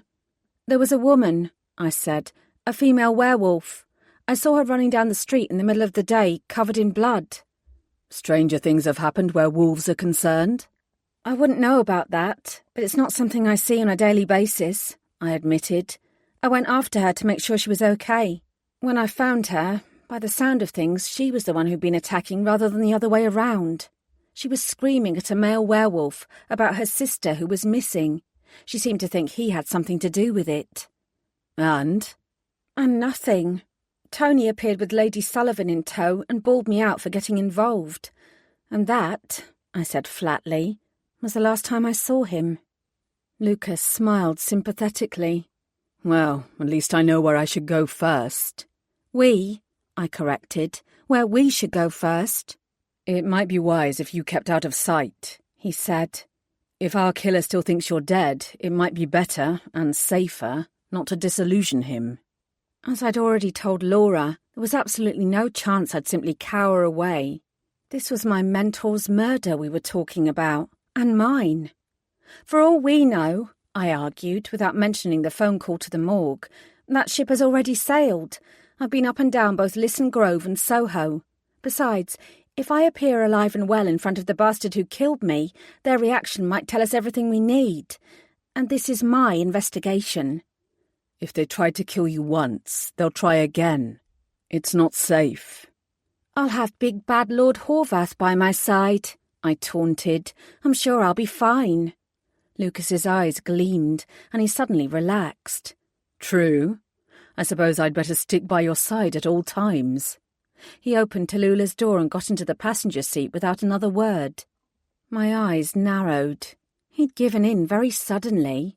I couldn't help thinking that he'd been manipulating the conversation all along so that we could reach this very point and he could glue himself to me. Bloody vampire. I parked Tallulah smack bang in Lisson Grove, metres away from the spot where Tony had said his last words to me. I'd barely climbed out of the car when a young woman, whose long hair was not only remarkably thick, but also russet-coloured, strode towards me. "You can't leave that thing there!" I patted Tallulah's bonnet. "You must recognise her." And then, because I couldn't help myself and I'd always wanted to say it, "Don't you know who I am?" She glared at me and opened her mouth to argue, but Lucas interrupted. "Good afternoon. Is there a problem?" "Yes, there's a problem," she began. "In fact—" She glanced at him and stopped abruptly. Lucas winked at me. "She knows who I am." "Sorry. I'm sorry." She dropped her shoulders and her head. If she'd been in wolf form and had a tail, it would no doubt have been between her legs. Either that, or she'd have presented him with her belly. "This woman," Lucas said, pointing at me, "is from Soup Squad. You have heard of Soup Squad, haven't you?" Her head was now so low that her chin was pressing against her collarbone. "Yes, sir." "Well then, you'll know that Soup Squad is permitted free access to this area. That includes parking." "Yes, sir." "You will remain here and look after Tallulah until we return." "Yes, sir." I sincerely doubted that was necessary. Only a madman would try and steal the little purple Minnie, and no amount of vandalism would make her look any worse than she already did. But this little show of power was about far more than the car. There was a great deal about this world that I didn't understand. "Your hair," I said softly. "Do many werewolves have hair that colour?" She mumbled something. "Speak up," Lucas ordered. "Yes, sir. Yes, ma'am. Many werewolves are this colour. It was my first time being ma'amed. I wasn't sure I liked it. Thank you. Predominantly Sullivans, she continued, but not exclusively. Huh. I nodded and walked towards the sandwich shop. Lucas adjusted his long stride to match mine. When I glanced back, the woman was standing directly in front of Tallulah, with her arms folded. She really was going to stay there and guard the car then. Was that completely necessary? I said under my breath. It's how the werewolves work, Lucas said. To them, hierarchy and power are everything. Everyone knows their place. Sometimes they just need to be reminded of it. He gave me a sidelong look. Tony knew his place. I took that to mean I didn't know mine. And the vampires? I inquired. Are you all about hierarchy too? When you're a vampire, Lucas said, briefly displaying his white fangs, there's only one thing you need to know when it comes to power and leadership. He paused and waited for me to ask. I sighed. I'd bite. Go on then. What's the one thing? He grinned. That I'm in charge. I rolled my eyes. Lucas's expression grew serious. By now everyone knows that Brown is gone. That young wolf back there knew exactly who you were. Even if she hadn't, Tallulah's presence was more than enough to tell her. If you want to gain respect and set the foundations for a successful role in Soup Squad, you'll need to assert your authority from the beginning. If you don't, in 6 months' time, every soup in the city will be walking all over you. I won't be anywhere near here in 6 months' time, I said baldly. And in any case, I thought you despised the very existence of Soup Squad. Lucas took his time before answering. There are many grey areas in life, D'Artagnan. I do indeed dislike Soup Squad. However, I do not dislike you. And it could be argued that Soup Squad's continued existence is a necessary evil that must be borne. What I definitely do not want to happen is its expansion into something different. So you want us to remain toothless? I didn't say that, he said mildly. I want us, he gestured towards himself, to remain independent. I won't be bribed into staying away from real investigations. The corners of his mouth lifted. But D'Artagnan, he murmured, you already said you won't be staying here. I cursed him silently. This entire conversation was a waste of time. I came to a halt, turning so that my back was to the sandwich shop, and pointed to the street in front of us. There, I said. That was where I saw the woman. She appeared there, covered in blood, and ran in that direction. Lucas's gaze followed my pointing finger. Well then, he said, let's go and find her. We should talk to Lady Sullivan first. She was very unimpressed that I was snooping around. Let me guess, he said dryly. You backed off immediately. That's exactly the sort of thing that I've been talking about. Where the wolves are concerned, you never back off.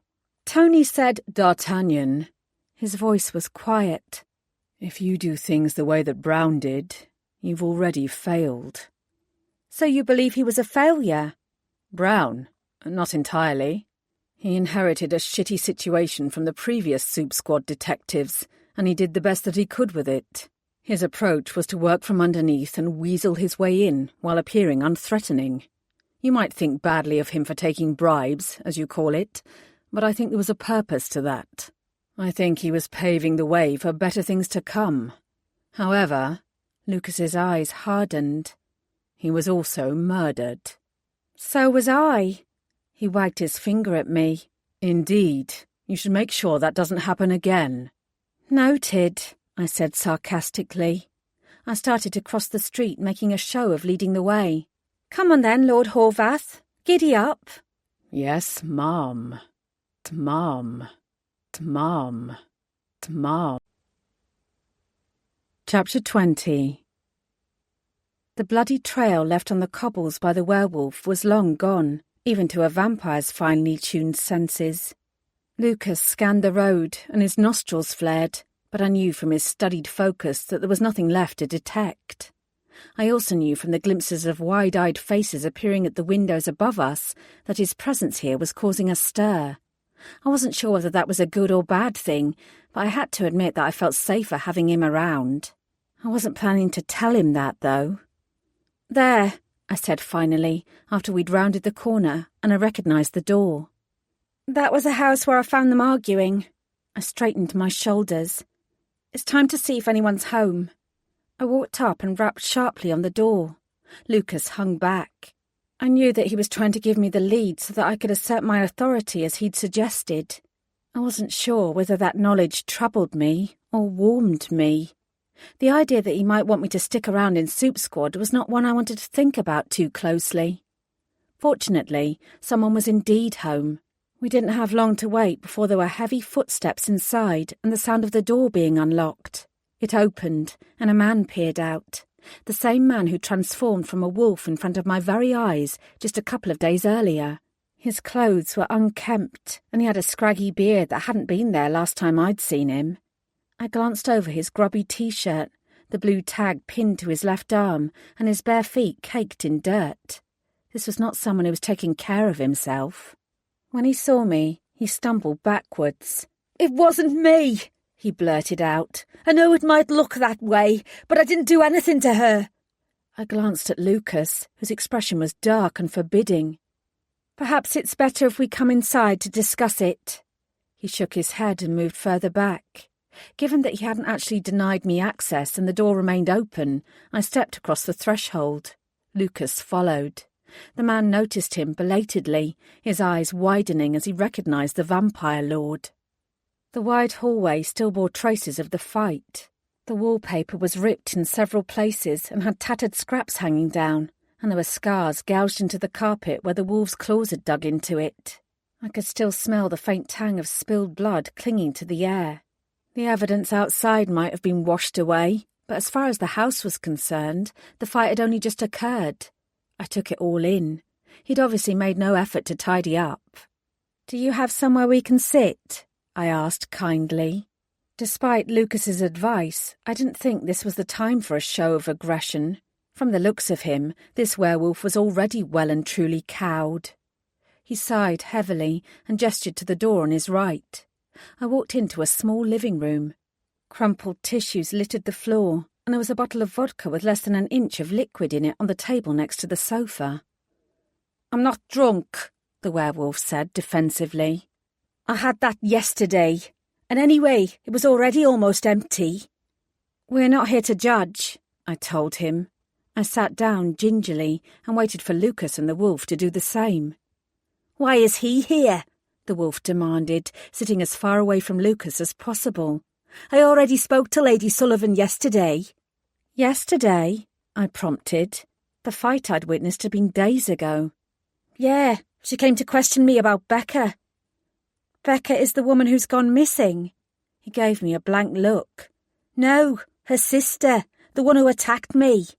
I frowned. Hang on a minute. Something about that didn't compute. "What's your name?" Lucas asked. The werewolf didn't answer immediately. "We're not going to use it against you," Lucas said gently. "We just want to get to the bottom of all this." The werewolf's head fell further. A bulbous drop of green snot slid from his left nostril, but he made no move to wipe it away. "I don't care any more," he whispered. "I don't care what you do." He lifted his head. "My name is Gregory, and yes, that's my real name. Do with it what you will." I watched him carefully. So this name business really was about far more than tradition. "Why don't you start at the beginning, Gregory? Tell us what happened and don't leave anything out." He sniffed loudly and the snot droplet disappeared into his nose again. "I bumped into Anna, Becca's sister, inside Crystal on Saturday night. She was out with Becca and a few of her mates. One thing led to another, and we ended up here. Anna didn't want to go to her place because she lives with Becca and she's a real ball breaker." He looked at me. "Anna's words, not mine." "Are those their real names?" I asked. "Anna and Becca?" "Yeah." He gave me a defiant glare. "But even if I was strong enough to use someone's name to dominate them, I couldn't have. I didn't find out either of their real names until after all this shit happened." I glanced over at Lucas to see if that rang true. He nodded. Who's more dominant? Lucas inquired. You or Anna? Me. He sniffed again. It was hard to imagine Gregory being more dominant than anyone. I supposed it was a wolf thing. But if you're going to ask who's more dominant between me and Becca, then it's definitely Becca. Given what I'd witnessed of their fight, I could attest to that. So you had sex with Anna? Didn't I just say that? His eyes flashed. That was good to see. Maybe he wasn't completely cowed after all. And it was good sex too. Nothing kinky. No ropes or handcuffs or smacking or anything. It was vanilla. I leaned forward. Do you prefer it kinky, Gregory? He met my eyes. Sometimes. Not always. I don't go in for water play or cross action, but I don't mind a bit of role play or furry handcuffs from time to time. My brow furrowed slightly. Lucas glanced my way and murmured, Crossplay is when one partner is in their normal form while the other is a wolf. I blinked. Waterplay is when... That one, I know, I said dryly, but thanks. Lucas raised his eyebrows at Gregory. What about Anna? Was she inclined towards those sorts of sexual games? I don't know. We only had sex once and we were both pretty drunk. It was vanilla, like I said. When I woke up in the morning, she'd already gone. And this was Sunday morning, I asked. He nodded. That's the last time anyone saw her, he whispered. But no matter what you think, I didn't hurt her. I don't know what happened to her. I didn't realise anything was wrong until later that day when her sister came to me. He ran a hand through his hair. Becca wouldn't believe that I had nothing to do with Anna's disappearance. She kept on and on at me. Then she attacked me in the middle of the street. I was passing her house and she came bounding out and threw herself at me. I got away, ran back here, and she followed. He nodded at me. That's when you showed up. There's been no sign of Anna since then? No. So what happened to Becca? What did Lady Sullivan tell you yesterday? Whatever Becca did, he said, without listening to my question, she did to herself. It wasn't me. It wasn't my fault. He started to wring his hands, turning them over and over in his lap. From where I was sitting, it appeared that he was rocking. That didn't bode well.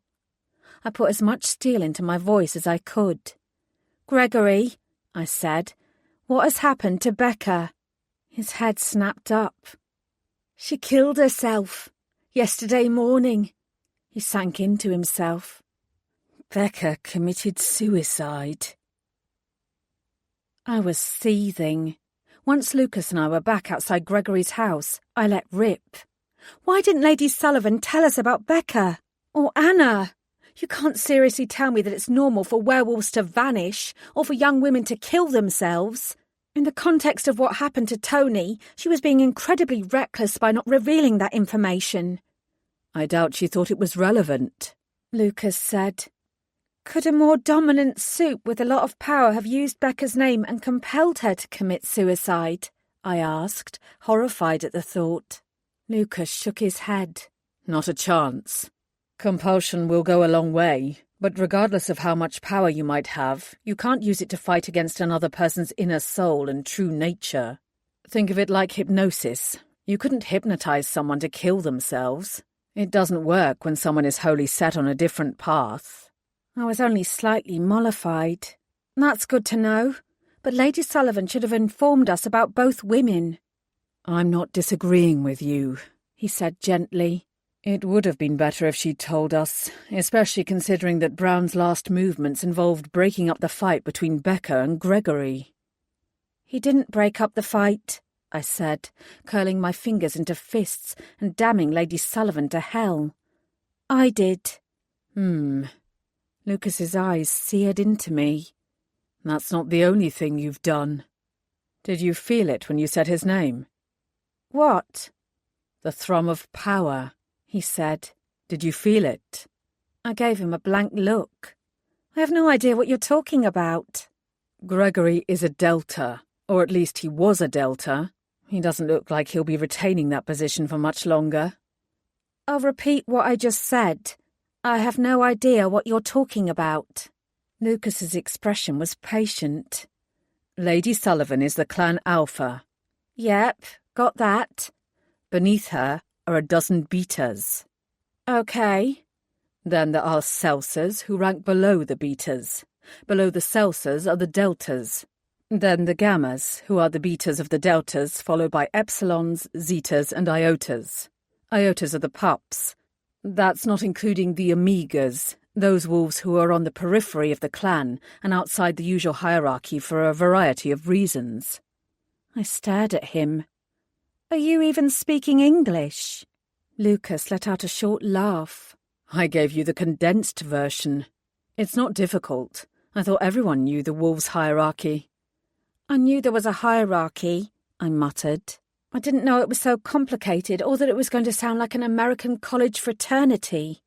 He reached across and patted my arm. Again, I felt my skin burn where he touched me. You're an innocent, D'Artagnan. I tried not to take offence. Getting back to the point, I said, Gregory is a Delta. Yes, I'm assuming you didn't notice the blue tag on his shirt. Actually, I did, but I didn't know what it was for. Blue is for Delta. I get that now. So he's what? In the middle of the pack? Lucas pursed his lips. Essentially. You still have to be reasonably powerful to reach that point. Gregory was speaking the truth. He would never be strong enough to use another's name against them. I'm sure I've already told you that only a handful of soups can use given names to achieve dominance. In theory, the only person who can use a werewolf's name to such effect are those who rank far above them. And in practice? I inquired. In practice, a non-ranking trainee, with no power and no practical knowledge of anything supernatural, used Gregory's name to calm him down and ensure he answered her questions. Lucas paused. It will be interesting to discover what rank Becca held, given that you also broke up their fight, presumably without using her name to enhance your authority. You have more power within you than I'd realized. I wrinkled my nose. I might technically be a trainee, but I'm a mere smidge away from becoming a qualified police detective. There's authority and power in that. He snorted. That means nothing in the supernatural world. Brown certainly couldn't have done what you did. He gazed into my eyes. So the question remains, what on earth are you, D'Artagnan?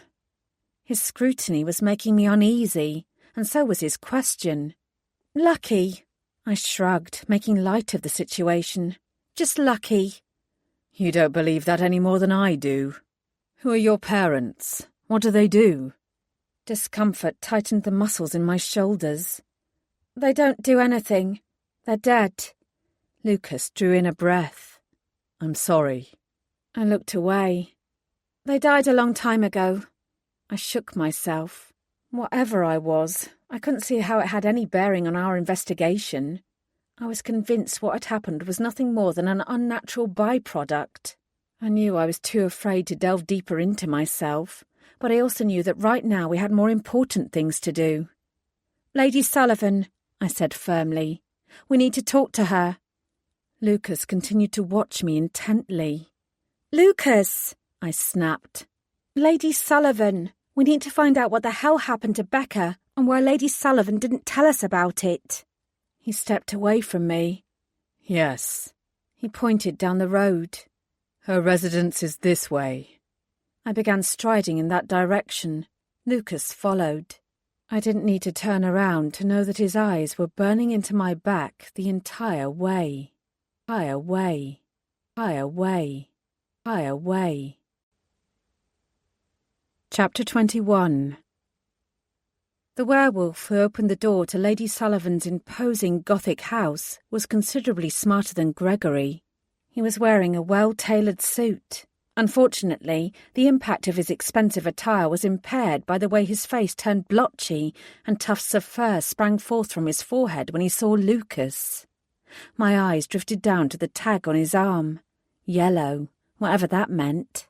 Protocol dictates that I handle this, Lucas murmured, before stepping up and giving the jittery wolf a dazzling, fanged smile. "Inform Lady Sullivan that Lord Horvath is here to see her."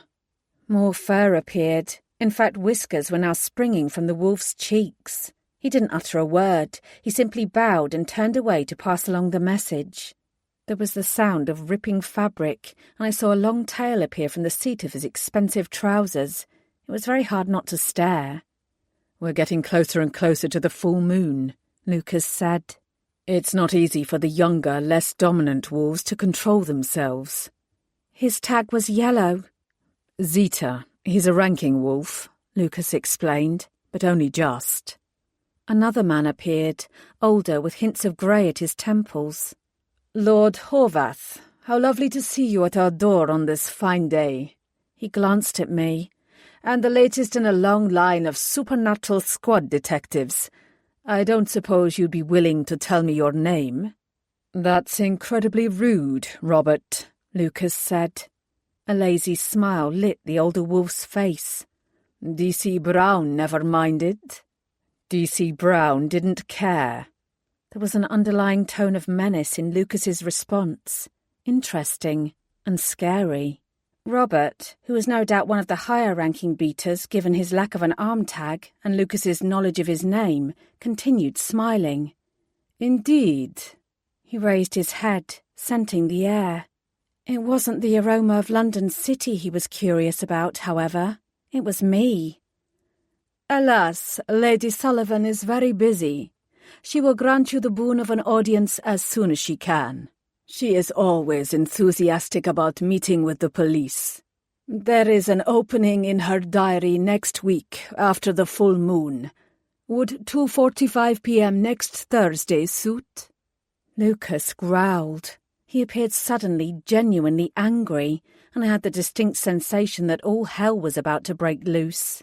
No doubt the fact that one of Lady Sullivan's underlings was treating me, and therefore by extension the Lord of all Vampires, like a random passer-by, was a punch in the face.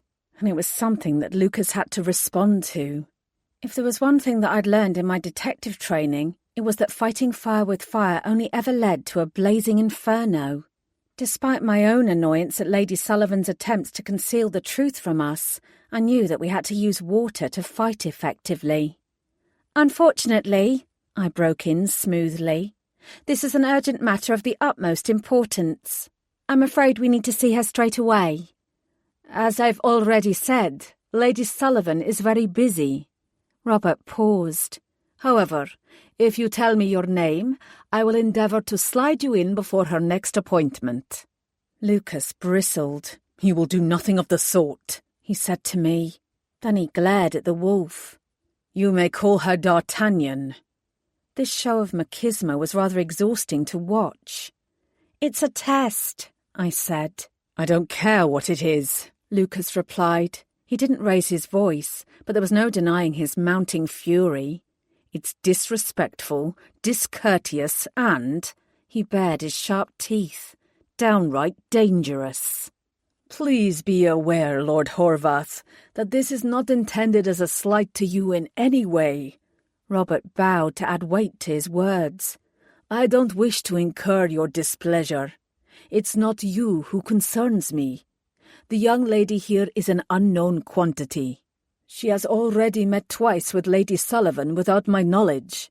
As head of Sullivan's security, I am merely performing the role I've been given and ensuring the absolute safety of my alpha." I couldn't be arsed with this. "My name," my voice rang out clearly, "is Emma Bellamy." Lucas stiffened. Robert, however, smiled in triumph. "In that case, Miss Bellamy, Lord Horvath, please follow me." He turned on his heel and walked away. "What the hell?" Lucas bit out. "Why did you do that?" "Because," I answered simply, "we need to speak to Lady Sullivan, and we need to do it now." "You can't ever take back your real name. We're dealing with dominant werewolves here who will happily use your name against you." I shrugged. "First of all, you've already suggested that I'm more powerful than anyone thinks." "You calm down a Delta werewolf," That's an entirely different matter to allowing betas and alphas to know your real name. They could hold it over you for the rest of your tenure in Soup Squad. Look at what happened to Brown. Second of all, I continued as if he hadn't spoken, Lady Sullivan obviously wants to test the limits of whatever power I have. She already knows that I broke up the fight between Gregory and Becca. The fact that I'm trotting around with you while trying to investigate Tony's murder has probably piqued her interest even more. I ticked off my fingers. Thirdly, I'm only in Soup Squad temporarily, so what anyone does or does not know about my name doesn't matter. Lucas glowered at me. Anything else? Yeah. I took a deep breath. This last part was a calculated gamble. You already knew my real name is Emma. You've already found it out. Whether I have or not is besides the point, he said, his face darkening further. I have done you the courtesy of not saying it aloud. I knew it. If the vampires know my name, I said softly, then the werewolves can know it too. I'm the only vampire who knows your name. I promise you that. He gritted his teeth. Not that it will make any difference now. Do you realize how long it's been since I encountered a human as frustrating as you? I smiled. I'll take that as a compliment. Robert called from inside the Sullivan residence. I thought this was an urgent matter. Are the two of you coming in or not? I smiled more widely. Coming! And then I stepped inside. Lady Sullivan didn't quite have a throne like Lucas's, but she was seated on a grand chair on a raised dais. Various werewolves lolled around the room in front of her, some in full wolf form. I reminded myself that I wanted to be here and that I wasn't afraid. Not much, anyway. Even though I was in the wolves' lair, it was still daylight, and that went a long way towards keeping my terrors at bay. "Leave us," Lady Sullivan said, barely raising her voice above a whisper. Every single warm body in the place rose up and left silently, until there was only Lucas, Robert and me. "I do apologize for Robert's behaviour just now," Lady Sullivan continued. "His demands were made without my knowledge." Lucas rolled his eyes. As if. "I beg your pardon, Lord Horvath?" If you genuinely expect us to believe that he was acting on his own cognizance, then your opinion of us is even lower than I thought. "I can assure you that I hold a very high opinion of all vampires." Her eyes narrowed slightly. "I am not seeking any sort of argument with you, and I fully accept your recriminations." I realised suddenly that she was nervous. Regardless of what machinations she'd tried to employ to put me at a disadvantage, she genuinely didn't want to antagonise Lucas. I filed away that information and spoke up. "Let's move on," I said. "I have serious questions that I need you to answer, Lady Sullivan." "You are not a vampire, Emma Bellamy," she responded, making a deliberate point of using my real name. "You are merely a human." "Lady Sullivan," Lucas began, "this is completely—" I held up a hand. Her test wasn't over, but that was fine by me. As long as I got the answers I needed, I didn't care. Robert stepped forward. "Lord Horvath is on par with Lady Sullivan," he said. "As such, he is exempt from the usual guest formalities. Miss Bellamy, whether you have met with Lady Sullivan before or not, you are now in her home. We ask that you show her the courtesy required and bow." It would have been a whole lot easier if I'd done as he requested and given my best impression of a low bow, but I knew that wasn't what he really wanted. It wasn't what Lady Sullivan really wanted either. Maybe I was better at understanding soups than I'd given myself credit for. "I'm honoured to be here and very grateful for your time," I said. "However, as a member of Supernatural Squad, whether my role is temporary or not, I am not obliged to bow to you, Lady Sullivan." "Bow, Emma," Robert ordered. I didn't move an inch. Lady Sullivan's gaze slid momentarily to Lucas. If she was surprised that I'd not complied with the order, she didn't show it. Lucas didn't react. He merely watched me with expressionless black eyes. "Emma Bellamy," she said. "Bow." This time I felt her power. A faint buzz zapped along my spine and itched at the base of my skull. I wanted to do as she commanded. The authority she'd exerted by using my real name made me desperate to obey. I resisted it and remained upright, but only just. Lady Sullivan's expression flickered. "I see." I swallowed. "I trust you have the answer you were looking for." "Not even close." She leaned forward and examined me intently. "Lord Horvath, is this why she was chosen? Is this why DSI Barnes sent her to Soup Squad?" Lucas folded his arms. "I have no reason to believe that any member of the Metropolitan Police Force is aware that Emma Bellamy has any special power or authority," he said stiffly. I hated being spoken about when I was standing right there. I pointed at him. "What he said." I tapped my foot, my impatience growing. "Now, can we get to the reason why I'm here?" Lady Sullivan waved at me dismissively. "Carry on." Finally. "Last night I informed you about the murder of DC Tony Brown. You know that we suspect a werewolf is the perpetrator, and that his death was made to appear an accident gone wrong or a suicide. So why," my voice hardened, "did you not tell both us and the other werewolves present that one of your own died yesterday morning too, and that her death was also apparently suicide?" Although I searched every inch of her face, I saw no reaction on Lady Sullivan's part. "I take it you're referring to Becca," she said smoothly.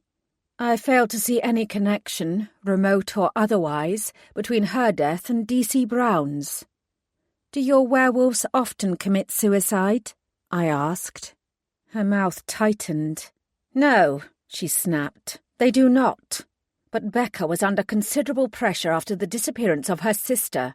You saw for yourself how close to the edge she was. She attacked another wolf without provocation. She was no pup. Becca was a delta. She might not have been born a werewolf, but she chose to become one. She passed all of our threshold tests and was deemed strong enough and intelligent enough to be one of ours. As such, she was held to higher standards than street brawling. Unfortunately, despite her other qualities, her state of mind was obviously fragile." Lucas scratched his chin. "If that were so," he said, "then why didn't you have someone watch over her? Why didn't you find her the help she so desperately needed?" Lady Sullivan's face spasmed into something very ugly. "As if hindsight hasn't suggested other avenues to you in the past, Lord Horvath. I should have acted faster, but I do not require further censure. Believe me, as Becca's alpha, I feel the weight of guilt. And yet, however unfortunate her death was, she killed herself. She had nothing to do with DC Brown. I doubt she'd ever spoken to the man." Seeking to calm matters, I took another tack. "You said she chose to become a wolf.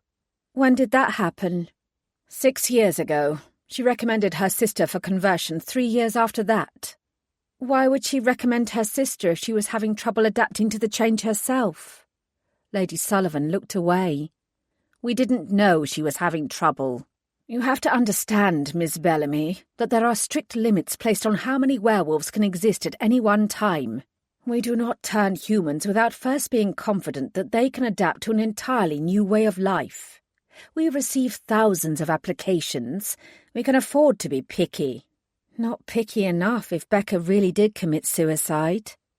"How?" I asked quietly. "How did Becca die?" Lady Sullivan sighed. "She didn't hang herself, if that's what you're asking. She slit her wrists in the bath and bled to death." My fingers went involuntarily to my throat, touching the spot where the knife had first slid in. "What did she use to cut herself with?" My voice suddenly sounded weak. She gave me a strange look. "A knife. One of her own kitchen knives, in fact." Lucas glanced at me, concern in his gaze. "You're sure?" Lady Sullivan rose to her feet. "What exactly are you trying to tell me? Are you suggesting that Becca didn't do this to herself?" "I don't know." I licked my lips. "I need to see her body." "Is that completely necessary?" she inquired. "Yes," Lucas said. Her lips tightened. "No matter what dormant power this one might have within her, she is still part of the human police force. Are you prepared to pass on the reins of this investigation to her? I'm certain, Lord Horvath, that you are more than aware of the repercussions that might have." "I'm certain, Lady Sullivan, that you're also aware of the repercussions of a werewolf in your clan killing a member of the human police force. This is about damage limitation." "Their deaths are not related." "You don't know that," I said, more loudly than I'd intended. "Nobody does. To find out for sure, I need to see Becca's body." Lady Sullivan sighed, then she looked at Robert and gave him a tiny nod. I breathed out. I didn't thank her, however. She was only doing what she should have done in the first place. "I will take you to her now," Robert said, stepping forward. I had no idea whether he agreed with the order or not. His expression was inscrutable. I didn't move. "I'm not finished yet." Lady Sullivan clicked her tongue. "What else do you want?" I ignored her exasperated tone. "Anna, Becca's sister. What information do you have on her disappearance?" "She spent the night with Gregory. She left his house to return home, and somewhere along the way she vanished." She shrugged in a bored fashion. "What else is there to know?" "You don't seem very concerned about her disappearance." "I'm the girl's alpha, not her mother." Lady Sullivan folded her arms. She was making a very obvious production of her apparent boredom, far too obvious. "What has been done so far to locate her?" I asked. For a moment I wasn't sure she would answer. Then she cleared her throat. "Trackers have been out searching for her scent," she said finally. "They think they picked her up on the fringes of St. James's Park. Becca was a rising star and progressed rapidly through the ranks. We had been hoping for the same from Anna, despite the fact that she lived in her sister's shadow. However, she only made Zeta 3 full moons ago. Sometimes young wolves find the process of being ranked too much to handle, and they snap. I suspect that is what happened to Anna." "Zeta is the lowest rank?" I asked, confirming what Lucas had told me. "It is, but many wolves don't even achieve that." I sucked on my bottom lip. "How?" I wanted to understand as much as I could. "How do they achieve a rank?" "It only happens during the full moon. Non-ranked werewolves may challenge ranked werewolves during the lunar change. If they win the fight, they take their opponent's rank." Lady Sullivan regarded me coolly. "You may think it's a barbaric process, but we need to ensure we have the strongest wolves in the best positions. Clan Sullivan is not a place for weaklings." "All the clans work like this?" "Yes." She raised an eyebrow. "It's a far better system than written examinations and letters of reference and approval that you use for promotion." I wasn't in a position to argue with that. "Fair enough. I want to see Anna and Becca's house as well." "We have already searched it, but very well. Do as you will. I can assure you, Miss Bellamy, that there is no evidence of foul play in either of their cases, and there is nothing to tie D.C. Brown to them. Equally, whether he's a convenient suspect or not, Gregory is not involved." "On that last part we're agreed," I said equably. I smiled. "Thank you for your time. I'm finished for now, but I may return with more questions later." She looked at Lucas. "How about you, Lord Horvath? Do you wish to interrogate me further?" "I do believe," he said with a tiny grin, "that everything has been covered." "Good." Her gaze hardened. "Now the two of you can fuck off out of my house." She raised a long finger and pointed it at my chest. "But you should know that I've got my eye on you, Emma Bellamy. You are not normal." That was hardly news. I gave her an ambivalent shrug and turned away. Turned away. Turned away. Turned away. Turned away. Chapter 22. "As I'm certain Lord Horvath is already aware," Robert intoned, All werewolves, regardless of their clan and whether they are dead or alive, are cared for within these walls." I gazed round the stark clinical decor of the building he'd led us into. It contrasted strongly to the other places in Lisson Grove that I'd visited so far. It had obviously been purpose-built and was far more utilitarian than the grand buildings with their elegant stone facades and high-ceilinged interiors. I preferred it. Somehow it seemed more honest. "So, this is a hospital for wolves, then?" "Essentially," he sniffed. He could have said that at the beginning. "Why don't you have your own separate clan facilities?" "Whether there are ongoing clan animosities or not, at the end of the day we are all werewolves. Pooling medical resources makes fiscal sense. Besides, we all bleed the same, and deep down we want the best for all of our species." He allowed a flash of humour to light his pale eyes. "We are not animals." "One for all and all for one," I said dryly. Lucas flicked me a sideways look. "Indeed, D'Artagnan. Although I should point out that vampires are not usually welcome within this facility." Robert tossed his head. "Vampires are not werewolves. And vice versa," he returned. "Okay. Well," I said aloud, "now that we've cleared up that biological confusion, where is Becca?" The wolf's expression shuttered. "This way," he muttered. We followed him along the strip-light-illuminated corridor and down a set of stairs. I was starting to realise that all morgues, regardless of who they were designed for, were located in basements. I suppose the dead didn't need a view and weren't claustrophobic, but it seemed a shame, especially given my recent experiences. I like to imagine that any lingering souls would enjoy a few beams of sunlight through open windows before they finally faded away. I knew that I would. The morgue staff had clearly been alerted to our visit. 3 white-coated figures were waiting for us by the entrance. My eyes automatically went to their arms, noting the yellow tags that indicated their Zeta profile, although their bowed heads in front of Robert had already indicated their subservient status. The lupine hierarchy was embedded everywhere. The werewolf on the left stepped forward. She was an older woman, with the same russet-coloured hair as whoever had left the single strand Laura had found on Tony's body. "Good afternoon, sir," she said to Robert. Then she inclined her head respectfully to Lucas. "Lord Horvath?" He nodded. She glanced at me, but apparently my human status didn't deserve a formal greeting. I smiled brilliantly. "Hello." She didn't smile back. "If you'd like to follow me." Lucas nudged me. "Don't take it personally." I was less bothered than he thought. I was the newbie here, and I'd done little to earn any respect beyond managing to avoid bowing to Lady Sullivan.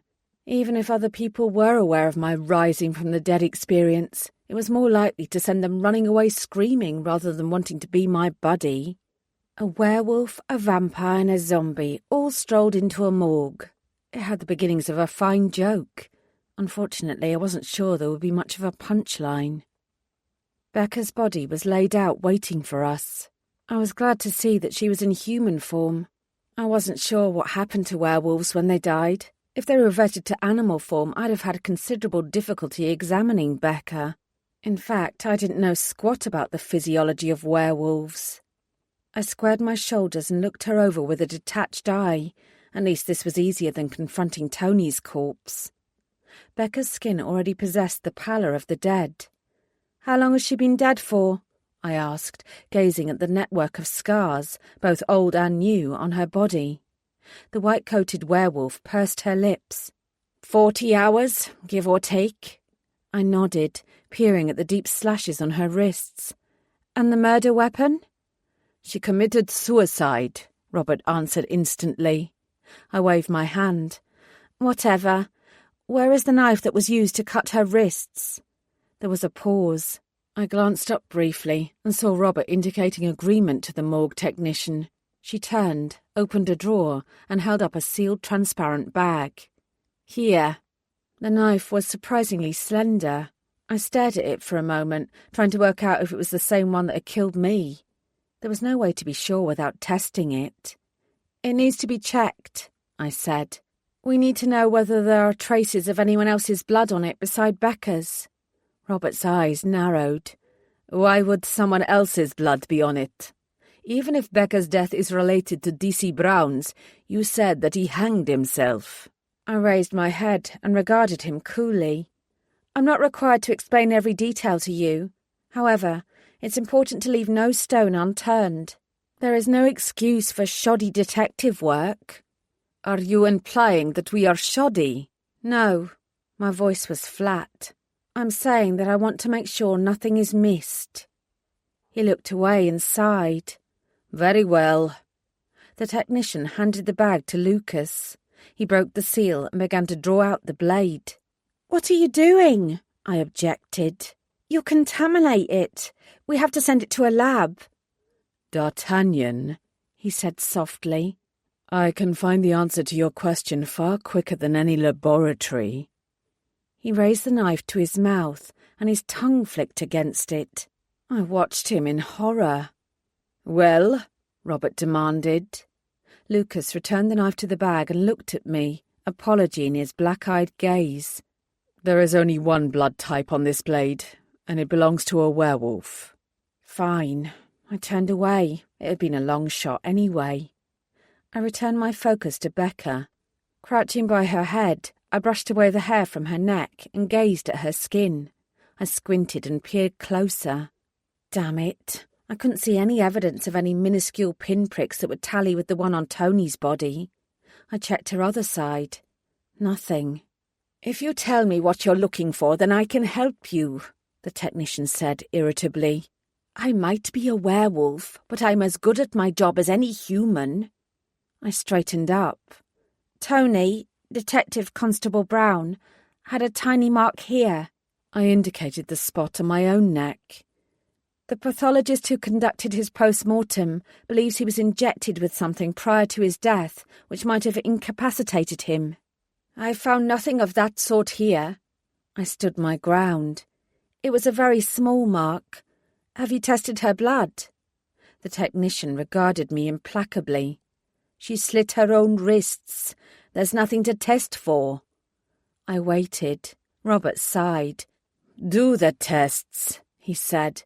We would hate for the Metropolitan Police to think that we weren't investigating the untimely demise of our own kind thoroughly enough. I knew that he was humouring me, but it didn't matter. As long as I got the results that I wanted, I'd put up with all manner of bullshit. Why does she have all these scars? I asked. Is this normal for werewolves her age? He shrugged. Perfectly normal. You'd be hard-pressed to find many wolves who don't possess battle scars. I raised an eyebrow. Battle scars? From the full moon challenges, he explained. If a lower-ranking wolf is smart, they choose someone they know they can beat. He grimaced slightly. Not every wolf is smart. The technician took pity on my ignorance. The day after the full moon is our busiest time. I blinked. With bodies? You mean you fight each other to the death for the chance to move up rank? Lady Sullivan hadn't mentioned that unsavoury titbit. I mean it's the hospital's busiest time. She sniffed, not the morgue's. Accidental deaths do occur, Robert explained, but not that frequently. I thought about what Tony had told me about the werewolf's reduced lifespan and wondered if it were actually true. I've yet to meet a human who understands our rituals.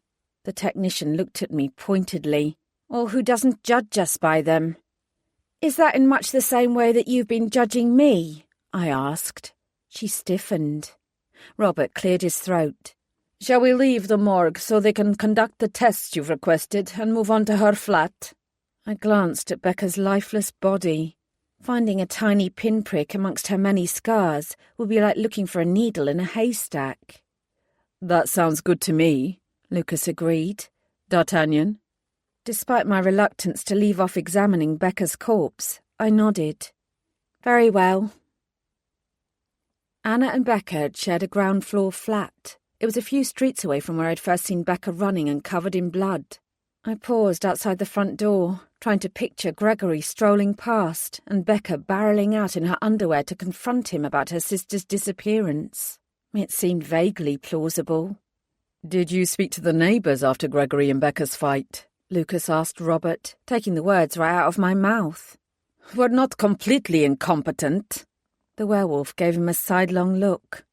"Apologies, Lord Horvath. I didn't mean to sound so defensive, but it is hard to have our methods questioned in this manner. I am unused to such interference." "We're not here to challenge you," Lucas replied quietly. "That's not what this is about, but I'd feel the same in your position. No apology is necessary." Robert licked his lips. "May I ask why you have involved yourself? You haven't mentioned any evidence of vampire collusion, either in D.C. Brown's death or in these outlandish suspicions about Becca and her sister." Lucas didn't look at me. "Let's call it professional curiosity, combined with a desire to continue to keep Supernatural Squad at bay." I rolled my eyes. Yeah. I walked past them into the flat. I could take it from here. Light filtered in through the large Georgian windows. Noting the indentation in a cushion on a chair nearby, I sat down in the same spot and gazed outside. I had a clear view of the whole street.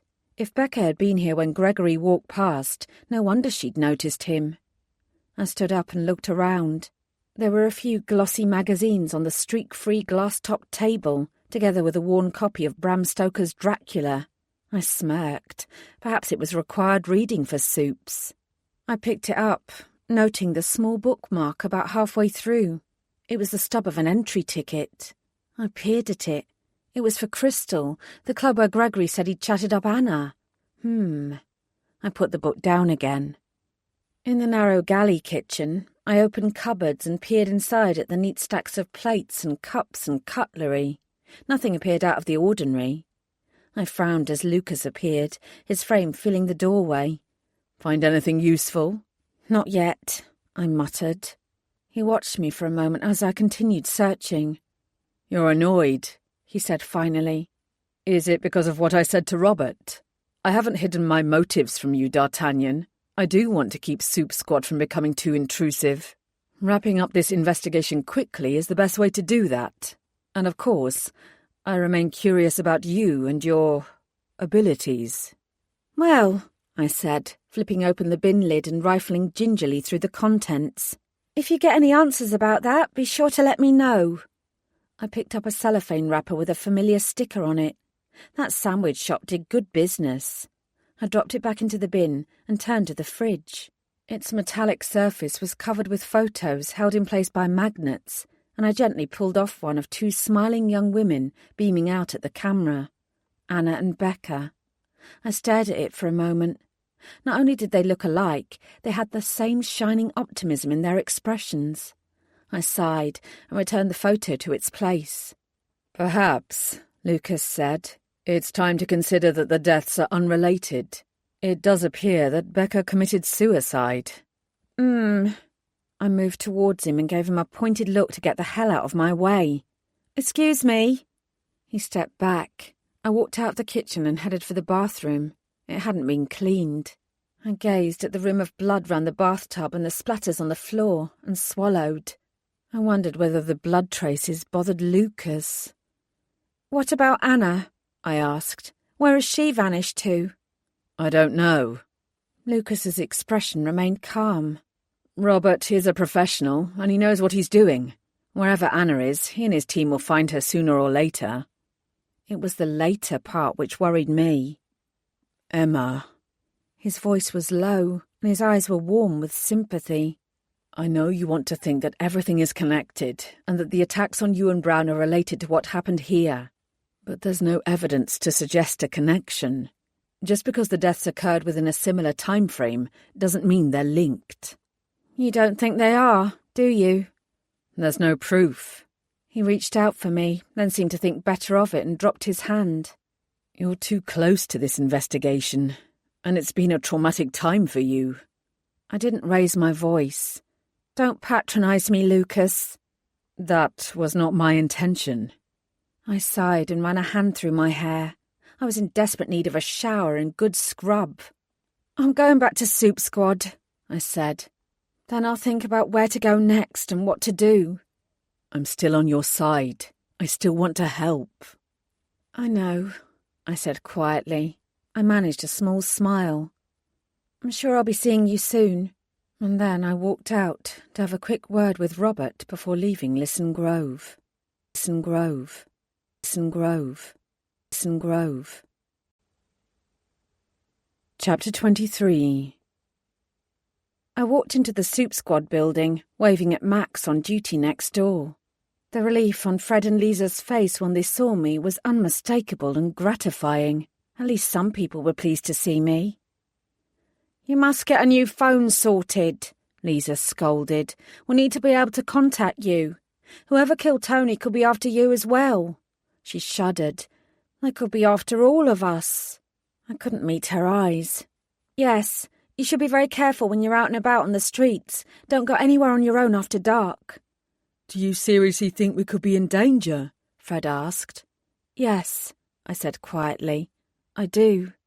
Fred straightened his back with a steely determination that was entirely at odds with the apathetic layabout I'd met on my first day. We'll keep a lookout, he promised. Good. I scratched my neck. The oversized sweater was beginning to itch. I had to get my own clothes back. Have you managed to find out anything? They exchanged glances. I'll go first, Lisa said. I've been through Tony's computer. There's not much on there that's useful, but I did check his search history. I knew from her expression that she'd found something. And? He was looking up poisons. She paused. Specifically, poisons that could incapacitate or weaken a person. I drew in a sharp breath. So he wasn't taken completely unaware. He had an inkling of what was going on and that he was possibly in danger. That's what it looks like, she said grimly. I shook my head. Why didn't he report it? Why didn't he take measures to ensure his own safety? Lisa's answer was quiet. I have no idea. Was there anything else on his computer? She handed me a printout. There's this. It's what he was working on last. As far as I can tell, it's a list of all IOTAs, werewolves who are unranked. Rankings again.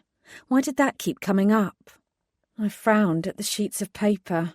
There were a lot of names. The killer might well be one of them, but it would take a year to work through the list. I sat down heavily. How about you, Fred? Did you get anything on Tony's neighbour? Not much. Will Jones, divorced, 44 years old. Pretty boring guy if you ask me. He definitely doesn't like soups. He's signed a few petitions to try and get both Listen Grove and Soho cleared of werewolves and vampires. A couple of years ago, he had an altercation with a gremlin that got out of hand when she pranged his car. But he is exactly who he says he is. He works a lot, plays golf at weekends, and generally keeps his nose clean. He's not the interesting part. I spotted a glimmer of excitement in Fred's eyes. Go on. I went to see if I could talk to Mr. Jones in person. He wasn't in, but I found something else. He swung his laptop round so I could see it. When I realised what the image was, I held my breath. There's an ATM not far from Tony's building, Fred explained, and it has a camera installed. It's angled in the opposite direction, so you can't see the entrance to the building, but you can clearly see who is walking nearby. He pressed a key, and the video footage began to play. I hunkered down for a closer look. This is brilliant, Fred. His cheeks flamed red. I thought you'd like it. He pointed at the screen. Look, there's Tony. From the timestamp, he left his flat just before 11 o'clock on the night he was killed. By that time, my throat had already been slit. Had Tony been lured out like me? Or had he been planning to meet me and merely been derailed? I stared at his ghostly image as he strolled past the ATM camera. His expression was set, his eyebrows lowered, but he didn't look particularly upset or afraid. Obviously, Fred continued, we don't know exactly what time Tony's flat was turned over. Between the time he left and the morning, only 3 more people walked by. He clicked on the laptop to show me. A bearded man who was quite clearly drunk staggered past just before midnight. He was followed by a late-night dog walker an hour later, and what appeared to be a homeless guy who was shuffling aimlessly. Unfortunately, we don't have a view of the other side, and there are no cameras there. Whoever broke into Tony's place either did so earlier in the day or came from the opposite direction. It makes sense that the perp gained access earlier and Tony discovered the break-in when he returned home after work. I frowned at the screen. That would explain why he went to spend the night in the Devane. Fred's expression was earnest. That's what I thought. I've been through the earlier footage too. There are a couple of suspicious-looking characters. This one looks the most likely. He moved the mouse, clicking until he located the right part of the video. Lisa and I peered more closely and watched a heavy-set man walk past. He glanced continually over his shoulder as if he were afraid he was being followed. He does look suspicious, I agreed. But he might not have anything to do with Tony. I don't suppose you've managed to ID him? He shook his head. No. He brought the man's face into clearer focus. As he did so, I spotted someone else, and my blood immediately chilled. Wait, I said. Zoom back out again. Fred glanced at me. You think you have something? I don't know. My voice was strained. See what you can get of that woman, the one walking behind our Mr. Suspicious. Fred fumbled with the keyboard. It seemed to take an age, and I felt myself growing more antsy by the second. I stared at the flittering image. There was no doubt. What is it? Lisa asked. Who's that woman? Her name is Anna, I whispered. She's a werewolf. I wished I could reach into the computer and somehow yank her out. And 2 days before this video was recorded, she supposedly disappeared. I made Fred and Lisa go home. Discovering Anna had lit a fire in all our bellies. I'd been right all along that Tony's death, and therefore mine also, was indeed linked to what had happened to Becca and Anna. But all three of us were feeling the strain of the day's events. Neither Fred nor Lisa had had time to come to terms with Tony's loss. We all knew they needed a break. For my part, I emptied my savings account and booked into Max's hotel next door. The Soup Squad sofa was all well and good, but I hadn't had a shower since before my first trip to the morgue. I desperately needed to scrub away the feeling of death and catch some sleep. A tired brain wouldn't help Tony, or Anna, assuming she was still alive. Max was incredibly helpful. He spoke to some of the hotel staff and procured me a change of clothes after I muttered something vague about being forced to leave home in a hurry. I wasn't sure what conclusions he'd drawn from that, but he'd given me a brisk nod and patted my shoulder in sympathy. The man was a godsend. When I walked out of the hotel a few hours later, refreshed and finally clean, I hoped he would still be on duty so I could thank him. Unfortunately, his glowering replacement was now standing outside. All I received was a dark look and a reluctantly muttered, "Good evening." I ignored him. I had more important things to worry about than a bad-tempered bellman. Now that it was dark and I was alone, I could feel the familiar unnamed terror itching at my shoulder blades. I went to Tallulah, retrieved my crossbow and reloaded it. No, I didn't know how to use it properly, and yes, I'd almost accidentally killed Lucas with it, but I needed something to fend off my fear of the night. Holding the weapon definitely helped. The closer I got to finding out what had happened to Tony and me, the more danger I was putting myself in. If the killer came for me again, at least I'd go down fighting. I adjusted my grip until the crossbow felt comfortable, then took off down the street. I had one destination in mind, and while a part of me wished that Lucas was with me, I couldn't delay visiting it. I wondered what Jeremy would make of me strolling along the street and jumping at shadows while hefting a lethal weapon. I couldn't dwell on him. He was safely out of the way, and that was what counted right now. It was early for Crystal, the club where Gregory had picked up Anna, but its doors were open. I was hopeful that I'd get the chance to quiz some of the staff before they became too busy. There weren't any bouncers hovering outside, but there was a pair of young werewolves at the front desk just beyond the front door. Both their smiles flickered when they spotted the crossbow. That was a good start. "You're the new one," the blonde said. "The one who's taken over from Tony Brown. We've heard about you." I wasn't sure if that was a good thing or a bad thing. It meant that whoever had slit my throat no doubt knew that I was back from the dead and could well be planning another attempt. On the other hand, it also meant it would be easier to get answers to my questions. "I'm not taking over from him. I'm only in Soup Squad temporarily." "Uh-huh." She ran her tongue over her teeth in a predatory fashion. "It's Emma, right?" I glanced at the yellow Zeta tag on her shoulder. "Yeah," I said, "it is. Feel free to try and use my name to compel me to do your bidding, but I should tell you that Lady Sullivan has already tried that and failed. If you think you're bigger and better than her, then give it your best shot." Her wolfish expression immediately vanished. "I wouldn't do something like that," she declared in a slightly too loud voice. "Of course you wouldn't." I switched the crossbow to my other hand, and she swallowed. The male werewolf cleared his throat. "I have to inform you that we're closing early tonight." He shifted his weight. "You know, because it's almost full moon." I suppose that free-flowing alcohol coupled with lunar effects wasn't a good mix. "Very sensible," I said aloud. "I won't be staying long." Then, without missing a beat, I asked, "When was Tony last here?" "Sunday," he answered. That was the night after Anna had gone missing, and the night before she'd popped up on the street outside his flat.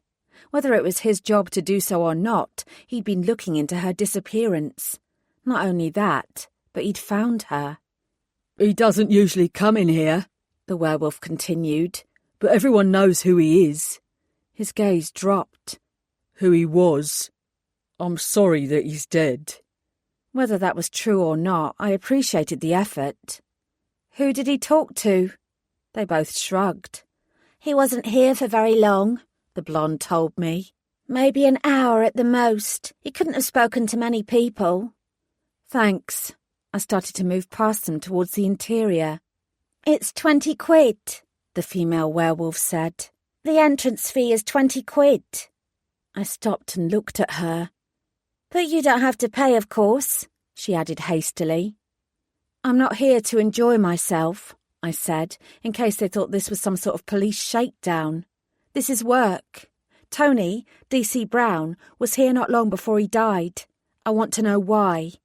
They exchanged glances. "Kennedy," the blonde blurted out. "Talk to Kennedy. He's the satyr at the end of the bar." A satyr? In a werewolf club? I was already interested. I nodded my thanks and strolled through. It was immediately apparent that this was a hangout for young people. I didn't think of myself as old, but in comparison to the handful of punters in Crystal, I felt ancient. I wondered how Tony had managed, then I gave a wry smile. From what little I knew of him, he'd have loved every minute. Sadness twinged at me. It would have been nice to get to know him better. I sighed and glanced along the long oak-top bar. At the far end there was a man wearing a leather biker's jacket. He looked as out of place as I felt. This, I decided, had to be Kennedy. When I drew closer and saw his long ears and snub nose, I knew I was right. I walked up, motioning to the stool beside him. "Is this seat taken?" He didn't glance at me. "It's a free country." I hopped up. "I'm Emma."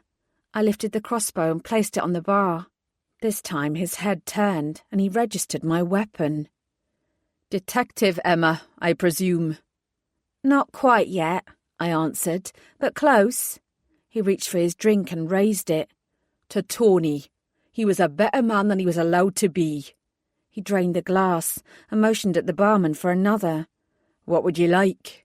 I deliberately misunderstood his question. "To talk to you about Tony," I said. "You're Kennedy." "That's what Tony called me." He swiveled to face me. "My real name is Lee Oswald." He smiled humorlessly. "No middle name, though, and I don't tend to visit book depositories." "Ah, you can try and compel me with it if you wish. I don't care."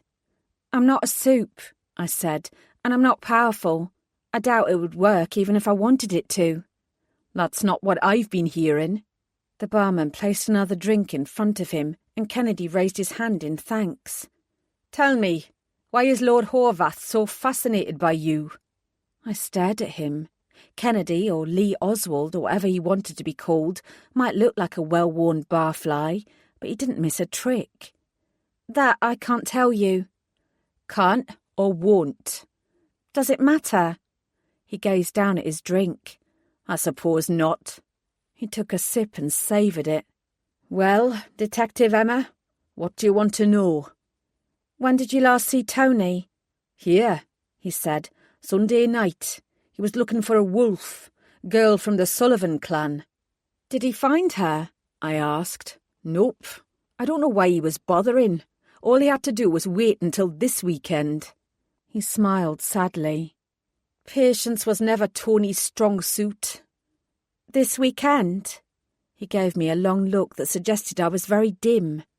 "It's the full moon." "I know that. What difference does the full moon make?"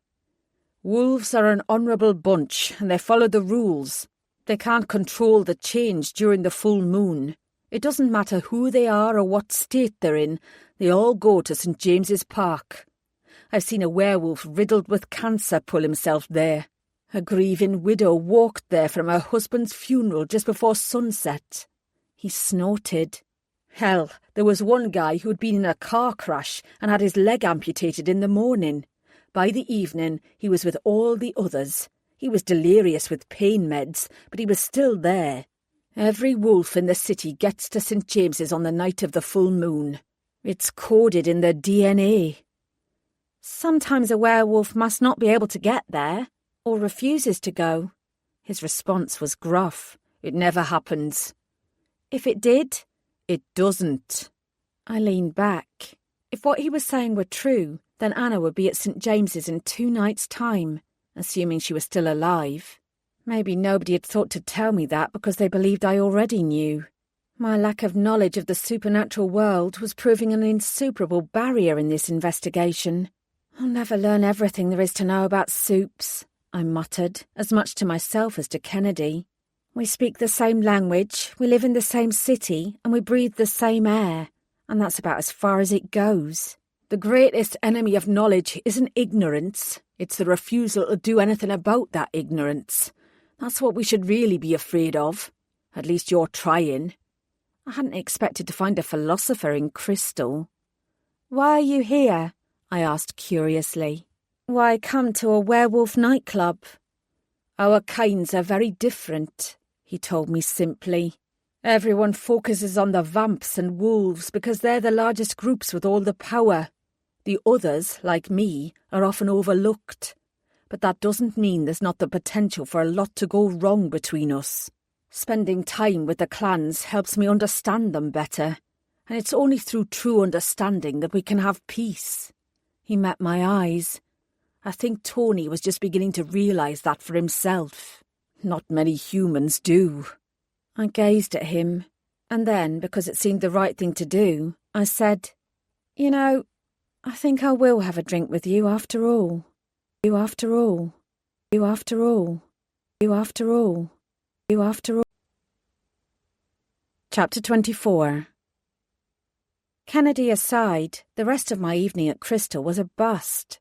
It wasn't that the people I spoke to weren't friendly or forthcoming. Quite the opposite, in fact.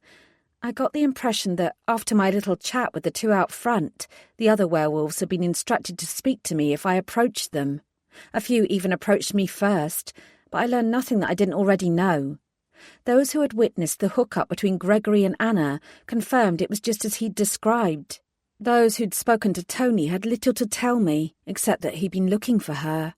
When I asked why they thought he'd cared about Anna's disappearance, most of them shrugged and told me he was a good guy who would have cared even though it wasn't his job to investigate it. In fact, the likes of Lady Sullivan would have actively campaigned against his involvement. I couldn't help thinking that the pressure from Lucinda Barnes to do more had pushed Tony into it, and he'd been killed in the process. The warmth of the booze and Kennedy's friendly company meant that I was far less on edge by the time I tripped back to the hotel. I still had the crossbow, but I wasn't jumping at every shadow. It wasn't night time that I had to be afraid of, although maybe that was the vodka talking. Perhaps that was why, when the grumpy bellman barely managed to speak to me without spitting, I turned to him. "What exactly is your problem?" I demanded. "I'm a paying guest like everyone else. There's no need to be so rude to me. I can't believe you treat other hotel residents like this." "Paying guest?" he snorted. "Sure, that's how it starts. I remember how it went with your boss. First, he was just like everyone else, the odd night here and there, nothing too unusual. And then he started demanding special treatment, guaranteed anonymity, use of the rear staff entrance, breakfast delivered next door. He didn't want any member of staff to breathe a word of his existence. My taxes pay your wages, and you spend those wages getting all hoity-toity and licking soup's arses instead of getting them off the streets. I froze. Wait, what did you say? What? He sneered. Do you want me to repeat it so you can record me and write a shitty review on TripAdvisor? If he kept this up, I'd do more than that. I was tempted to punch him. About my boss. What did you say about my boss? Do you mean Tony? Detective Constable Anthony Brown? Who else? The bellman's lip curled. He stayed here. When? How often? Whenever he couldn't be asked to walk home to his flat. He glared at me, which I know for a fact isn't more than 15 minutes away. I ignored his aggression and focused on what was important, and he demanded anonymity. Yeah, like he was some sort of precious bigwig. His features spasmed with distaste. Fucking pigs. Maybe the bellman was an ex-con, or he had an ex-wife in the force who'd left him to become a vamp. There had to be some underlying reason why he despised the police so much, and specifically Soup Squad. Whatever his beef, it wasn't my problem. What was important was the sudden knowledge that if Tony stayed here from time to time and his identity and presence were kept secret, he had no reason to decamp to the Devane Hotel. Unless he was staying there because he wanted to be in close proximity to another guest. I spun round, damning myself for drinking alcohol and now being unable to drive legally. I needed to get back to the Devane, and I needed to get there now. Lucas's dulcet tones drifted out of the shadows. Is everything all right, D'Artagnan? I all but jumped out of my skin.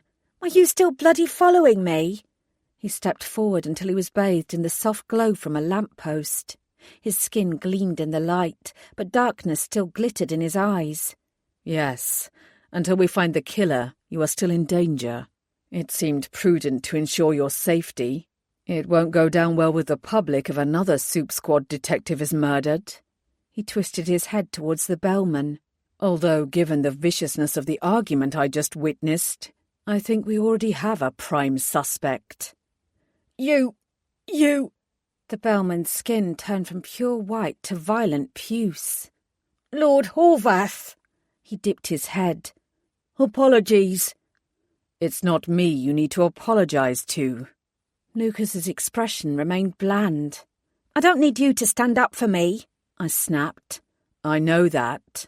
But until your killer is caught, or you learn how to use that crossbow properly, you do need me to protect you. I really wish that he wasn't right. Her killer? The bellman's eyes slid to me. What do you mean? He almost said it like he cared. I took Lucas's arm and propelled him out of earshot. I need to get to the Devane Hotel. Can you drive me there? I paused. Do you drive? He grinned at me. Like a demon. But I also have a driver on standby who'll be ready at a moment's notice. He registered my taut expression, and his smile vanished. What's going on? Why the Devane again? I have a hunch, that's all. I didn't want to say it aloud. Not yet. I don't need you to come into the hotel with me. In fact, it's probably better if you don't. I need a lift, that's all. I'd drive myself, but I've had too much to drink. D'Artagnan. I looked away.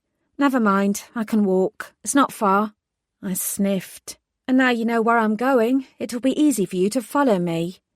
It's always easy for me to follow you, he murmured. Besides, I'm not refusing to drive. I'm just concerned. It's something I need to check out. He gazed at me.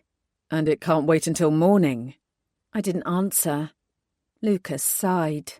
Give me a minute. He reached into his jacket, drew out a phone and muttered into it. Then he slid it out of sight again. The car won't be long. It must be good to be a vampire lord. There are advantages, he agreed. Though it doesn't seem to intimidate you. That is unusual. I've far too much going on in my life to be intimidated by a vampire, or a lord, or by anyone who wasn't trying to kill me. Lucas leaned towards my ear, his breath hot against my skin. "Careful," he murmured. "I can still be dangerous." Of that, I had no doubt. A sleek car with paintwork as black and gleaming as Lucas's eyes pulled up next to us. Lucas opened the rear door. "After you." I felt the bellman's gaze burning into my back as I climbed in. I should have been wary of accepting a lift from a vampire, even though I'd asked for it. I hadn't stopped to think about it. That either made me a complete fool or made Lucas my new best friend. I double-checked the crossbow to be sure that the safety was on. The last thing I wanted was to shoot Lord Horvath in the back seat of his own car. He gave me an amused look as he slid in next to me. "I don't want to set it off by accident," I explained. "If you don't know how to use it, you shouldn't carry it around." "You're the one who suggested that I have a weapon. It's not like I have a set of fangs to protect myself." "That's true," Lucas conceded. "Given what we already know of you, however, you might be more immortal than I am. It's even possible, D'Artagnan, that you can't die at all." I glanced nervously at the driver.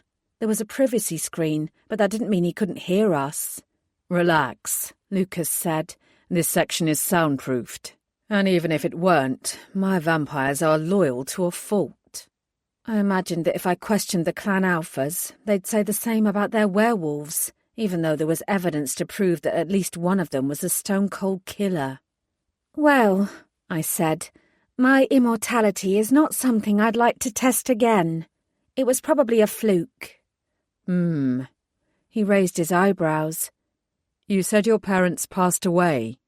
Are you sure they were your natural parents?" I took a long time before answering. When I did, I was honest. "I'm no longer sure of anything," I whispered. Lucas reached for my hand and squeezed it. For the rest of the short journey, neither of us said another word. "I meant what I said before," I told Lucas when the car pulled up in front of the Devane Hotel. "It's better if I do this alone." "May I ask why?" he inquired. I drew in a breath. "Because if I'm right, the sight of you could scare her off for good." Lucas's eyes flew to mine, and a gratifying jolt ran through me at the thought that I'd managed to surprise him. "Are you going to tell me who you're talking about?" "Nope. I might still be wrong, and then I'll be embarrassed." "Are you wrong?" I shook my head. No, this was the only thing that made any sense. "I'll wait at the bar," he told me. "Come and find me when you're ready. But if I'm to be considered a threat, then at least leave the damned crossbow in the car. It's a lethal liability." I breathed out. "I will. Thank you." I'd wondered if I should head for the unobtrusive side entrance again, but the sight of Lord Horvath by my side stopped any of the Devane staff sending me off in that direction. They clearly recognised him. He nodded to me and turned left towards the bar, from which I could hear the strains of piano music filtering, even though it was late at night. I watched him go, and then marched to the front desk and asked for Wilma Kennard. It didn't take the assistant manager long to appear. She was dressed in the same professional attire as before. When she spotted me, her businesslike smile didn't so much as flicker. "Miss Bellamy, and here I was hoping that I'd never see you again." "It's lovely to see you too," I murmured. "I hear you're keeping some interesting company these days," she said, her gaze drifting briefly towards the bar. "Be careful with that one." I wondered whether she was aware that some of her staff had been bribed to keep Lucas and his vampires informed about the hotel's well-heeled guests and any unusual occurrences that took place. Then I wondered if she was on Lucas's payroll. "I appreciate your concern." I inclined my head. "But let's move on. I don't want to take up more of your time than is necessary. I need to see your guest list." Kennard's eyebrows shot up. "Do you indeed? It's important." "No doubt it is. It always is. However, that simply won't be possible without a warrant. I have to safeguard my guests' privacy." I knew I could obtain a warrant via DSI Barnes, but it would take time. I was so close to the truth now that I didn't have the patience to wait. There's only one guest in particular I'm interested in. I need to know if she's here, and if so, what room she's in. Kennard sighed. One guest. I nodded. Under any other circumstances, I'd be compelled to refuse, but I feel terrible about what happened to your colleague. I suppose I can bend the rules on this occasion. She jerked her head. Come on, we can go to my office. She smiled faintly. You already know where it is. I followed her through, wishing I didn't feel the disturbing sensation of déjà vu as I sat down in the same chair as last time and waited for Kennard to log into her computer. What's the name? She asked. I cleared my throat. Sullivan. Anna Sullivan. She started. As in Clan Sullivan. Are we talking about a werewolf? We are.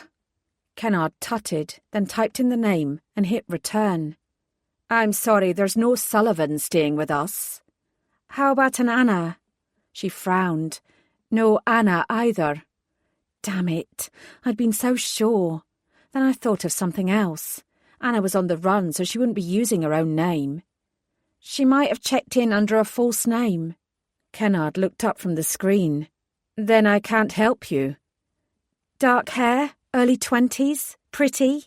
She'll be keeping her head down. I'm very sorry, Miss Bellamy. She's in danger. If you want another fucking death on your hands, this is the ideal way to go about it. Show me the guest list and I might be able to spot her. All you have to do is obtain a warrant. I don't have time for a warrant. I'm not qualified yet. Frustration was getting the better of me. I don't have judges waiting to take my call. Kennard rose to her feet. There are 246 guests in this hotel tonight. If your wolf is here under a false ID, I don't see how anything I do at this point will help you. I tried to think of some way round the bureaucracy. There might be something in the name she's using, or you could show me CCTV footage of the lobby and I can identify her that way. I'm not sure when she checked in, but it would have been after Sunday morning. I can't help you, Miss Bellamy. I'm sorry. Kennard offered me another of her professional smiles. Why don't I fetch us some coffee? A hot drink might calm you down. You've obviously been drinking, and I don't want any coffee. Her gaze hardened. Have a fucking coffee, Emma. I blinked at her language. Then she smiled politely again. I'll go and fetch it. She swept past me, patting the top of the computer as she passed. A moment later, I was alone. For a few seconds I didn't move, then I leapt round Kennard's desk so that I could see her computer screen. All the guest names were there on an alphabetized spreadsheet. Thank you, Wilma Kennard. I began at the top. I wasn't sure what I was searching for. I could only hope that I'd know it when I saw it. I scanned down the list, checking each name. There had to be a clue somewhere. If only there'd been photos attached, I could have found Anna easily. Instead, I'd have to rely on my intuition. It couldn't let me down now. I ploughed past the D's, E's and F's. Nothing. There were very few surnames beginning with G, but lots starting with H, none with I. The words began to blur in front of my eyes. I was getting nowhere. The further down the list I went, the more desperate I became. And it was because of this desperation that I almost missed it, or rather, missed her.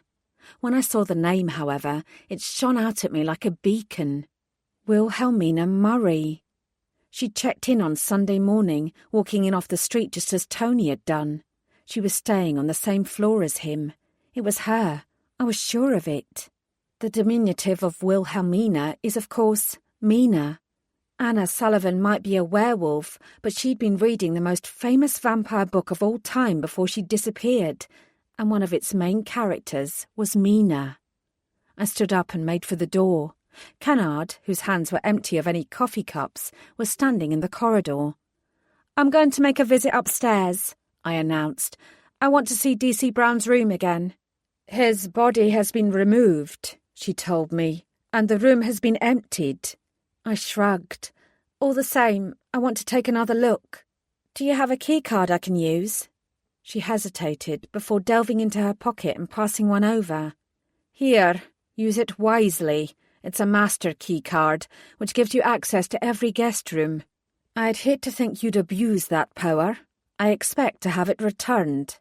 However, if you do happen to run into any werewolves along the way, be sure to remind them that the full moon is approaching, and we certainly don't want any of their kind rampaging around the hallways.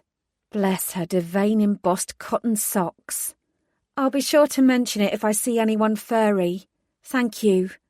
I marched off in the direction of the lifts, then I stopped and glanced back. Have you ever read Dracula? I studied it at university. I tapped my fingers along the edge of the key card. I don't suppose you remember what Mina Harker's maiden name was? Murray, Kennard told me. It was Murray. Triumph spasmed through me. I had her. I had her. I had her. I had her. I had her. Chapter 25. I strode past Tony's old room without pausing. Wilhelmina Murray's room was only 5 doors away, and I made a beeline for it. It was almost 3 o'clock in the morning. I could easily use Kennard's key card to sneak in unannounced. Anna wasn't a suspect, though, not yet. I weighed up my options before reminding myself that I was on the right side of the law. Then I raised my fist and knocked. "Who is it?" called a nervous female voice, with such speed that I knew she'd not been sleeping. "Who's there?" I exhaled and chose my words carefully. "My name is Emma Bellamy. I work with Tony Brown, Detective Constable Tony Brown. I'm with the police." I steeled myself. "Anna, I just want to talk to you." "You've got the wrong room." She sounded even more anxious now. "My name isn't Anna." "I'm not a threat, I promise." "Go away." "I only want to talk." "I said, go away." I couldn't do that. I tensed, then pressed the keycard against the lock. A second later, I burst through the door. But unfortunately, Anna was ready for me. There was a blur of movement. I caught a glimpse of smooth skin exploding into dark red fur before she was on me. Her jaws snapped open and grabbed hold of my arm. She sank in her teeth, and I cried out as hot pain flashed through me. I lashed out, not to hurt her, but to free myself. I heard a brief whine, but she wouldn't let go. "Anna!" Involuntary tears sprang to my eyes. Fuck, that hurt. I tried to shake her off. It was only then, with sudden clarity, that I realised I already had the power to do what I needed to. I gritted my teeth. "Anna, you will let go." Lucas had asked me if I'd felt a thrum when I'd used Gregory's name. I hadn't, but then I'd not been panicking. Neither had I been aware of what I was doing. This time the power flooded me, trembling through my body like an electric shock. Anna's sharp wolf teeth immediately released me, my blood staining their white enamel. "Back up," I growled. When she didn't react, I repeated, "Anna, back up." Every hackle along her spine was raised and she snarled at me, but her tail had already dropped between her legs. I was dominant, and she knew it. I snagged a towel from the bathroom and wrapped it around my injured arm, hoping it would stem the blood, even if it didn't do anything for the pain. I pointed at the bed. "I am going to sit down," I said. "Don't move, Anna." I sidled past her 4-legged body and perched on the edge of the bed. I was still wary of her, but it was imperative that I got her on side as quickly as I could. I had no idea how long my hold over her would last. "As I already told you," I said, "my name is Emma Bellamy. I'm a trainee detective. I was sent to Soup Squad on Monday to work with Tony, but he was murdered just along the corridor from here. I've been tracking down his killer ever since, and everything I've found suggests that you and your sister are involved. I need to get to the bottom of what's going on." I tightened my makeshift bandage. Blood was already seeping through the towel. "I think you're in danger, Anna. I think we're both in danger." She stared at me with baleful yellow eyes. When she opened her mouth, I tensed and prepared for another attack.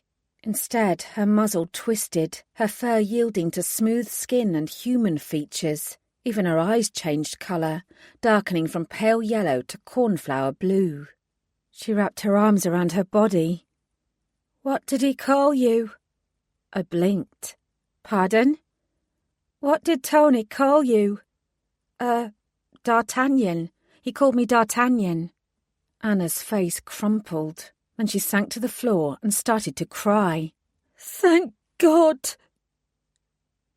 Anna dressed in a fresh set of clothes, then sat down opposite me, her hands turning over and over in her lap. The beaming young woman with sparkles in her eyes had completely gone. This Anna was a pale shadow, wrapped with fear, guilt, and more besides. He told me about you, she said. I think he was worried that you'd interfere and get in the way, but he seemed to like you. I like Tony too, I said quietly. I only knew him for a day, but he seemed like a good guy. He was. She wrapped her arms around herself and shivered. I only knew him for a day too, but he still came here to protect me. All that did was end up getting him killed. Her head rose. He is dead, isn't he? I nodded. I thought so, Anna said. I tried to go to his room on Tuesday to talk to him, and I saw that something terrible had happened. She choked back a sob. It was my fault. He was only trying to help me. It wasn't your fault. The blame for this lies solely at the door of his killer. This isn't on you, Anna. I gazed at her, and another terrible thought struck me. Oh, no. Anna, have you been in touch with anyone in the last couple of days? Any werewolves? A single tear rolled down her cheek. I already know. Her voice was barely audible. I know what happened to Becca. I tried to call her after I saw what happened to Tony, and someone else answered. I'm so sorry. Anna's eyes met mine, a sudden ferocity blazing in their blue depths. She didn't kill herself. She would never have done that. I know. Becca didn't do it. I know, I repeated. I reached for her hands. It was a pathetic reassurance given what she was going through, but it was all I could do. This will be difficult for you, I said, but I need to know everything. I need you to tell me exactly what's happened from the very beginning. Anna closed her eyes for a beat. When she opened them again, she seemed calmer. That much I can do. She didn't relax, but I knew she wanted to tell her story. She needed to get it off her chest. I went to a club called Crystal on Saturday night. I got chatting to a wolf there, and we ended up at his place. Becca had been getting on my nerves. She hadn't wanted me to go out. She seemed to think that I should be meditating or some kind of shit like that, so I could prepare for the full moon. All I wanted to do was blow off steam. I nodded understandingly, and then, because I had to be sure, Gregory, right? Did he hurt you, or threaten you, or anything at all? Anna smiled faintly. No, the sex was kind of dull, but it was nice enough. The next morning, though, I felt guilty. I knew he'd want me to stick around, but I also knew I'd used him to piss off Becca. I left early and headed home to talk to her. I'd hardly drunk anything the night before, but I felt terrible. It was like I had a bad hangover. She grimaced. I tried to walk it off and clear my head, but it kept getting worse. I had something to eat and ended up spewing all over the pavement in front of 2 tourists. She shook her head. I knew that if I went back to Becca, she'd tell me off even more for getting into that sort of state. She'd say I was irresponsible and stupid. I only made Zeta last full moon, and new ranks often have to deal with challenges from other werewolves during the lunar change. I'm not stupid. I wouldn't risk my ranking after I'd worked so hard for it. But Becca took everything so seriously. She never allowed herself to have fun. It was all work, work, work. Her expression was downcast. She'll never have fun now, she whispered sadly to herself. My heart went out to her, but I had to keep her on track. So, what happened? I ended up at St. James's Park. I was so woozy. Her brow furrowed. I could hardly keep myself upright. I stumbled around for a bit, and then... She shook her head, unable to continue. What? What happened, Anna? A wolf. She flinched. A werewolf attacked me. She came out of nowhere and Anna nodded. It was definitely a female. I didn't recognise her, but everything was blurry by that point. Her hand went to her throat. I thought she was going to kill me. She went for my throat. She would have ripped it out. I'm certain she wanted to, but... Anna swallowed. She spun me round and forced me down to the ground. She held me there while she changed. Back to her human form? I asked, surprised. Yes. Anna tried and failed to smile. You have to be able to speak if you're going to make an effective threat. I leaned forward. What did she say? That she'd see me on Friday night during the full moon at St. James's Park. That she'd challenge me, and she'd win. She wrung her hands. She laughed. It was like she knew she'd already won. She said that I'd better start saying my goodbyes to my family because she'd make sure I wouldn't see Saturday. Then she took off. She left me in the dirt and took off. Anna took another deep breath. I couldn't go home after that. I couldn't face Becca. I came here to the hotel instead. I thought that if I could recover from whatever was wrong with me, everything would be all right. But... Her voice dropped. It wasn't. It really wasn't. What happened next, Anna? I couldn't tell Becca I'd let myself get attacked, and I didn't know who else I could trust. I didn't know if it was someone from my own clan who'd hurt me, or someone else. I didn't know what to do. She hung her head. I went to see Tony. I thought that if he could find out who'd attacked me, I'd be able to speak to Becca and we could confront them together. Tony was in Soup Squad and he wasn't a wolf. He wasn't even a soup. He seemed like the perfect person to help. He told me that everything would be all right and I should lay low for a couple of days until I felt better. He promised that he'd find out who hurt me. She licked her lips. I indicated that she should take her time. She nodded and continued. He came here on Monday night and said he thought he knew who was responsible, but I should stay here until he'd sorted it out. I was really scared. I didn't want to be left alone, so I begged him to stay. I begged him. He got a room down the hall, and then... She gulped, her sobs preventing her from speaking further. I thought about her story. All the pieces of the puzzle were starting to fall into place. Tony had found Anna's attacker. He'd probably told Becca what had happened, and that had set her off too. But whoever had attacked Anna had realised what Tony had discovered, followed him here, then killed him to keep him quiet. She'd done the same to Becca, no doubt incapacitating her in the same way she'd incapacitated Tony and Anna. She'd obviously thought I wasn't strong enough to need to be drugged first, and had slit my throat on the mere off-chance that Tony had also confided in me. "I bet your drink was spiked in crystal," I murmured. "Some sort of poison or drug to weaken you." Anna was pale. "Whatever it was, it worked. I still don't feel well. I can't keep any food down. I still have to go to St. James's Park tomorrow night, but I feel as weak as a kitten." She met my eyes. "I can't not go. We have to be there. I can't control my wolf at full moon.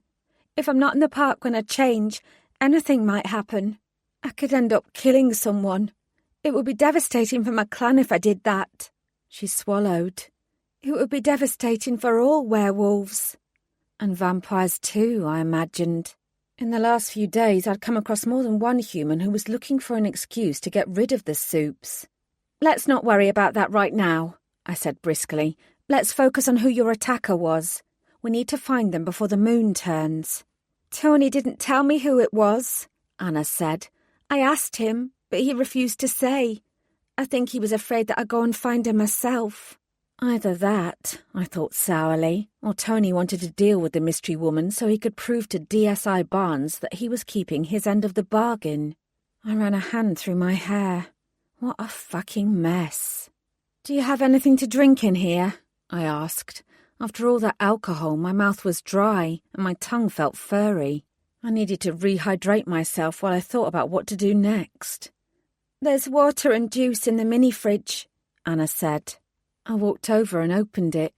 As I reached for a bottle of water, I spotted the sandwich on the bottom shelf. "What's this? Where did this come from?" "The sandwich," Anna shrugged. "Tony gave it to me, not to eat, but to store. He put it in there when he first arrived. He was planning to pick it up after he'd checked into his room, but then he called me and said there was a problem with his fridge. He made me promise not to touch it, but even when it was fresh there were no worries on that score. Just the thought of it turns my stomach. I've not been near it. I pulled it out gingerly. The sandwich was unwrapped, but it had been sealed inside an evidence bag. I held it to the light to examine it more closely. It looked like roast beef and sauerkraut. "Oh," I said faintly. I sank down onto the floor. "Oh." "What is it?" "What did you eat after you left Gregory's place on Sunday morning?" I asked. There was a beat of silence before Anna answered. "A roast beef sandwich," she said in a small voice. "From Sullivan's sandwich shop. It's my favourite. I grab a sandwich from there pretty much every day." "Did you tell Tony that?" I swung my head towards her. "Did he know?" Anna bit her lip and stared at me wide-eyed.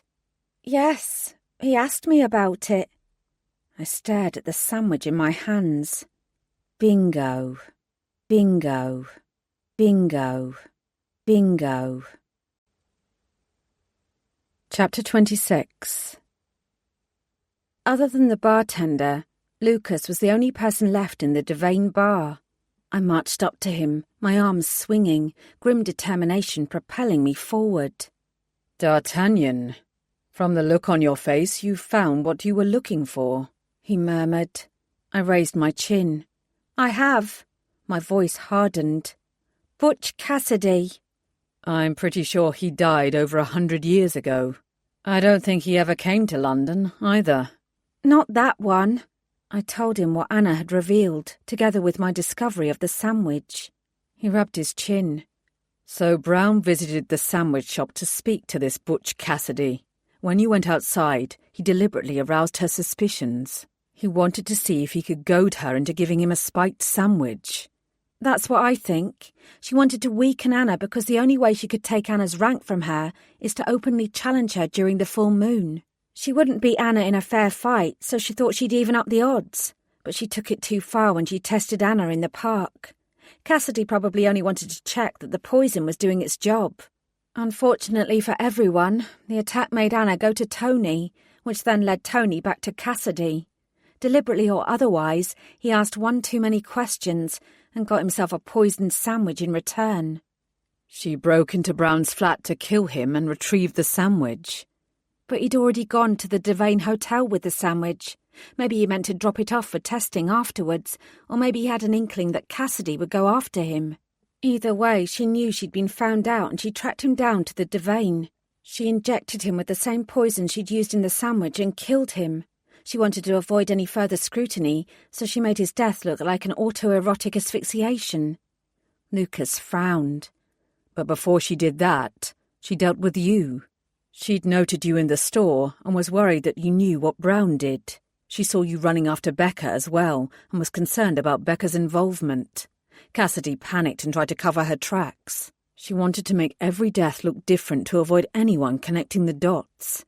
Becca's suicide, Brown misadventure, you murder," I filled in flatly, and all because she wanted a leg up the werewolf ladder.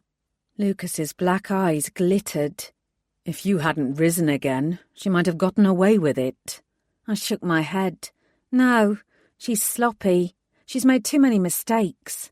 Even the real Butch Cassidy got his comeuppance in the end." He smiled nastily. "Let's make sure the same thing happens to this one." "Should we tell Lady Sullivan first?" "She's not proved very adept at dealing with her werewolves thus far. We can take it from here, don't you think? At least until we get the confirmation of Cassidy's guilt." He drew an inch closer. "I always thought that 3 musketeers was overkill. 2 will more than suffice." He raised a questioning eyebrow at me. That kind of approach went against everything I'd trained for and every police regulation I'd come across. But I wasn't with the regular police. I was in Soup Squad. I grinned in response. Lucas's eyes gleamed with satisfaction. "Good." He pointed at my arm. I'd wound a fresh towel round it so no blood was actually visible, but it was next to impossible to fool a vampire when it came to the hot, red, sticky stuff. Show me, he commanded. I sighed and carefully unwrapped the towel, wincing as it peeled away from the wound. He examined it, frowning at the obvious bite marks. A werewolf bite is no laughing matter. What? I said lightly. Do you think I'm about to turn furry? It would be the first time that happened as a result of a single bite. He glanced up. You ought to take care that it doesn't happen again, though. When we finally track down Cassidy, let me deal with her. 2 bites in one day might cause problems. If you receive 3, well, he shrugged. It's a certainty. I blinked. It's that easy. There's nothing easy about becoming a werewolf. He clicked his tongue and lowered his head. Lucas, I asked nervously, what exactly are you doing? Relax, he muttered. I'm not drinking your blood. I'll be careful. I hissed, feeling the edge of his sharp fangs brush against my skin. Then his tongue darted out, and, with the delicacy of a cat, he licked around the edges of the wound. I stared at his dark head. I'm not comfortable. He glanced at me and pointed. I looked down. Instead of seeping blood, my skin had knit together. I gaped. Vampire saliva possesses many healing qualities, he said. Shall I continue, or would you like me to stop? No, I croaked. Keep going. He smiled and dipped his head once more. It was the strangest sensation, slightly itchy, but also pleasantly warming. That's amazing, I said when he'd covered the entire area. The wonders of evolution, Lucas murmured. After all, it would hardly do for humans to stumble out of Soho with blood spraying out of vampire-inflicted puncture wounds. He offered me a crooked grin. We can't do much about serious injuries, but flesh wounds like this are a piece of cake. He licked his lips. They're usually quite tasty, too. I recoiled. Ooh! Then I thought of something and peered at him. Do I taste different? From other humans, I mean. He paused. Yes. He looked me in the eye. Your blood has a strange quality. There's an underlying taste I've never experienced before. Like, he frowned, sulphur. Truthfully, it's not all that pleasant. I thought back to the smell in the small room at the morgue after I'd woken up. That had been similar to sulphur. I turned away. So I'm not human after all, I whispered. It doesn't seem like it. Lucas caught my wrist. Emma, it would be wise to keep that to yourself. We don't know what kind of soup you are. People tend to be afraid of unknown quantities, and you're beginning to grow on me. I wouldn't want to see you get hurt. Yes, I said, with only the faintest hint of sarcasm. After all, we must maintain the illusion of Soup Squad and preserve the vamps and wolves status quo. I pulled my wrist away and ignored his expression. Come on, let's catch ourselves a werewolf.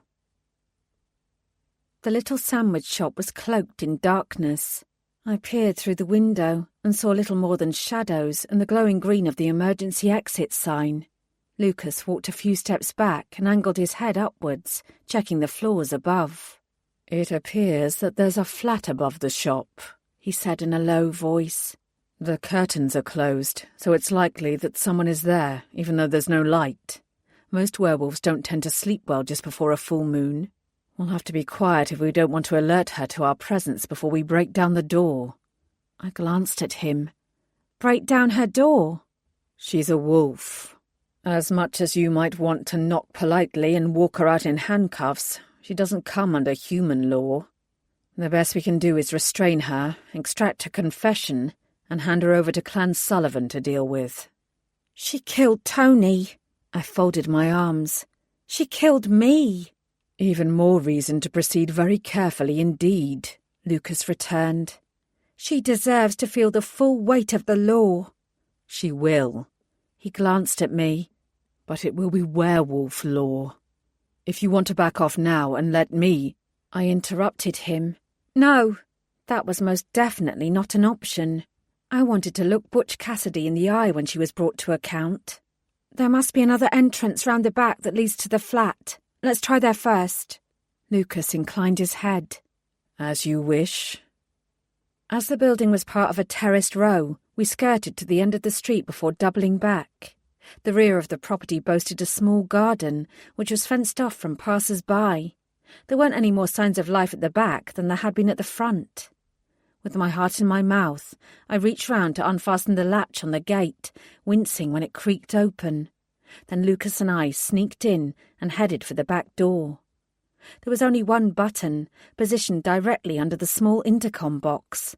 That was good. It meant that, assuming Cassidy did indeed live above the shop, hers was the only flat. The last thing we needed was to deal with a group of irate, sleep-deprived werewolves on the cusp of the full moon. I sucked on my bottom lip and considered. We could break down the door as Lucas had suggested, but I was certain there was another way. I looked around and spotted an upturned plant pot by the side of the path. I scooped it up, holding it triumphantly in Lucas's direction. Nice work, he said, seeing the key taped to the inside of the pot. But given your status as only an almost detective, why don't I do the necessary? I shrugged and passed it to him. He placed the key gently in the lock and turned it. There was a quiet click. He shot me a grin and pushed open the door. We were in. Stairs led directly upwards. There was only one door on the ground floor, which presumably led into the shop. With his tread as silent as that of his shadow, Lucas inched up the steps. I followed at his heels. I was beginning to see why the recidivism rate for burglary was so high. There was something remarkably thrilling about sneaking into someone else's property. Lucas paused at the top of the stairs. He cocked his head, listening hard. No one's home, he said, no longer attempting to stay quiet. Are you sure? I whispered, unwilling to give up hope. He raised his foot and kicked open the inner door. The sound was deafening as the wooden door split and then thudded against the wall. I tensed, but Lucas had been right. Nobody sprang forward to meet us. The place was empty. I cursed and pushed past him to get a better look. Maybe this isn't her flat, I said. He picked up a photo frame from a side table and held it up. I squinted at it. Is this her? He asked. Yes. I grimaced. If Cassidy wasn't here, then where the hell was she? Perhaps she'd left a helpful clue. I wasn't defeated yet, not by a long shot. Leaving the lights off so that we didn't alert a passer-by to our presence, I scoured the flat.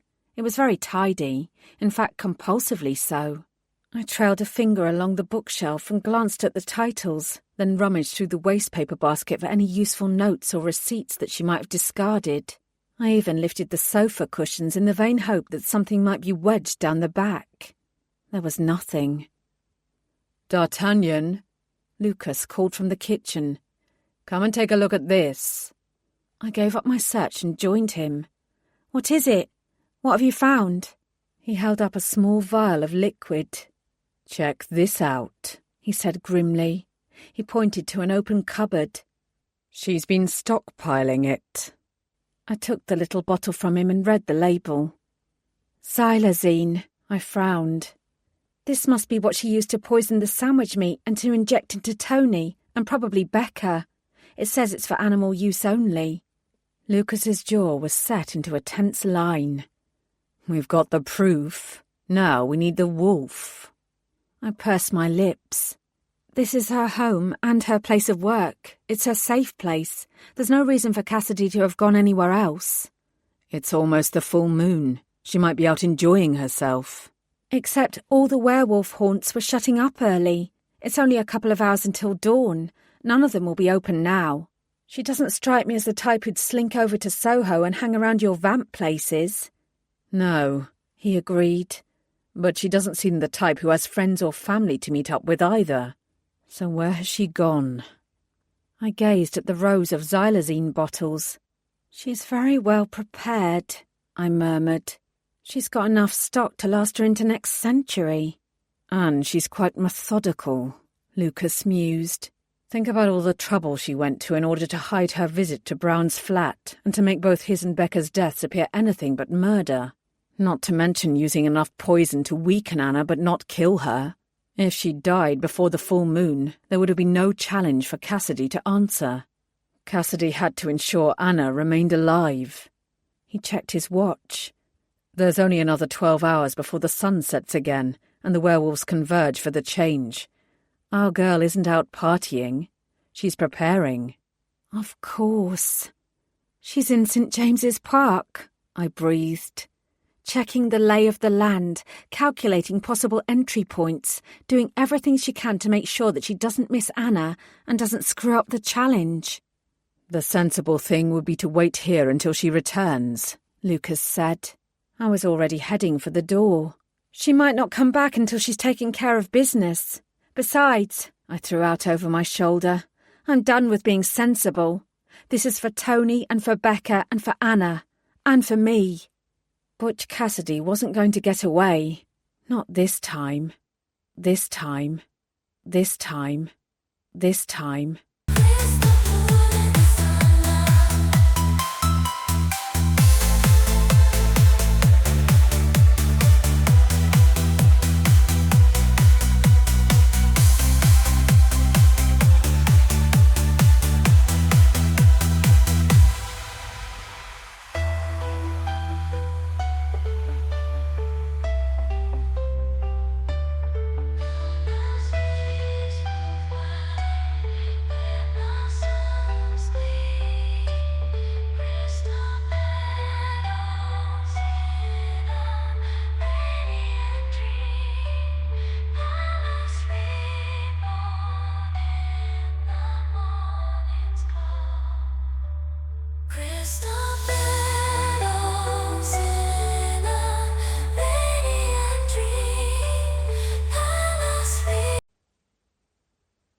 Chapter 27.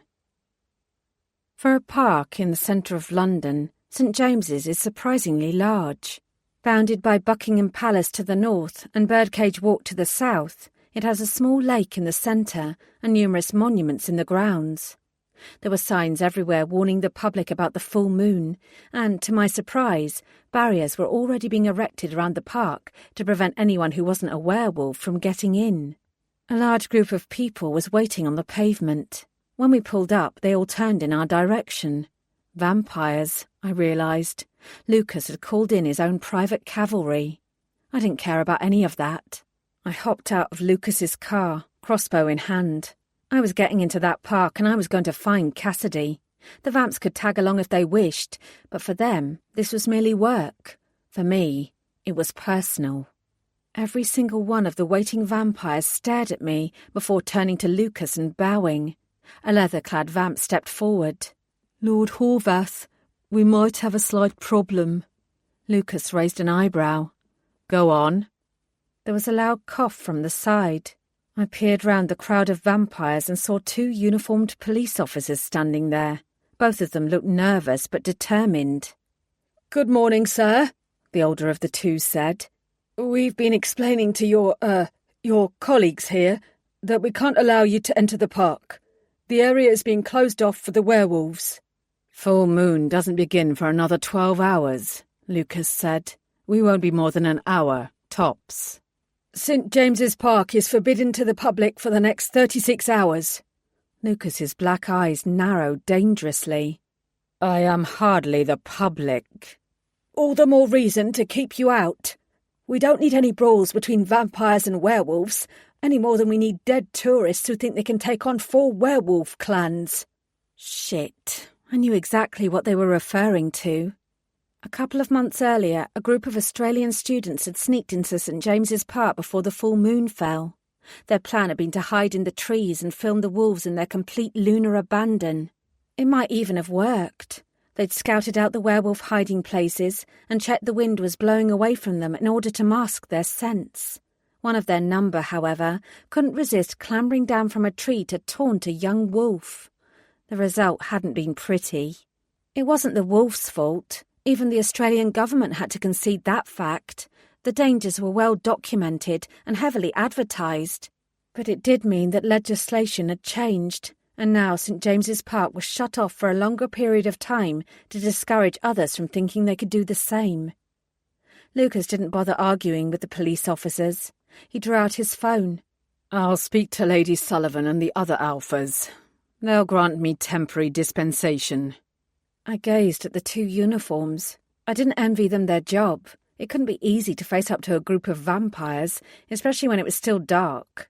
It would be simple for the vamps to push past them and force admittance. The repercussions of such an action would be more than Lucas was willing to face, however. He still had to strike a balance between human law and supernatural desires. But I wasn't a soup like him. I strode up to the officers. "I'm with Soup Squad," I declared, a fraction too loudly. "I'm going into that park." They were implacable. "We can't let you do that. Unless you turn furry, you're not getting in." I tried to move past them. They moved with me, barring my way. "If you're really with Soup Squad," the first police officer said, "you'll understand that we can't let you enter." I gritted my teeth. "Look," I began, "it's vital that I get in there. There won't be any wolves for hours yet, apart from the one that I wanted to get hold of. Just let me in. I won't be long." "No can do." I reached for my ID and passed it over. The second officer took it and examined it. "You're a trainee," she said flatly. "You're not qualified yet." "That doesn't matter. Call DSI Barnes. She'll tell you that—" "You're not getting in."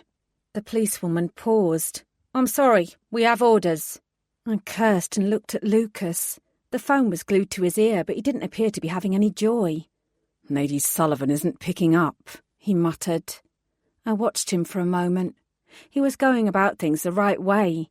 There were strict procedures to be followed, and damn good reasons for those procedures. But there was also damn good reasons for getting into that park and locating Cassidy as quickly as possible. If she spotted the congregating vamps, she'd know something was up. I wasn't willing to risk her going on the run and escaping. I nodded to the officers and edged away. Just because this section was cordoned off didn't mean that all of the park was. There had to be a chink somewhere in the security where I could slip through. Without looking back, I marched northwards. More police were stationed all the way along. As much as I wanted to yell that I was one of them, I knew that it wouldn't do me any good. Picking up speed, I kept going, scanning for a spot where I could sneak through without being spotted. I rounded the corner, aware that I was now out of sight of Lucas and his vampires. I glanced into the park, my eyes straining through the shadowy trees in a bid to spot Cassidy. She was in there somewhere. I was sure of it. "Emma?" I jerked my head, alarm rippling through me. When I saw who'd called my name, however, I relaxed. I trotted over to Molly, pasting what I hoped looked like a genuine smile on my face. "Oh, my goodness," she said. "How the bloody hell are you? I heard what happened to DC Brown. Why are you still with Soup Squad? Barnes should have pulled you out." I muttered something non-committal. "Good to see you, Mole. What are you doing here?" She waved a hand behind her, indicating the familiar outline of Buckingham Palace. "One of CID's duties is to make sure that the palace is kept wolf-free during the full moon. It's ceremonial, really, and it should be Special Branch who do this crap." She shrugged. "As I'm sure you know, the wolves don't leave the park, but apparently we've still got to be here just in case." "Right." I nodded slowly. She peered at me. "I don't want to be mean, Em, but you look like shit. Soup Squad must be terrible." "It's not that bad." Molly wrinkled her nose. "I heard it's really boring, and that the werewolves and the vampires are annoying." "Actually," I said, surprising myself at my willingness to rise to their defence, "they're more accommodating than you'd think."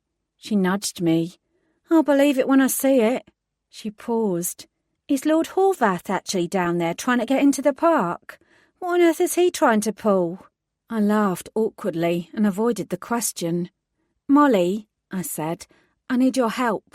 Her eyes widened a fraction. "Anything? What can I do?" "I need to get in." "In?" "To the park," I explained. "I need to get into St. James's Park." Her mouth dropped open. "Why?" "I'm tracking down a dangerous suspect. I think they're in there." "The park's been swept already. Nobody's in there, apart from one wolf who entered an hour or so ago." I drew in a sharp breath. Cassidy. It had to be. "It's a wolf that I'm after." She glanced down at the crossbow in my hand. "Is that why you're carrying that thing?" she said, trying to make light of the situation. Do you know how to use it? Of course, I lied. She whispered, I thought we didn't have jurisdiction over the wolves. Please, Molly, I wouldn't ask if it wasn't important. Trust me, I have to get into that park. She gave me a long look. If something happens to you, it won't. But please. From the resigned expression on her face, I knew I had her. Fine, she muttered. But if anyone asks, this wasn't me. Wait here and I'll distract the others. You can slip in when their backs are turned. I exhaled in relief. I owe you one. And then some, she said darkly. Does Jeremy know you're wandering around the streets of London chasing dodgy werewolves? I grimaced. Molly sighed. I'd better not get into trouble for this, she muttered. Then she turned away and wandered over to the other officers who were milling around. I edged closer to the barrier, watching as she began to talk to them. She twisted away and pointed at the palace. The uniforms and CID detectives followed her gaze, and I didn't waste my chance. I leapt over the barrier and ran. A moment later, the trees swallowed me up. I'd done it. I was in. I flicked off the safety on the crossbow and slowed to a walk, my feet crunching the frost-covered grass. I had no doubt that Cassidy was well aware Anna had decamped to the Devane. It made sense that she'd set up her trap close to the hotel. She'd want to challenge Anna as quickly as possible and would aim to nab her as soon as she entered the park. I swiveled on my toes, my head swinging from left to right as I searched through the darkness for any shadows that looked out of place. Given what Cassidy had already done to me, not to mention my ongoing trauma because of it, I should have been scared. Strangely, I felt the complete opposite. I no longer felt even remotely like prey. This time I was the predator, and I had the element of surprise on my side.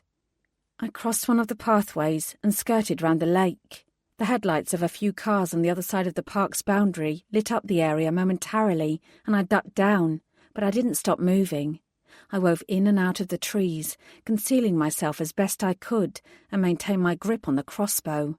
I'd only get one shot. I wasn't nearly adept enough to reload it under pressure. I had to make the one bolt count. I'd reached the halfway point when I heard something up ahead. It sounded like a twig snapping. I reacted instantly, crouching down and pointing the loaded crossbow. That was when a loud, derisive snort filled the air. You think you're some sort of smart-ass ninja, don't you? Ice hit my belly, but I schooled my expression into a mask. I'm a werewolf, Cassidy said from somewhere over to my left. I could smell you coming half a mile off. Well, aren't you the clever one? Yeah, she said. I am. She stepped out from behind a tree. Maybe it was the dark shadows, but she looked much more forbidding than when I'd seen her in the sandwich shop.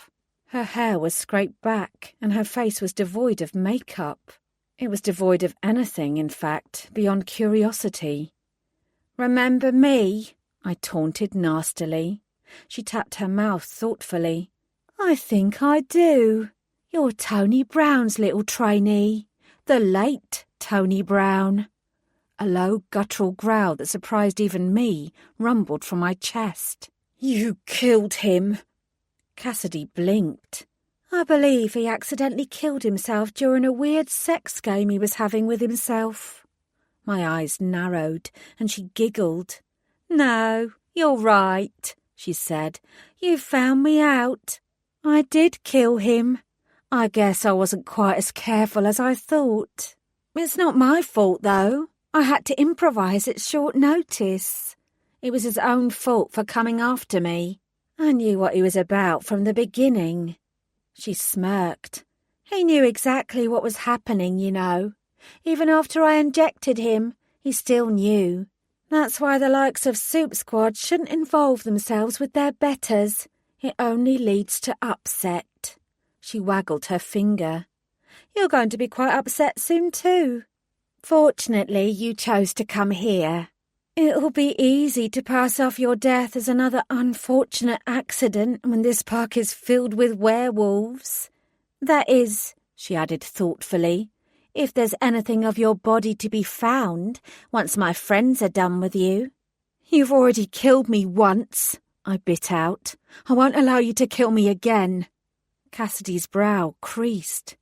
Did the death of your boss really affect you that badly? She asked. Did it kill you when you found his body? You humans need to toughen up. She tilted her head while I stared at her, a strange sensation flickering in the pit of my belly and a troublesome thought scratching at my skin. I never was human, you know, Cassidy continued. I was born a wolf. I deserve to be treated better. Do you know what it's like to have your legacy torn away from you by some upstart who finagled their way into your family? I focused on her. You're talking about Anna? Yeah, Cassidy sneered, and her stupid, overprotective sister. They were bitten, not born. They don't deserve to be ranked wolves. I needed her to move closer because I wasn't confident enough to hit her with the crossbow from this distance. A few taunts ought to do the trick. But you do. You deserve the rank, even though you're not strong enough to achieve it without cheating. Her features twisted with fury. I'm not cheating. I'm just making sure I get what is mine. She started to stride towards me. I deserve to make Zeta. I deserve to go further. If Lady fucking Sullivan thinks I'm going to make sandwiches for the rest of my life, then stop, Cassidy, I said, raising my voice. Her feet came to a halt. Get down on your knees. She looked momentarily confused. Cassidy, I repeated, get onto your knees. She stared at me, and then she laughed. You, she spluttered. You're trying to compel me. You think you can make me do your bidding? She laughed even harder. You're human. You couldn't make me open a door for you, no matter how hard you tried. And Cassidy isn't my real name. She shook her head in amusement. You're crazier than Tony Brown was. You deserve to be put down. I looked her in the eye. I tried to do this the easy way, and it hadn't worked. I lifted the crossbow and aimed. You're under arrest, I said. I'm charging you with the murders of Detective Constable Anthony Brown and Becca Sullivan and the poisoning of Anna Sullivan. Anything you say may be given in evidence against... Cassidy sighed. Oh, for goodness sake, she said. Do shut up. Then she leapt towards me, her body transforming in mid-air into that of a wolf. Time seemed to slow. I registered her outstretched claws reaching for me and her vicious snarl as she bared her teeth. I pulled the crossbow trigger and the bolt flew out. Cassie flung herself to the right and the bolt thudded uselessly past her. She rolled and landed on all fours, the look on her lupine face one of unmistakable glee. Then she threw herself at me again. I'd learned a lot from Anna's brief attack on me in the hotel room. The crossbow might be useless now as a projectile weapon, but it wasn't entirely defunct. I held it up, using it as a barrier between me and Cassidy. Her jaws snapped as she tried to tear it from me, but I clung onto it with all my might. I staggered backwards. I couldn't allow her to bite me. The experience with Anna had been bad enough, and I really didn't want to turn into a damned werewolf. I had enough problems as it was. I struggled with the bow then, when she pulled back a fraction in order to lunge at me again. I thrust it towards her with all my strength. The frame of the bow collided with her muzzle, the wire cutting into her flesh and drawing blood. She whined sharply and fell back. I scrambled up, breathing hard, gazing at her with challenge in my eyes. As a wolf, she had the upper hand physically, but I was smarter. I knew I was smarter. I dropped the crossbow while Cassidy shook her head, sending drops of blood flying towards me.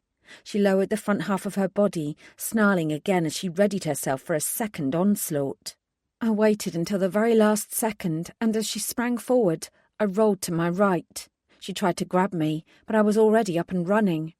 I didn't aim for the open ground. Instead, I sprinted full pelt at the nearest tree, reaching for its branches and hauling myself upwards.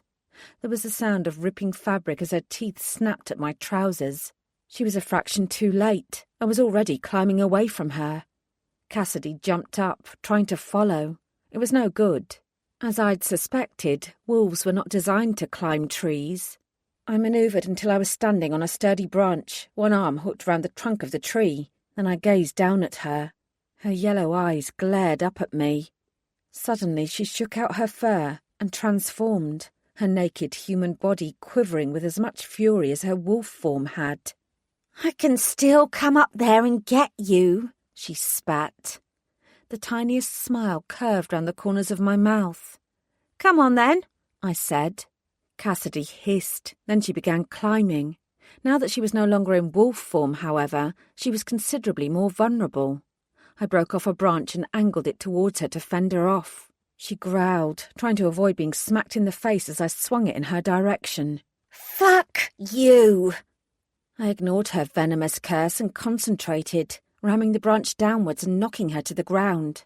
I let my body drop, landed on her shoulders, and sent her sprawling. I twisted, keeping my weight on top of hers. She writhed and started to change back into a wolf again. Before she could complete the transformation, I bent my elbow and slammed it into the side of her head. She paused for a split second, surprised, and then she collapsed underneath me.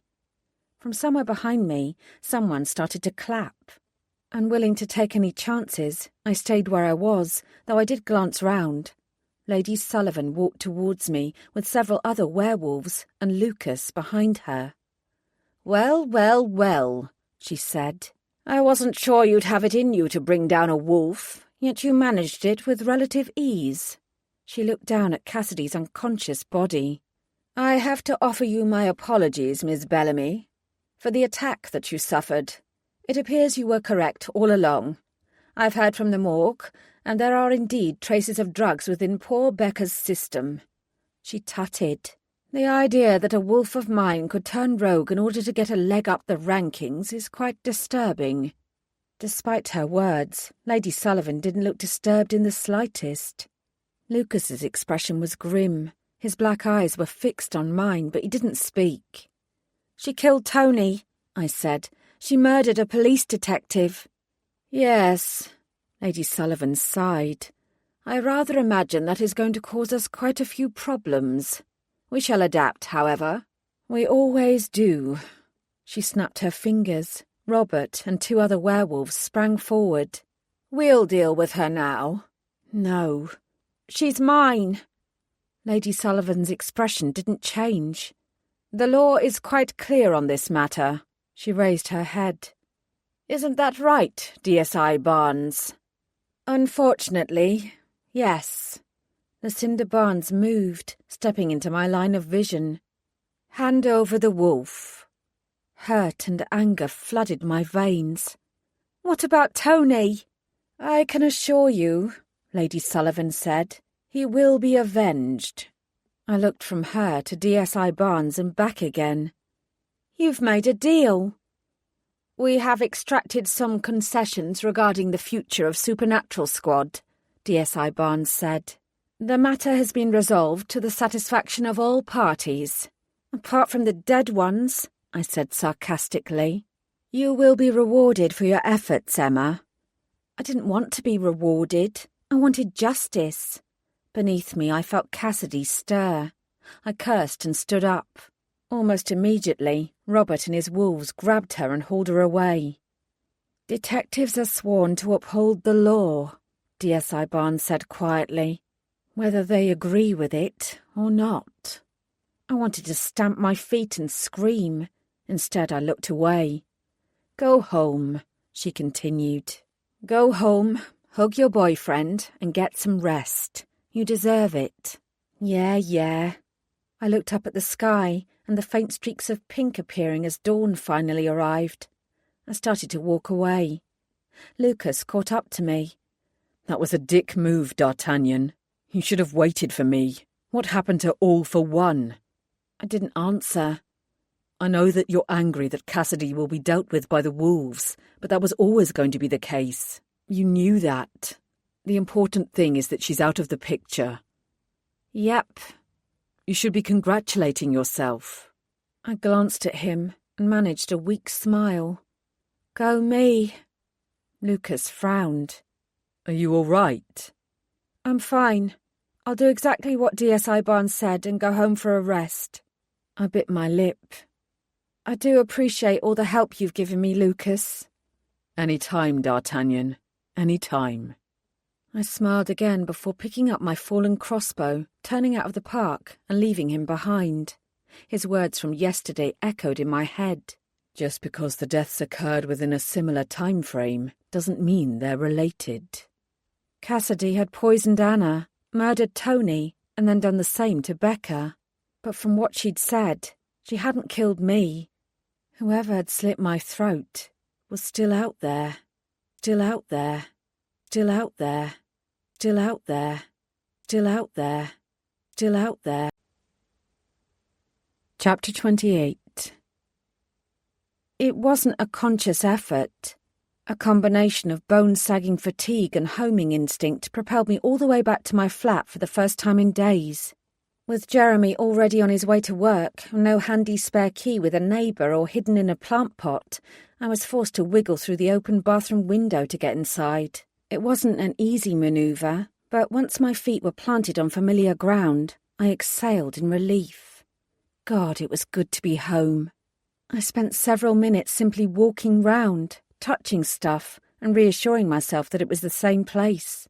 The knowledge that my home hadn't changed, even if I had, made me feel better instantly. I sat down on the sofa in the small living room, dropped the crossbow on the floor next to my feet, and smiled at Jeremy's briefcase in the corner. He'd forgotten it again. It was surprisingly good to know that things were still the same here. No matter what had happened in the last few days, I could slot back into my old life. Nothing had altered. It was only me who was different. I stripped off my borrowed clothes and climbed into the shower, setting the temperature to scalding.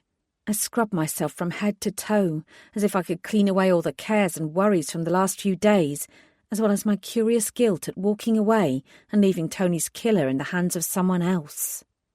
I don't know how long I spent in the shower. Far too long. When I finally stepped out, my skin was pink and raw. I gazed at my bare face in the mirror. I looked tired, but I was still the same old me, even if I didn't feel that way. I sighed deeply, grabbed the dressing gown hanging on the back of the door, and padded through to the kitchen to get something to eat. Food, I decided, then sleep. Once my brain was clear again, I'd figure out what to do next. The work surfaces were immaculate. Jeremy had obviously been busy while I was away. The thought that he'd been keeping the home fires burning and scouring the flat of any traces of muck only compounded my guilt. I'd make it up to him somehow. I'd do more to live up to his expectations. There was a fresh loaf of bread, so I grabbed 2 slices and a plate. I drew out a hunk of cheese from the fridge and opened the cutlery drawer to retrieve a sharp knife. Absent-mindedly, I grabbed the first one I saw. Then I paused and stared down at it. It was supposed to be part of a set, one that Jeremy and I had purchased when we'd first moved in together. I opened the drawer again, picking out one of the supposedly matching knives, and compared them. The handle on the first one was subtly different. The hard plastic covering wasn't quite the same shade of black. I stepped back and sank onto a chair. No, I was crazy, or paranoid, or both. I was seeing ghosts where there were none. I turned the knife over and over in my hands. It didn't mean anything. It was just a fucking kitchen knife. I sprang to my feet and stalked through to the bedroom. The room smelled of Jeremy, his familiar aftershave permeating every corner. The bed was perfectly made, without a single crease on the cover. I flung open the wardrobe and gazed at the neatly arranged shirts on his side. Nothing looked different. Nothing seemed out of place. Another thought hit me. I whirled round and headed to the hallway. Shoes. Check his shoes. I crouched down. My spare pair of smart work shoes were there, together with my running trainers and a rarely used pair of wellies. Jeremy's brogues were missing. No doubt he was wearing them. His trainers sat where they always did. I picked them up and examined them. Usually they'd have a vaguely unpleasant whiff of foot odour that I often teased Jeremy about, much to his chagrin. These trainers didn't smell of anything. Like the knife in the kitchen, the shoes were brand new. They didn't look like they'd been worn. It didn't mean anything. He'd been shopping. So what? I licked my dry lips and realised that my hands were trembling. I mentally slapped myself. Get a grip, Emma. I stood up on shaky legs, returned to the living room, and reached for Jeremy's briefcase. I sat down, placed it on my lap, and gazed at it. I wasn't the jealous type. Besides, I trusted him. I'd never had any reason to snoop through his things. The briefcase wasn't locked. He'd never know. I held my breath and opened it. There were a few pens arranged neatly in a row, and several manila envelopes containing printouts of spreadsheets and reports. There was nothing out of the ordinary. I was being completely stupid. I tutted to myself and started to close it again. And that was when I spotted the phone. It wasn't the state-of-the-art smartphone that was usually glued to his side. This was a cheap throwaway, the sort of phone you picked up in a dodgy little shop when you wanted to communicate with someone without leaving a trace. We'd had a whole day of training at the academy on crimes that involved the use of burner phones. I stared at it as it peeked out of a small inner pocket in the briefcase. Maybe Jeremy was having an affair. I'd gone this far. I reached in and slid it out. Then I switched it on. Only one call had been made, and something about the number looked vaguely familiar. Maybe it was to one of his friends, Becky or Tom. Maybe it was to a tall, leggy blonde with a perfect tan and a boring job. I looked at the number for a long time before I called it. A warm, sympathetic voice picked up straight away. "Good morning. This is Dean at the morgue at Fitzwilliam Manor Hospital. How may I help you?" I threw the phone across the room. My heart was thudding painfully against my chest, and I felt sick. I could still hear Dean's voice. It sounded tinny now. "Hello? Is anyone there?" I swallowed and stood up, then retrieved the phone. Without speaking, I went straight to the phone's messages. Dean's voice was unsure now. "Hello?" I ignored him. The inbox was empty, but I could still recover any deleted texts. I pressed a few buttons and brought up the archive. There was only one message. I pressed on it and waited for it to appear. When it did, the words on the small screen blurred in front of my eyes. I blinked furiously as I reread it several times. But I wasn't imagining it. It was right there in front of me. "Apologies for today. Let me make it up to you. Meet me at St. Urban's Church at 10 tonight, and I'll introduce you to the main vamp players. You won't regret it. Tony." My legs gave way. Jeremy. All along it had been Jeremy. He'd bought a burner phone, and when I'd gone for a shower, he'd used it to message me. He'd pretended to be Tony and lured me out to the church. Instead of meeting his own friends, he'd gone to meet me. Afterwards, when nobody came round to inform him about the sad news of my death, he'd used the phone to call the morgue and find out what he could. My own boyfriend had tried to kill me. I shook my head. No, my own boyfriend had killed me. There was a loud, unmistakable click. I heard the front door open, and a moment later, Jeremy walked in. When he saw me, he froze. I looked up, my eyes meeting his. "You forgot your briefcase," I said. "I guess you came back for it to avoid another confrontation with your boss." He stared at me. I held up the phone. "Why?" "Emma," he said, His voice faltered. "You didn't see Becky and Tom that night, did you? You went to the church with a knife from our own kitchen, and you used that knife to slit my throat. You killed me. You fucking killed me." Myriad emotions flitted across his face, then his jaw tightened and his shoulders straightened. "How could I have killed you, Emma? Clearly you're going crazy. You don't look dead to me." "Yeah," I said. "You didn't expect that, did you? You didn't expect me to rise again." I laughed coldly. "You thought you'd made a mistake, didn't you? You thought that maybe in the heat of the moment you'd killed some other poor woman." "The pressure of work is obviously getting to you." His calm expression was infuriating. "Let me call a doctor. We need to get you some help." He took a step towards me. I leapt up. "Don't come any closer," I snarled. Jeremy held up his palms. Emma, I don't know what's going on with you right now, but... Fuck off! Just fuck off! Then another thought occurred to me. When you came to me at Soup Squad, when we sat down together and you reached into your jacket, that wasn't an engagement ring you were going for. It was another knife. You were going to try again. If Lucas hadn't interrupted us, you'd have stabbed me again. I gazed at him in horror. Why? Why did you do it? He folded his arms.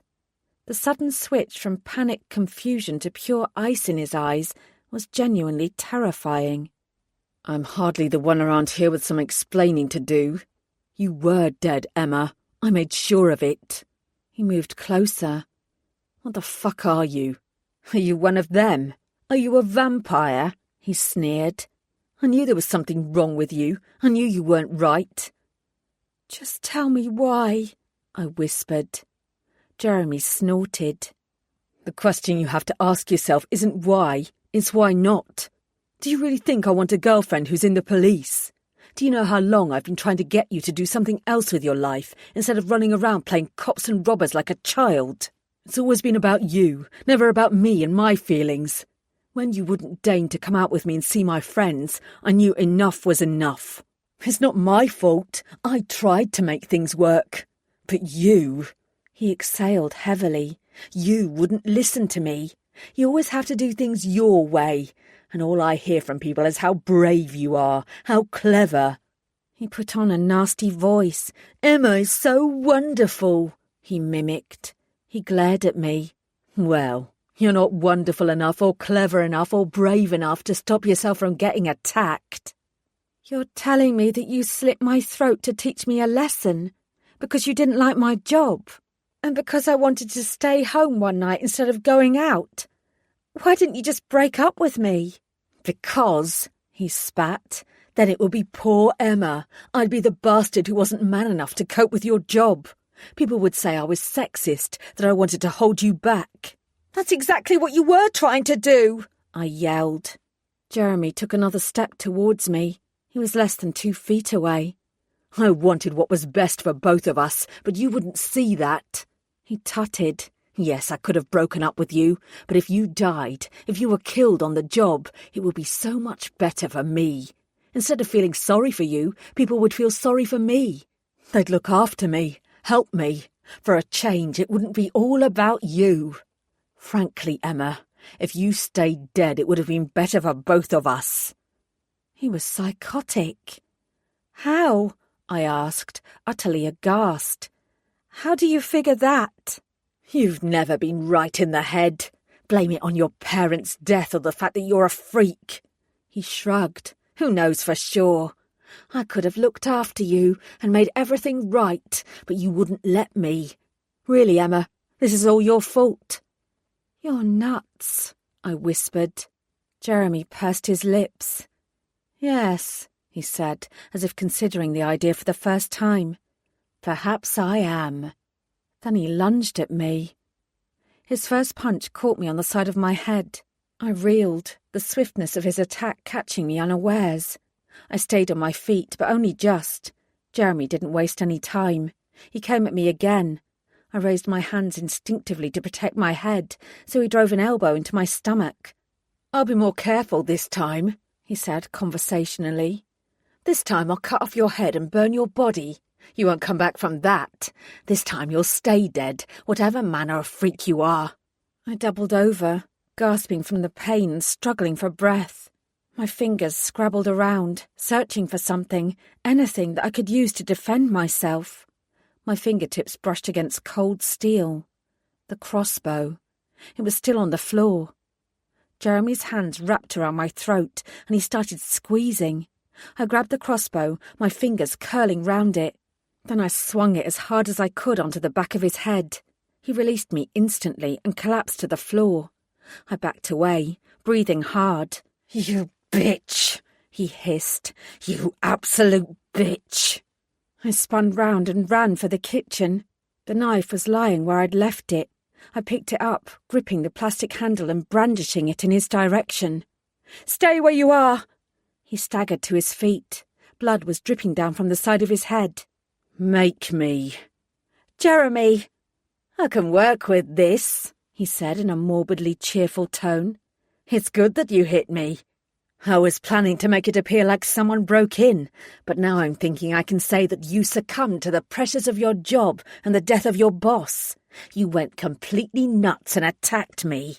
I'll still be the innocent, wronged party." He sucked on his bottom lip. "It can work."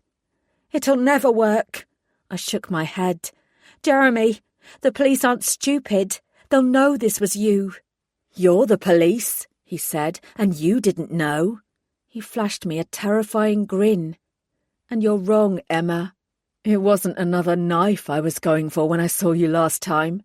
After you didn't die properly last time, I didn't want to take any chances, so I found something more foolproof." He went into the kitchen and opened a cupboard. "I put it here for safekeeping. It's just as well that I did." I stared in horror as he took out a gun and pointed it at me. "You should have made it easier on yourself," he said, almost sadly. "You should have stayed dead." I ran at him. I had no other choice. I held the knife in front of me and aimed it at his neck. As I plunged it into his exposed throat, he released the safety on the gun and pulled the trigger. I heard the noise and felt the force of the impact in my chest, but strangely, there wasn't any pain. "Bitch," I heard him whisper as the floor rose up to meet me. "You should have stayed dead." Then there was a gurgle, and I heard nothing more. Nothing more. Nothing more. Nothing more. Chapter 29. The smell was both familiar and sickening. Rotten eggs, sulphur, fire and brimstone. "Emma?" My fingers twitched. "Emma, are you awake?" The hope and fear in Laura's voice filled the room. My hand went to my chest, to the very spot where Jeremy's bullet had entered my heart. There was nothing there but smooth skin. I opened one eye, and the bright overhead light made me wince. "Hi," I said weakly. I forced myself to sit up. I was at the morgue, in the same room where I'd woken up before and where I'd gazed at poor Tony's body. It was probably the same damned gurney. I looked down at my body, feeling strangely detached. Even the flicker of dying flames emanating from my arms and legs didn't bother me. "I couldn't be sure, you know," Laura said. She bit her lip. "I couldn't be sure you'd wake up again." I shook myself. Instead of feeling confusion and horror and fear, I actually felt invigorated. A new lease of life. I almost snorted.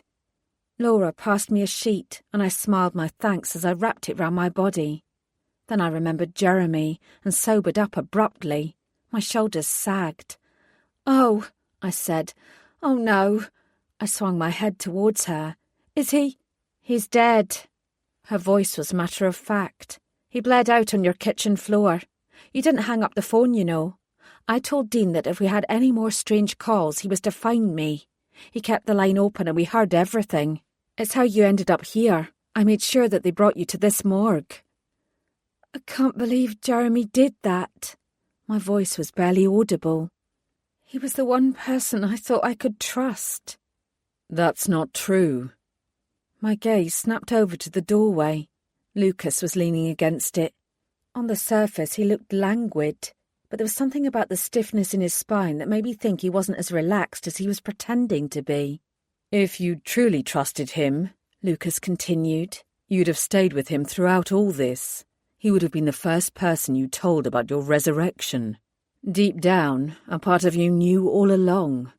My eyes narrowed. "I did not know." He pushed himself off from the wall and walked towards me. "Your subconscious did."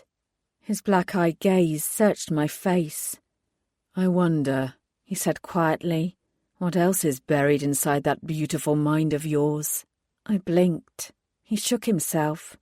"Anyway," he said, "for what it's worth, I'm glad you're back with us." "How did you know I was here?" I glanced at Laura, but she shook her head. She hadn't told him. Cassidy continued to insist that she hadn't anything to do with your death, even when she had no reason to keep denying it. It seemed prudent to check up on you. His jaw tightened. Unfortunately, I was too late. I drew in a breath. Where is Cassidy now? Gone. He looked away. I'll spare you the gory details. I supposed I should be thankful for that. I nodded and pushed myself off the gurney. Here, Lucas said. I brought you some clothes. He passed me a bundle, his fingers brushing against mine. A shiver of electricity zipped through me. No wonder so many people found vampires irresistible. Thanks, I mumbled. We'll have to start a wardrobe for you, Laura said cheerfully, so we're prepared for the next time. My stomach tightened. There won't be a next time. Lucas offered me a gentle look. Let's hope not, D'Artagnan. I strolled into the Soup Squad building the next morning. Part of me was expecting Fred and Lisa to rush out to greet me with questions about Tony. When I walked into the main office, however, I realised why they hadn't. Sitting on the small sofa and sipping a mug of tea was DSI Barnes. She looked like she was holding court. From the expressions on Fred and Lisa's faces, they were a very reluctant audience. "Ah," she said, without rising to her feet. "I was hoping that I'd catch you, Emma." "We're going out," Lisa announced. "Aren't we, Fred?" He started. Yes." He nodded at me. "Good to see you, Emma. We heard what happened. Tony can rest easy now, thanks to you. You did him proud." He spoke gruffly, but there was a ring of honesty to his words. I thought I was fine, but before he finished talking, there was a painful lump in my throat. Lisa came towards me, took my shoulders, and leaned in to kiss my cheek. I was so surprised by her uncharacteristic action that I didn't move. Then she whispered into my ear, "Stay with us, please." She walked out with Fred at her heels before I could react. DSI Barnes examined the contents of her mug with vague disinterest. "They don't know about you," she said, "if that's what you're wondering. They don't know that you possess the curious ability to undie." I remained where I was, watching her and trying to decipher her agenda from her bland expression. "Undie? Is that what you're calling it?"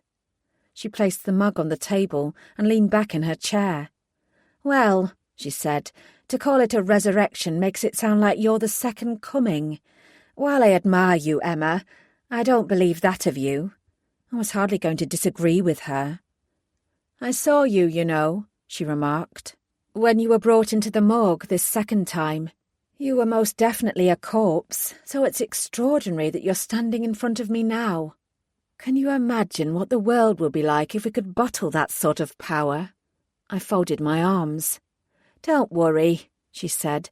"Your secret is safe with me. I'm not suggesting we start experimenting on you or anything as crass as that." Her expression grew more serious. "Don't advertise what has happened, Emma. This is a secret best kept to yourself." Despite her hard-nosed facade, she did care about what happened to her officers. I couldn't deny that. "What do you want, DSI Barnes?" "Straight to the point," she murmured. "I like that." She met my eyes. "You know what I want. Your training is almost over.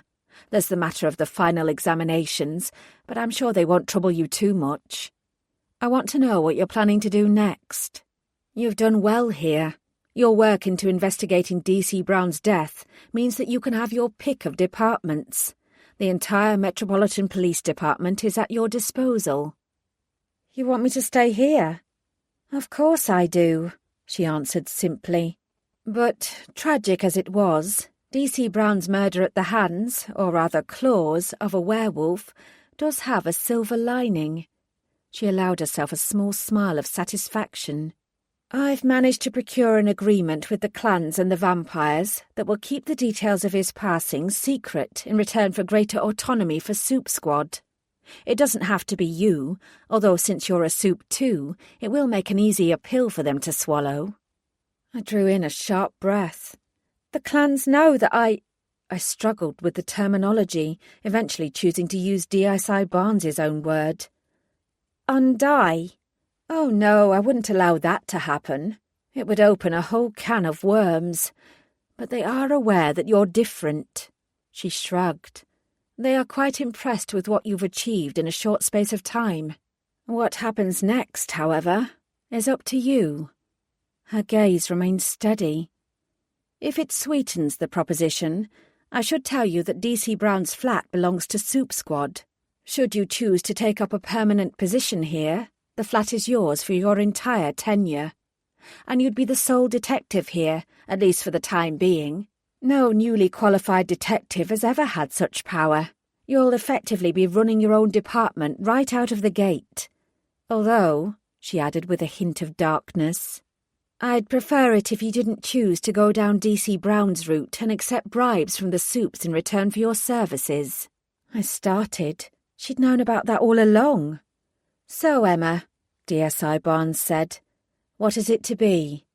I swallowed. It would never have been my choice, and I wasn't sure I was up to the task. Without another experienced detective on board, I'd be flying blind, and I wasn't naive enough to believe that the Soups would now fully accept the authority of the human police. But staying with Soup Squad would be a massive fuck you to Jeremy's memory. It would give me the opportunity to find out what I really was. It would also be my chance to make my mark, especially if DSI Barnes was telling the truth about the Soup's more amenable attitude to the squad's existence. None of those reasons had anything to do with my final decision. Neither did the welcome surprise of free accommodation. I met Asata the other night, I said. He said something that stuck with me. DSI Barnes raised an eyebrow. Go on. He said that it's only through truly understanding others that we can achieve peace. I don't understand the werewolves or the vampires or any of the other Soups. I don't even understand why you're so determined to maintain Soup Squad. And that, I inhaled deeply, drawing air into my lungs, is why I'd like to stay. The corners of her mouth twitched. I'm very pleased to hear that. I didn't smile back. But if I do, CID doesn't get to take my investigations. I don't care what they think or say. If a crime happens and it involves Soups in any way, it belongs to Soup Squad. From her expression, she'd been expecting that demand. She might even have been hoping for it. Very well. She rose to her feet. I'll make all the necessary arrangements. I watched as she picked up her bag. Aren't you going to say something along the lines of, I'm sure you won't regret your decision? DSI Barnes laughed. Oh, I'm sure you will regret it. She smiled. But that doesn't mean it's not the right decision to make. She nodded and walked out, leaving me alone in the office. I stayed where I was for a long time. I knew that I was deeply traumatised, from what had happened to Tony through to Jeremy's betrayal and my 2 deaths. I had a lot to resolve. Somehow, this felt like the perfect place to do that. I walked to the desk in the corner and sat down, enjoying the warm beam of sunlight filtering in through the window. The familiar shape of Tallulah was just visible outside. I smiled. Then I propped my feet up and surveyed my small domain. Soup Squad was already beginning to feel like home. This concludes Brimstone Bound by Helen Harper, narrated by Ruth Urquhart. Copyright 2020 by Helen Harper.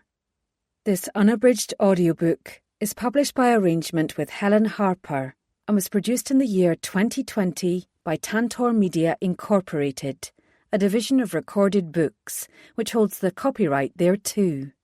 Please visit tantor.com for more information on our growing library of unabridged audiobooks. Audiobooks. Audiobooks. Audiobooks.